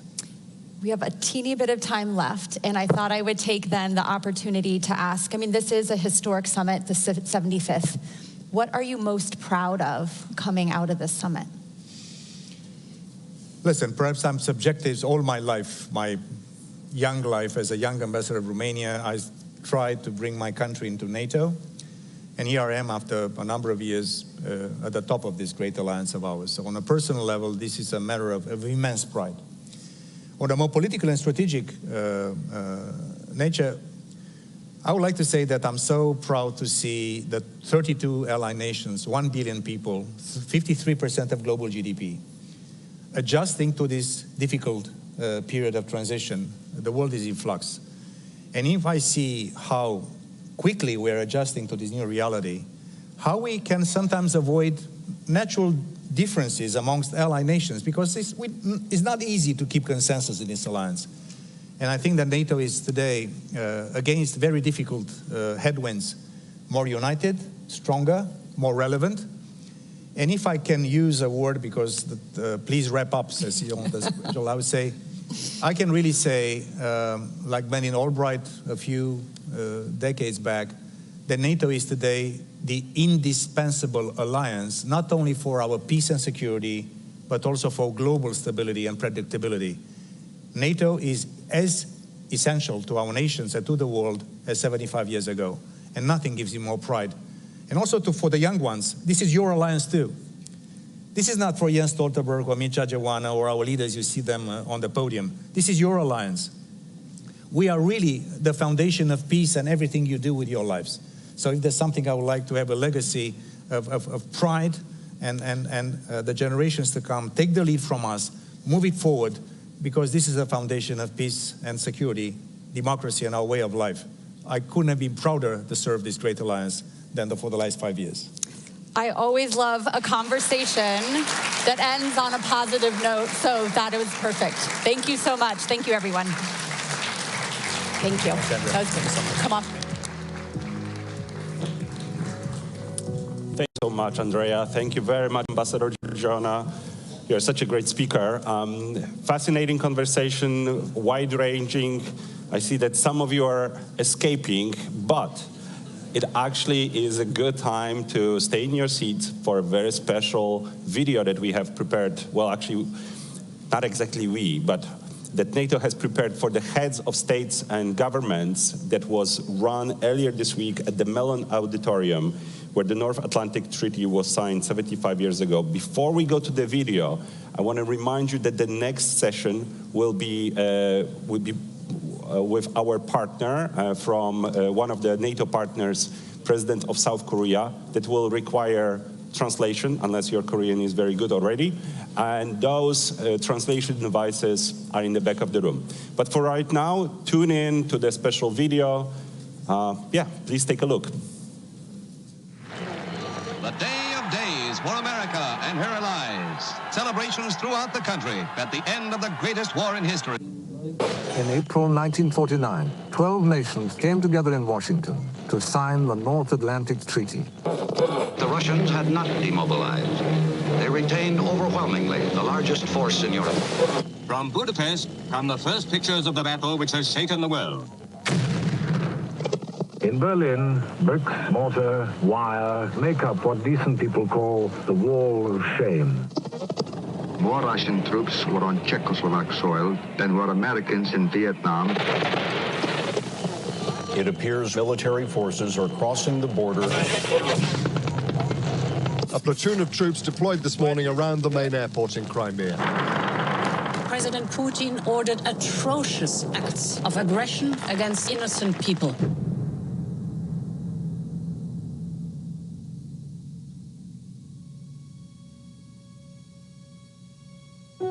What does it really mean to be a good friend? To be there for somebody else? To know that they will be there for you? To have each other's backs?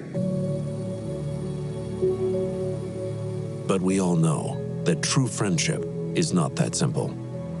There's more to it than that. There's more demanded of you than that. In this treaty, we seek to establish freedom from aggression. To protect this area against war will be a long step toward permanent peace in the whole world. Friendship starts out as a promise we make to each other and to ourselves. Let every nation know, whether it wishes us well or ill, that we shall support any friend, oppose any foe, to assure the survival and the success of liberty.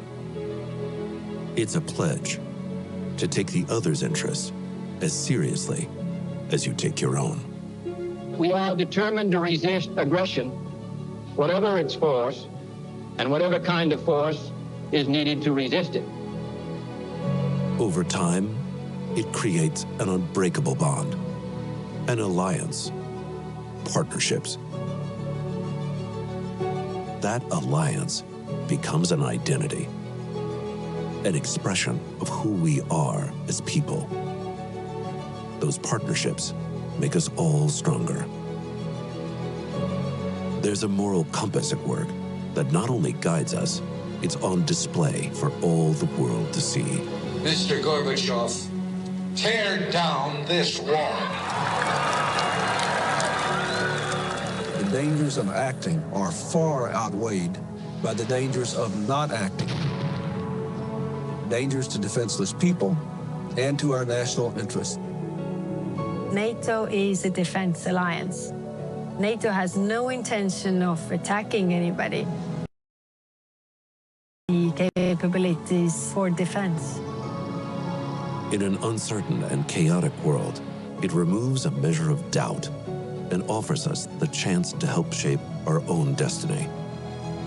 NATO soldiers trying to rescue trapped residents carried children to safety.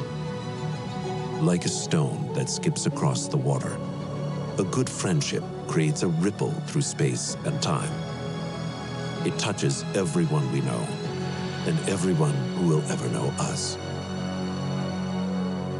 Take the story of one boy in Bosnia who was 5 years old when the war came to his doorstep. I remember the tanks coming into our city. Sitting outside on my steps of where we lived, suddenly I heard a whistling sound, had no clue what it was. And then a rocket hit my kindergarten right in front of me.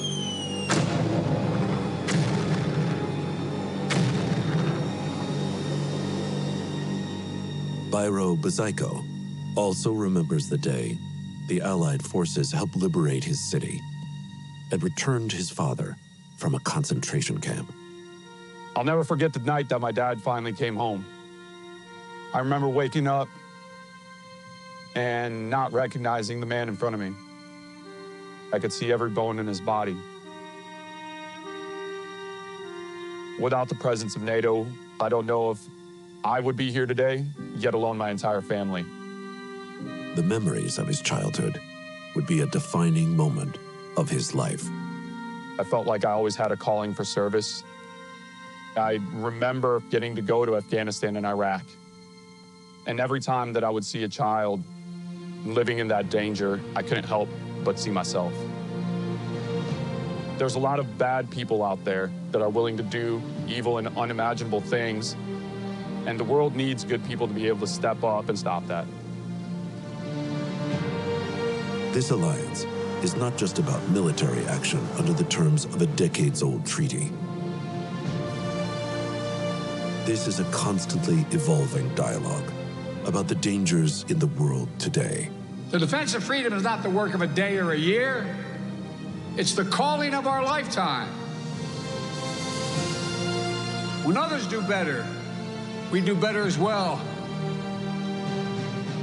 Friendship takes work. The job today is defending a better, safer future together. With unity and strength, NATO will continue to rise to any challenge, to preserve peace, prevent conflict, and protect our people. To be a good friend means that you want the same for your friends' kids as you want for your own. The chance at a better life. And when the darkest hour arrives, you know that you will not face it alone. In the wake of the 11th September attacks against the United States of America, it shall be regarded as an action covered by Article 5 of the Washington Treaty, which states that an armed attack against one or more of the allies shall be considered an attack against them all. NATO guarantees our security and prosperity. Together, we work to prevent conflict and preserve peace for 1 billion people. True friendship is more than a promise, more than just signatures on a piece of paper. It's a way of navigating life. And when you show yourself as worthy of true friendship,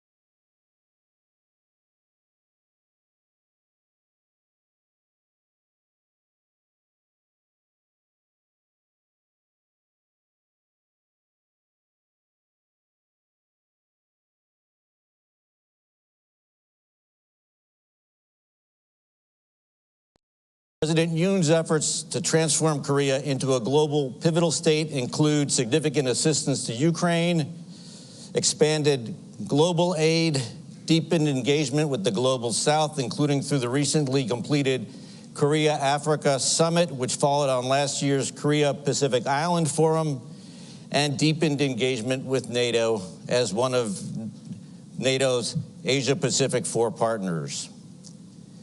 Showing immense courage, President Yoon worked tirelessly to repair and rebuild Korea-Japan relations in partnership with Prime Minister Kishida. Thanks to President Yoon's vision and commitment, a reinvigorated trilateral partnership between Korea, Japan, and the United States was inaugurated last August at the Camp David summit hosted by President Biden. Ladies and gentlemen, please welcome President Yoon to the NATO Public Forum podium.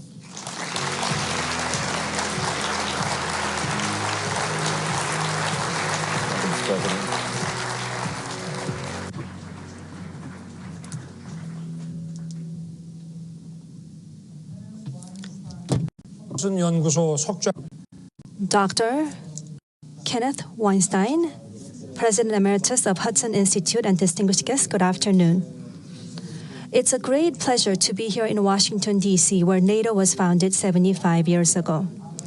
President Harry Truman, who launched the Marshall Plan and championed the creation of NATO, once said that the United States had an obligation to protect all free peoples and that NATO was a neighborly act to fulfill that obligation.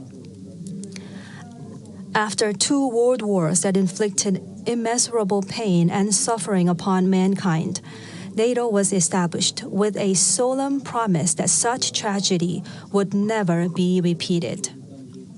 However, in 1950, just 1 year after NATO's founding, the Korean War broke out on the Korean Peninsula with a surprise invasion by Soviet-backed North Korea. The communist totalitarian power had begun to show its expansionist ambitions extending beyond Europe to Asia. At the time, 10 of the 12 NATO member states stood together under the banner of the United Nations. With the blood they shed fighting alongside us, the Republic of Korea was able to defend its freedom and prevent the communization of the Korean Peninsula. On behalf of the people of the Republic of Korea, I extend my deepest and heartfelt gratitude to the NATO family for their willingness to sacrifice for our freedom. In the aftermath of the Korean War, recognizing that the Cold War could easily turn into a hot war, NATO began to expand its membership and build an integrated response capability to meet the evolving challenges and threats of changing times. Today, NATO stands as the world's largest security alliance with 32 member states. Ladies and gentlemen, 35 years after the end of the Cold War, we find ourselves facing new and challenging forces. These forces reject an international order based on universal values and norms. They incite their own people to harbor hostility towards the external world, disguising this as patriotic nationalism. Autocratic regimes maintain their power by restricting the freedoms of their own citizens and subjecting them to constant surveillance.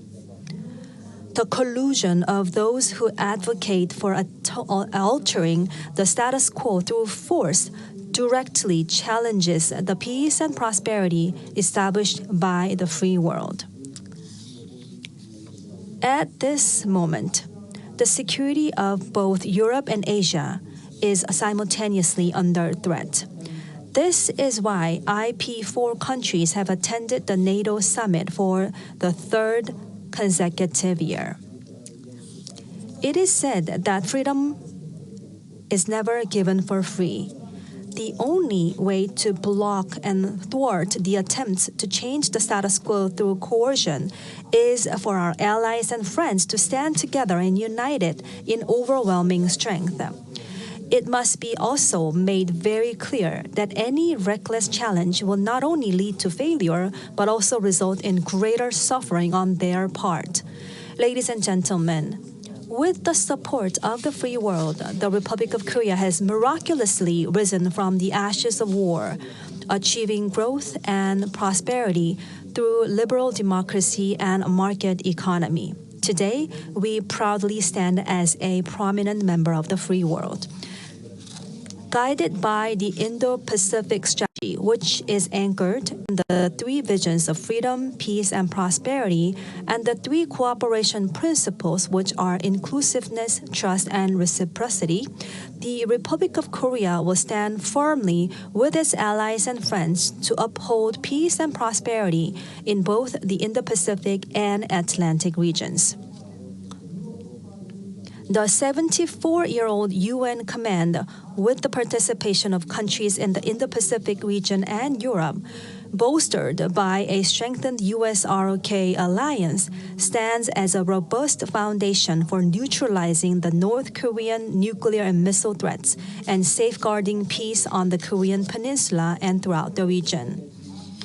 The navies of the Republic of Korea, the US, Japan, Australia, New Zealand, and Canada in the Indo-Pacific region, and the UK, France, Germany, Italy, and the Netherlands in Europe work closely together at sea to monitor the enforcement of the UN Security Council sanctions against North Korea.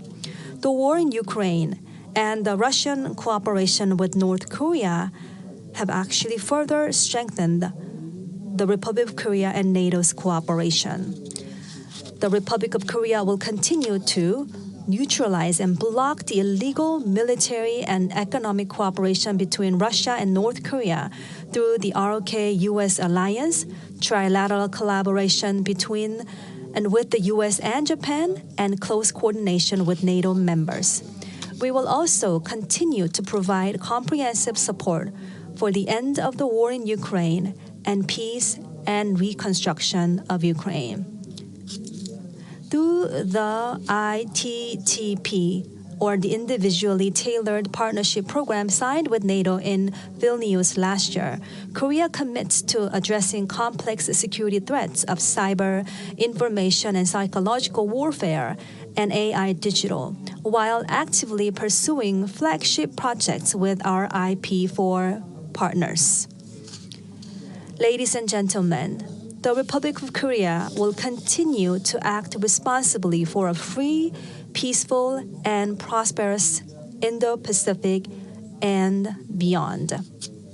Together with NATO and our partners in the Indo-Pacific region and all of you here today, we look forward to building a safer and brighter future for all. Thank you very much.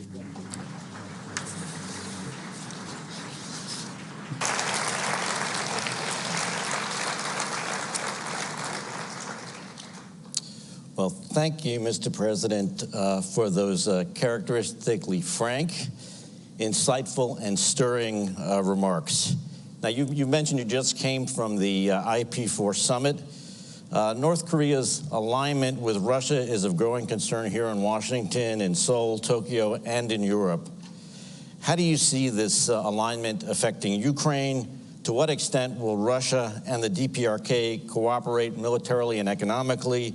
And what impact is this going to have on ROK policy with regard to Ukraine, Russia, and North Korea?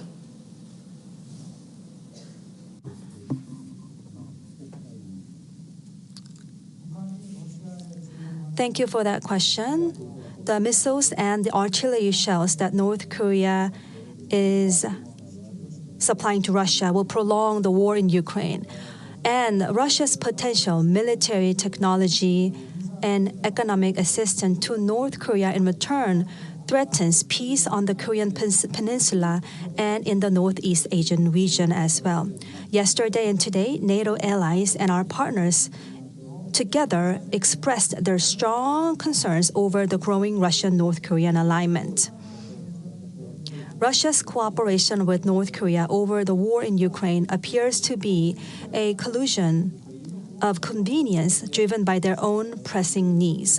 Russia wants North Korea to actively engage in anti-American, anti-Western rhetoric while serving as its arsenal.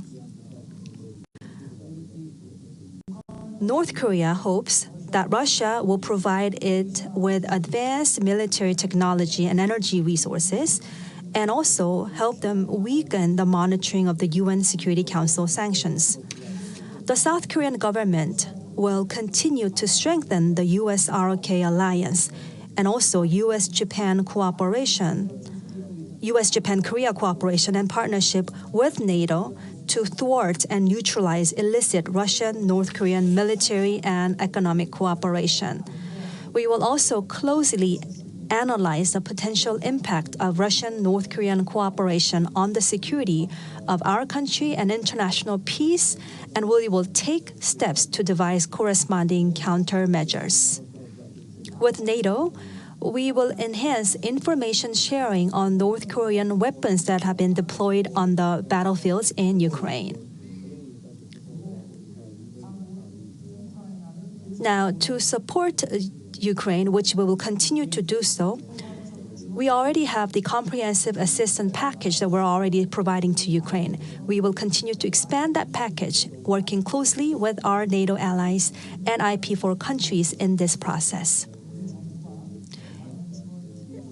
We will build on the Ukraine Peace and Solidarity Initiative announced in July of last year in Kyiv and expand our security and reconstruction assistance.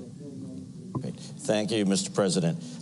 The NATO alliance was formed 75 years ago, as we all know, to face the Soviet threat. How would you compare the U.S.-Soviet relationship during the Cold War with today's U.S.-China relationship? Should parallels be drawn? Because particularly against this backdrop, the Republic of Korea and the People's Republic of China maintain high-level communications. You hosted a successful Korea-Japan summit on May 27th. I happened to have been in Seoul at that time and caught the very positive news reports. Where do you see Republic of Korea-China relations going and policy going? Thank you for that. Yes, in the past, the U.S.-Soviet Cold War did exist, and it was a political system that were completely different, and they wanted to, they were competing, and that was the situation in the time. At that time, the trade volume of the U.S. and Soviet was very minimal, less than 1% of each country's GDP. So at that time, it was basically, the economic situation was very different. But nowadays, unlike the containment policy in the past, the trade volume to and with China have grown substantially, and U.S. and China, in fact, I would say, be in a very difficult situation without the economic trade. So in the past, I would say that the U.S.-Soviet Cold War was a military confrontation that assumed even an all-out war, including nuclear war. The U.S.-China rivalry of today is more like a strategic competition, which involves technology and hybrid competition involving information warfare and high-tech economic warfare, using also media, fake news, and etc. So the situations in that ways are quite different. So there's a gray area that are actually the main battlefield of the rivalry today, which makes it quite also difficult to respond to today's rivalry between U.S. and China. Now, for a long time, Korea and China have had a long history of economic and social exchanges. However, we have a different system for sure and different institutions between the two countries. But we will continue to communicate on a strategic level with China, and based on the mutual respect, reciprocity, and international norms, we're going to continue to have that relationship with China. But at the same time, for the peace of the region and also to focus on the agenda of the global world, we're going to also continue to have that conversation and communication with China.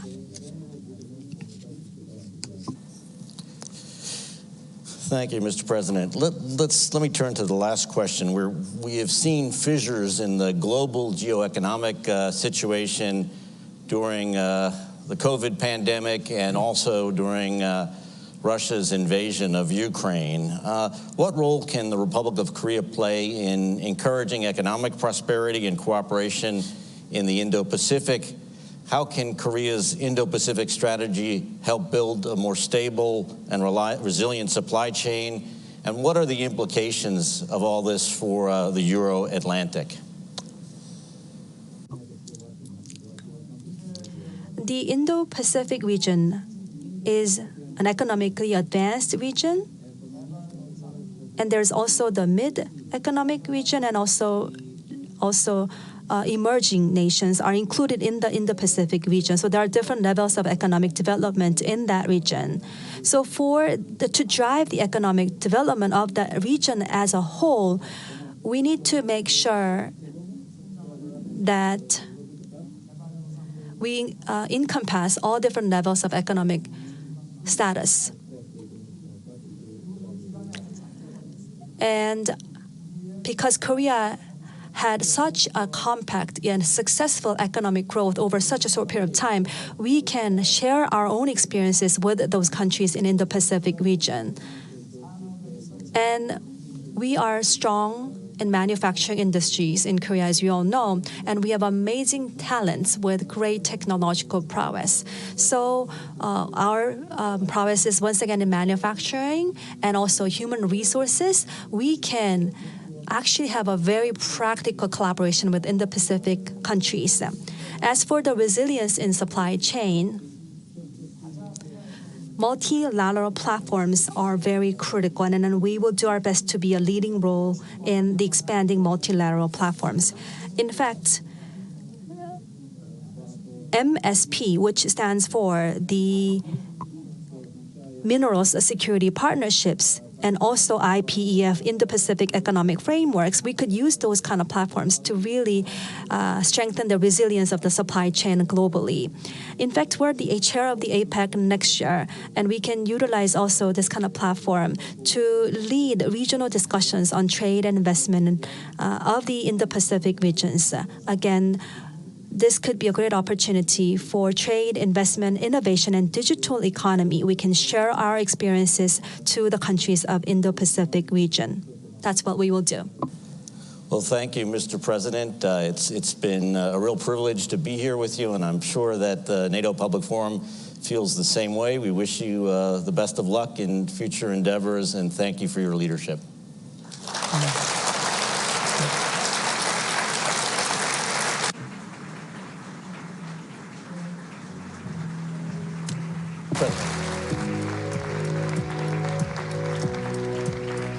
Thank you very much.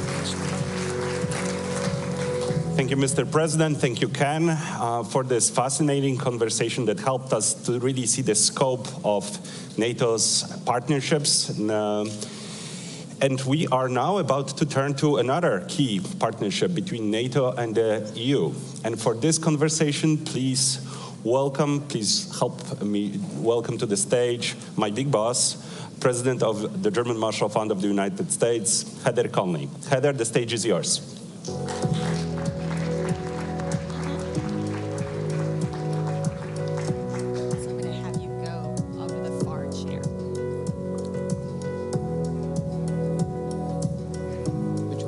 No, we're going to go right there.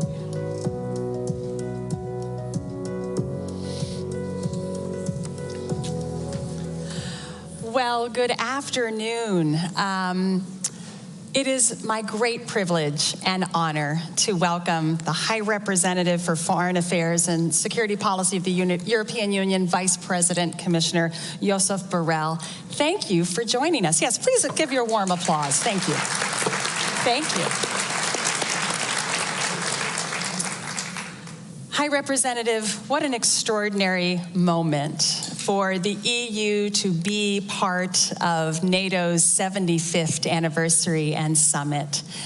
If you'll allow me, I spoke yesterday morning with Secretary Blinken, and I gave him a historical quote from 1949. I'm going to give you a historical quote as well. This is from General Omar Bradley, who was the first chairman of the Joint Chiefs of Staff. He said this the day after the Washington Treaty was signed. In the final analysis, Western Europe can only be saved by Western Europeans, but to save themselves, they must have the will and the means to resist. 75 years later, does the European Union have the will and the means to resist an aggressor? Which aggressor? We'll start with Russia. How about that? Not bad.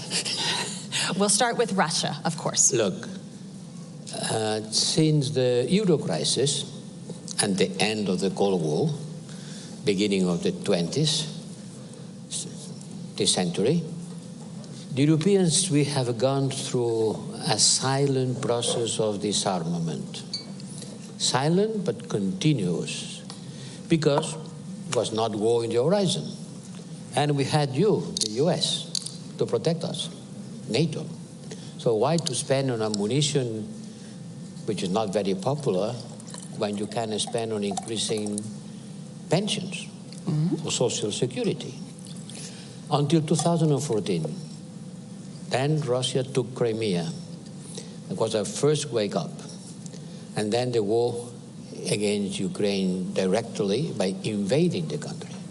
And since then, we have restarted to understand that we have to have a greater capacity to defend ourselves. But there is not alternative to NATO for the territorial defense of Europe. There is the will, but certainly we are far away of having the capacity to defend the territorial, the space, the land, by our means. We need you. So I want to read, because I know this entire audience has thoroughly read the NATO declaration from yesterday, but in case they haven't, let me turn to paragraph 29.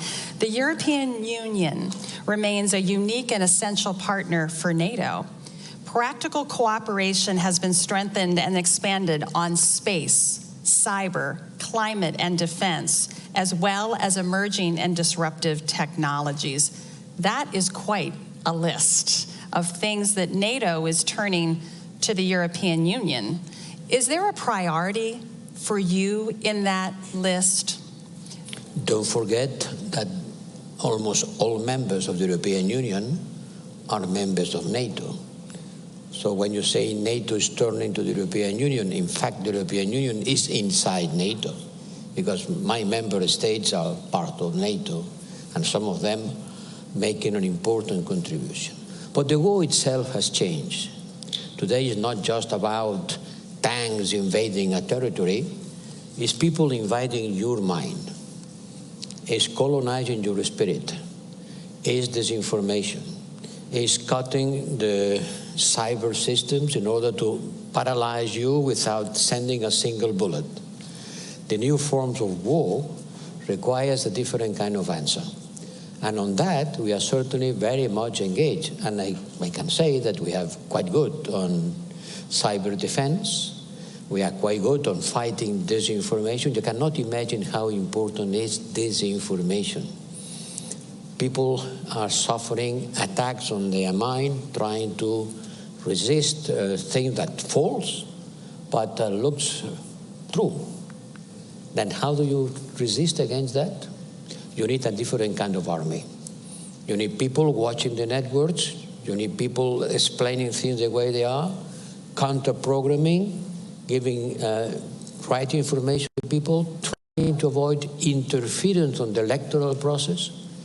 Don't dismiss this kind of war. It's not just sending bombs and tanks. It's just sending news and occupying the cyberspace. And on that, the European Union has a certain important contribution to do.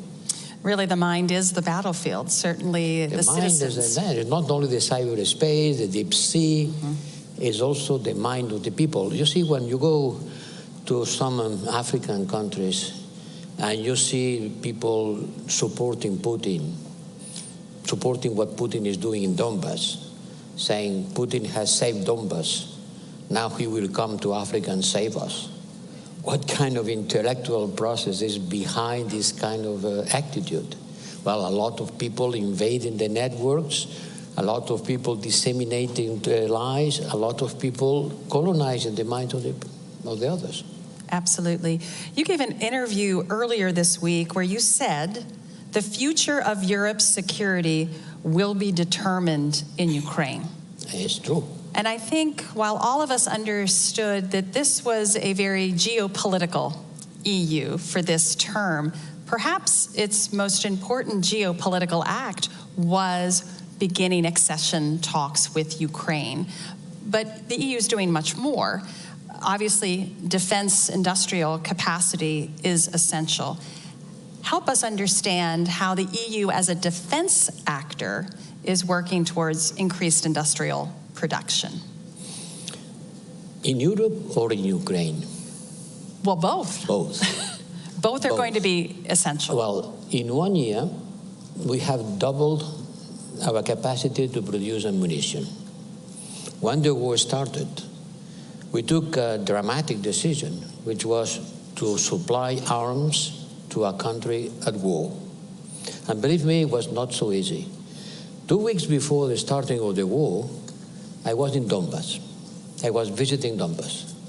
And the drums of war were already resonating. And the Prime Minister of Ukraine told me, they are going to invade us. On the other side of the window, there are 150,000 troops. They are not there by accident. They will invade us. When they will invade us, tell me, are you going to help us? I don't expect you to send your young people to be killed to defend Kyiv. I don't expect that. But are you going to give us the arms that we need in order to resist by ourselves? And to this dramatic question on the eve of an invasion, I couldn't give an answer because I was not so sure.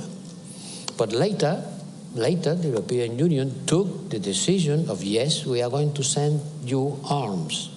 And by the time being, the US has contributed to the defense of Ukraine, if I can say, with more money than the US. Not only military, but if I add up military expenditure, economic support, support to the refugees, humanitarian, economic, financial, we are at about 110 billion euros spent to support Ukraine. 40 billion of military support and the rest and all kind of support that a country needs in order to continue working. Increase our capacity, produce more, produce quicker, and we have started giving the Ukrainians financing for them to develop their own industrial capacity to produce arms. And believe me, the Ukrainians are very good. I was in Kyiv, and I visited a factory where they produce drones. Drones like a pizza, this size. They produce 500 drones per day. These drones can transport an explosive charge of 4 kilograms, enough to kill a tank. And they are being driven by a joystick, the one that my grandson uses to play. And they fly 30 kilometers, they look around the front line, they identify a target, and boom. They have been doing that by their own, quickly. And there are more than 200 factories producing this kind of new arms, but they need financing. And that's what we are already giving to them. And part of this funding comes from the frozen assets, Russian frozen assets. You know that we have $300 million on frozen assets. Well, we are taking the revenues of these assets in order, revenues, not the capital, in order to finance the industrial development of Ukraine.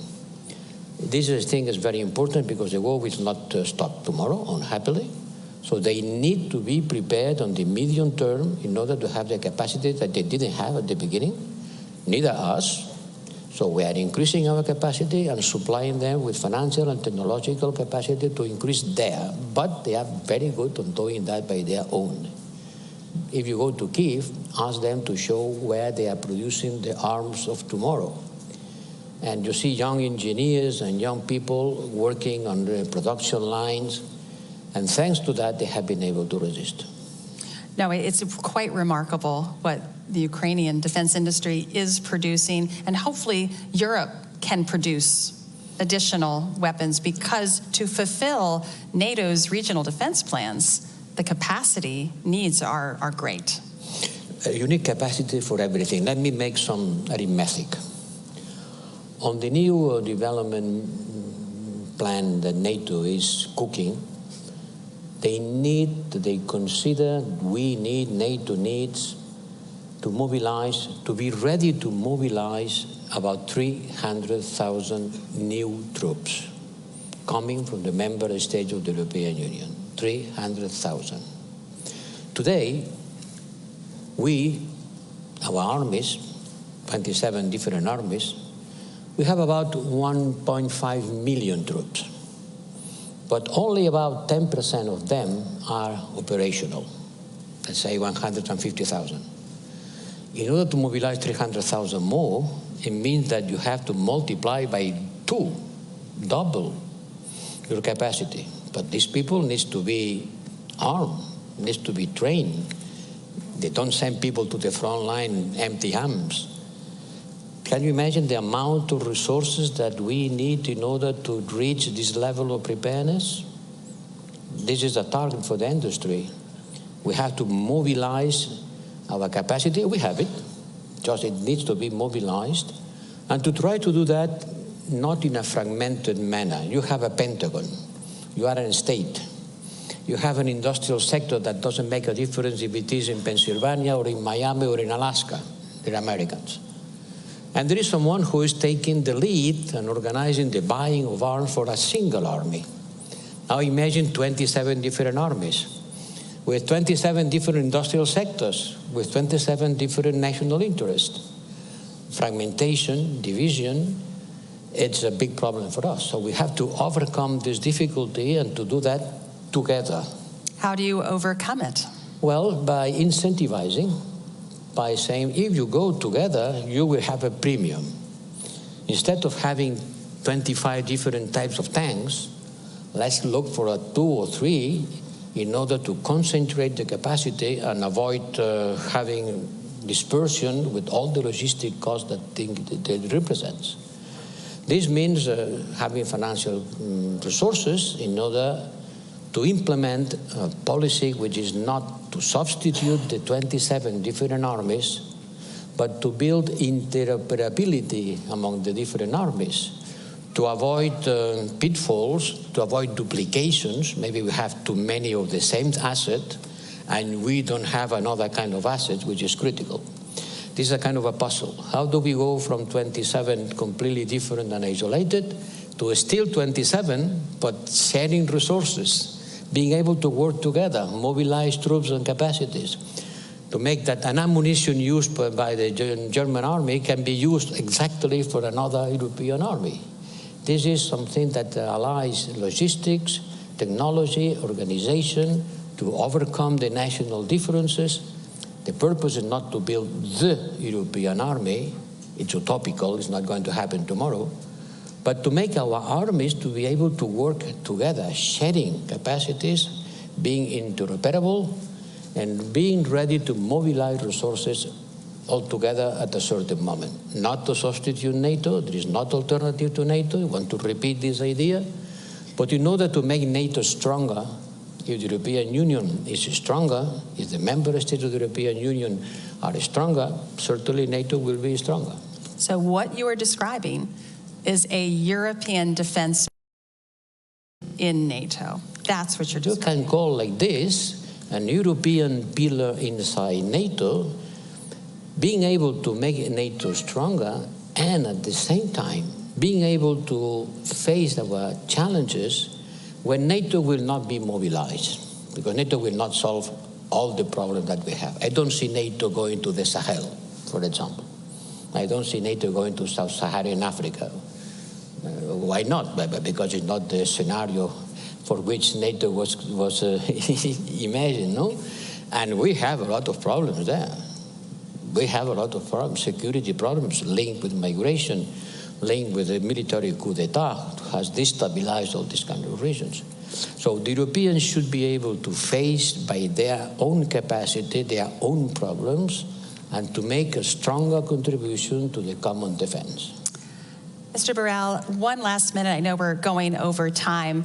We've been saying thank you to NATO Secretary General Jens Stoltenberg for his leadership, but let me have a moment to thank you for your leadership as High Representative. Can I ask you, what was the, yes, thank you, please.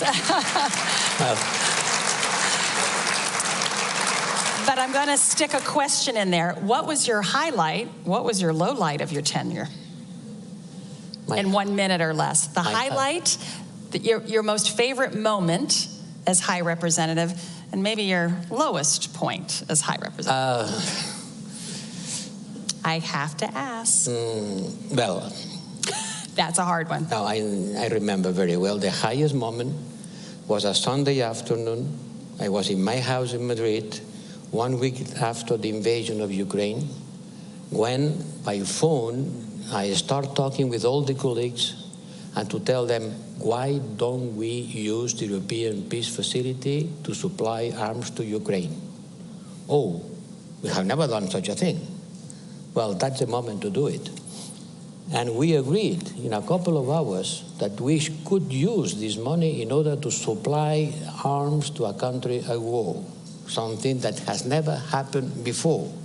It was a revolutionary idea, and I am very happy to be able to tell you that we managed to do that very quickly, because everybody understood that the occasion was to break taboos and to do things that we have never been before. Okay, this is not a reason for not doing it now. This was the most important moment, the worst moment. Yes, that deserves it. Well, I tell you what, I don't want to end on your worst moment. I think I want to end on your highest moment. Maybe I will reframe the conversation. Maybe we end on a high note, unless there was a moment you want to share with us. Well, this one, it was the high moment. Okay, let's stick with the high moment. And let's again thank the High Representative for joining us and for a strong European Union defense posture. Thank you.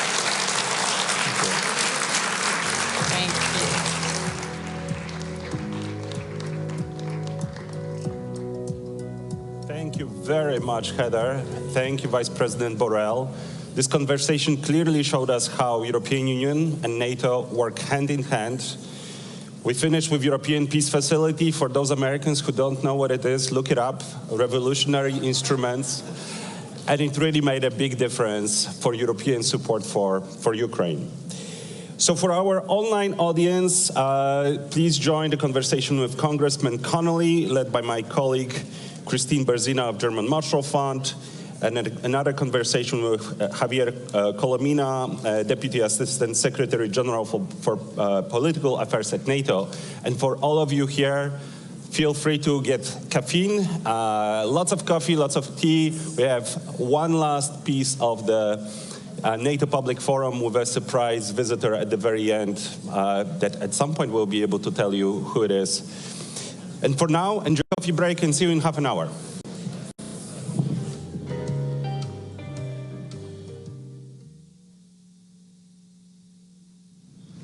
Welcome to the NATO Public Forum. My name is Christine Berzina, and I'm a Managing Director at the German Marshall Fund.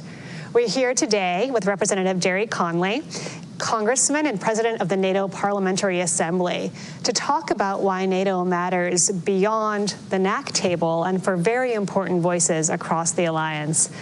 Congressman, how do we think about the factors that are at play and the people who need to be a part of the NATO conversation? What is the Parliamentary Assembly? Well, the Parliamentary Assembly is in a sense, the legislative arm of NATO. And it's, I like to say, it's the messy part of NATO. But what I mean by that is, unlike NATO meetings in Brussels, where you'll get, say, 32 defense ministers, when we meet, we get 300 parliamentarians, and they're from all different parties. They're not just the governing party. So we have to forge a consensus with a very disparate and diverse group of elected officials in North America and Europe. And that's kind of thrilling and also terrifying at the same time. But the good news is we've been able to do that. We've been able to forge a consensus around Ukraine, forge a consensus around democratic shared values. And you know, I think that's very meaningful. And frankly, out of our ranks come defense ministers and foreign ministers and even prime ministers. And so how many people do you have in Washington for the NATO summit? Is this a big turnout? Is this a big priority? Do you see that groundswell of interest and compromise here? I would say probably a couple hundred members have been able to attend.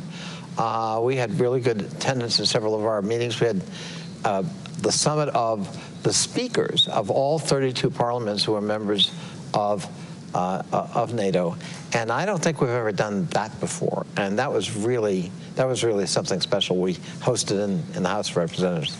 For NATO's 75th birthday, that is in many ways an excellent birthday present for the alliance. Yes, and we're still growing. And I like to say, you know, there's no line to get into Vladimir Putin's club. There is a line to get into ours, and there's a reason for that. So what about our club? What are the things that NATO should be working on that NATO isn't? What is NATO about right now? So for me, we need to actually operationalize our verbal commitment, which was enshrined in our original charter 75 years ago, to shared democratic values. You got to move from verbal assent to that to operational, functional commitment. And God knows we need it if you look at the world we live in, right? So we need an actual center. We need to create architecture in NATO itself to advocate for, be a resource for, defend democratic shared values, democratic norms, democratic forms of government. There are NATO members who can use that and take advantage of that. There are partners we've got all over the world who should and could use that. And then there are putative would-be members like Georgia, Moldova, Bosnia-Herzegovina, and of course Ukraine, who also could avail themselves of that as a resource. So I think it's long past time, after 75 years, that we actually create that architecture within NATO headquarters itself. And the terms we think about for this democratic resilience, you have proposed a Center for Democratic Resilience. What does resilience mean for those who are watching? What does it mean to have resilience of democracy? Democracy people more or less understand. What does it mean to make it more resilient? Well, I think resilience can be, you know, an all-encompassing term. I guess for my purposes, it is a democratic function that is able to defend itself with alacrity, define itself in a meaningful way for the public to want to support, to be able to point to results, and in a sense to also fight back. When we think of resilience today, we've got to think about it in the context of cyber attacks from Russia and China and Iran and North Korea. We've got disinformation campaigns that are designed to undermine democratic structures and to poison public attitudes with misinformation or outright fabrications. So resilience, how do we fight back? How do we protect ourselves? And in fact, how do we be proactive in anticipating those threats and thwarting them before they ever become real? Are you close? Is the alliance on board with getting to the Center for Democratic Resilience? How do the allies feel about this, and how do the members of the Parliamentary Assembly feel about this? So it's an interesting question. When I first put this forward a few years ago, the reaction was, well, that's kind of quixotic, and, well, we all subscribe to that. We don't need to prove it. The European Union can do that. Some think tank like the German Marshall Fund, they can do that. And I'm thinking, well, but when do we have a responsibility? And it's written in our charter. And by the way, if we're not willing to do this, then we're just a military alliance that doesn't like Russia. I don't think that's sustainable in the current 21st century. So I think having a raison d'etre, a purpose that is explicit and has formal architecture committed to it, is really important. So we began with this quixotic enterprise, and the good news for us was that it really resonated in the Parliamentary Assembly, and it essentially got a unanimous vote to support this idea and put it forward to the North Atlantic Council and to the NATO governing body. And when we started debating it at the North Atlantic Council, where all the ambassadors to NATO were present, essentially we started winning advocates. And pretty soon the American ambassador endorsed it quite forcefully. And we had, ambassadors like Norway and other countries as well. And suddenly we got, 20 ambassadors, and then we got 25. And I'm pleased to say right now we are at 31 of 32. There's only one holdout in NATO against this idea of creating a formal Center for Democratic Resilience. That's tremendous progress. And it's great progress, but we can't let one nation block what has almost universal support. And essentially, this is not a nice thing to do. To me, this is an integral part of our mission. Absolutely.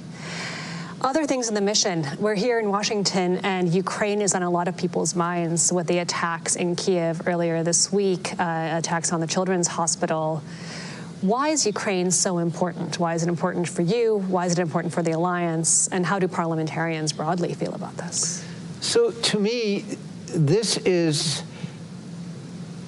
an essential dialectic, right? This is a clash between two fundamentally antithetical philosophies of government and freedom. We've demonstrated the potency of our version of autonomy and freedom, and it is expansive, it is expressive, it enables and empowers individual autonomy as well as societal, collective exercises of free will. The antithesis is Vladimir Putin. It is the suppression of the human spirit, artistically, culturally, economically, religiously, politically, you name it. By definition, it's in the DNA of authoritarian and fascist forms of government and philosophies to actually suppress that because it's dangerous and threatening and they're insecure. We're the opposite. We'll take our chances on expanding your freedom.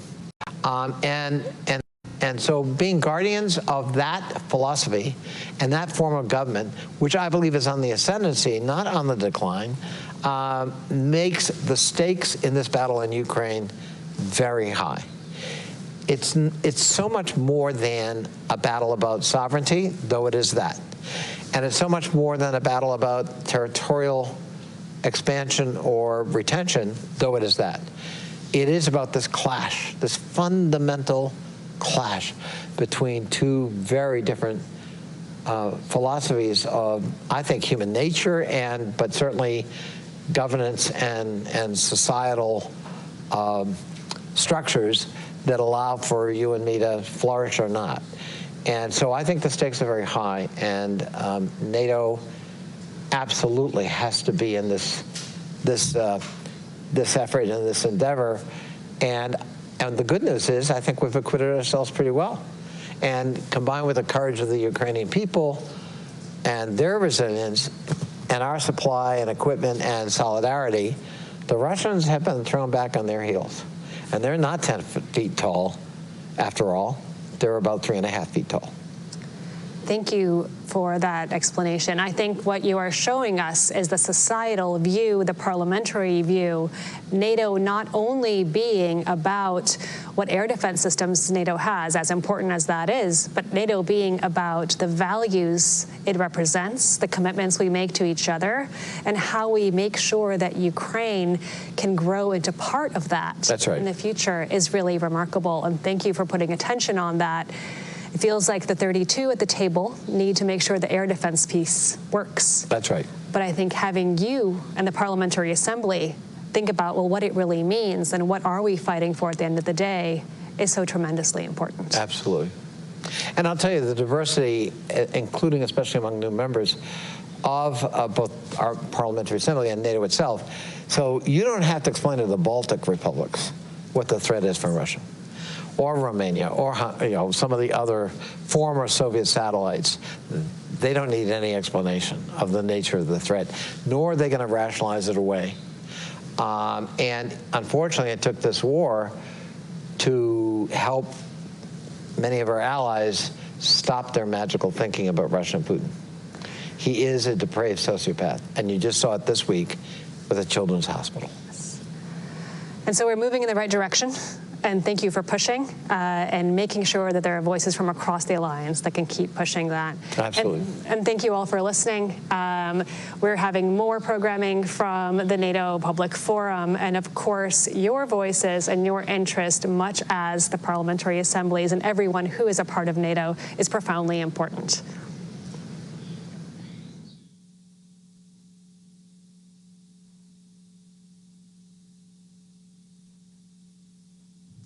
Thanks for joining us in this short conversation about NATO and its southern neighborhoods. We are at NATO Public Forum that follows the NATO summit in Washington, celebrating the 75th anniversary of the Atlantic Alliance. And I have with me the ambassador of Morocco in the US, and also the Deputy Secretary Assistant for Political Affairs and the partnerships. And I will start by the ambassador. Thank you for joining us. How do you follow this reflection process in NATO regarding its relations with the South when we had celebration of the 30th anniversary of the Mediterranean Dialogue, 20th anniversary of the Istanbul Cooperation, full process of food for thought, debating on all this historical but in a very different international context. The group of experts, as I have the honor to share, provide also civil society, academic, practitioners, contribution. How do you follow this process? Well, let me, Anna, tell you that it is a major breakthrough as far as a Mediterranean partner, as a partner who has always been involved faithfully with NATO. We believe that the cooperation from a southern perspective with NATO is essential in the Mediterranean. We have started a long time ago through training, through capacity building, through military maneuvers in the Mediterranean as the active endeavor. And also today, due to the security threats in the region, NATO must look south. And I think we are very happy to see that, and we commend the designation of a special envoy to the south.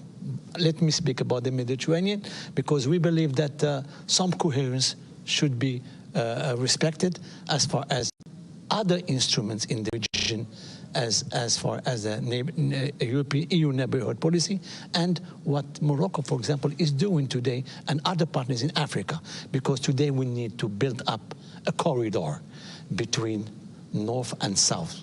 NATO, of course, has its transatlantic link, has its priority, but we need to work together. And we have been telling to our friends in NATO, and especially to like Javier Colomina, that special attention should be given to the South Sahel, not only through military. It's important. The military intervention is important. The security cooperation is important. The intelligence is important, but we need to work on other dimensions. And what today is the priority for stability, to fight terrorism in the Sahel, and is to have a new approach that corresponds to your priorities, but also to job creation, promotion of growth. And that's why His Majesty King Mohammed has launched a new initiative for the Atlantic, building corridors through connection of networks, energy. This is the way how we fight the threats. I will give you a small example, like the crisis in Sahel. It's a major threat for you, for us as Mediterraneans. We can try to address this issue through security measures, but also through linking these countries to the Atlantic, to the sea. Because access to the sea is access to trade, is access to prosperity, is access. And today, thanks to this political dialogue, and this I think also another breakthrough in the cooperation between NATO and the Mediterranean countries, I will say not Mediterranean, the Med-dialogue countries, to respect the language of NATO, it's an important element to talk together. So that's why we are very happy to see. Of course, we need to do more. Our ambition is to do more political dialogue, more interoperability, and Morocco is a country who is committed today to we know the strategic concept of NATO. We have an important experience, and we have been working for the last years. You know, I was responsible for the relation between Morocco and NATO in the foreign ministry. So we need to do more, to work more together, and thanks God we have people, our message has been heard as far as this political dialogue. Mr. Deputy Assistant Secretary General, you work with and about the region for many years. The Mediterranean is the whole region, and of course with the South. You also follow very closely this process, the deep and comprehensive reflection process. You followed also the report that the expert group made and all the negotiations that in the institution, because we have the allies, we have the international staff, the military component. Looking to the declaration that we now know from the heads of state and government of NATO, looking to the action plan that's going to be developed and also revised regularly, as the declarations say, how do you perceive the most important deliveries from these documents in the short term, and what is the main message for the long term as someone inside NATO that look to this political dialogue? Thanks very much, Anna. Yes, I have followed the process since the beginning, and it's been quite a year for NATO and the South since we decided in Vilnius to launch a deep reflection process on the South, and the work of the group of experts that you chaired, and finally the action plan that was negotiated with the allies, and then I had the honor to chair those negotiations. And I do think that the action plan is a very relevant document and says a lot of how much the South matters for NATO. We've decided to increase the political dialogue with our southern partners, to increase the opportunities to engage with them, high-level meetings, and a proper agenda for tackling shared security challenges, and try to create more space for conversations with our partners, not just in the Mediterranean and through the Mediterranean dialogue, but also in the Gulf through the ICI, but also other actors in the region. Second, we've tried to increase the practical cooperation with them, basically what we do best, which is defense capacity building, security and defense efforts, advice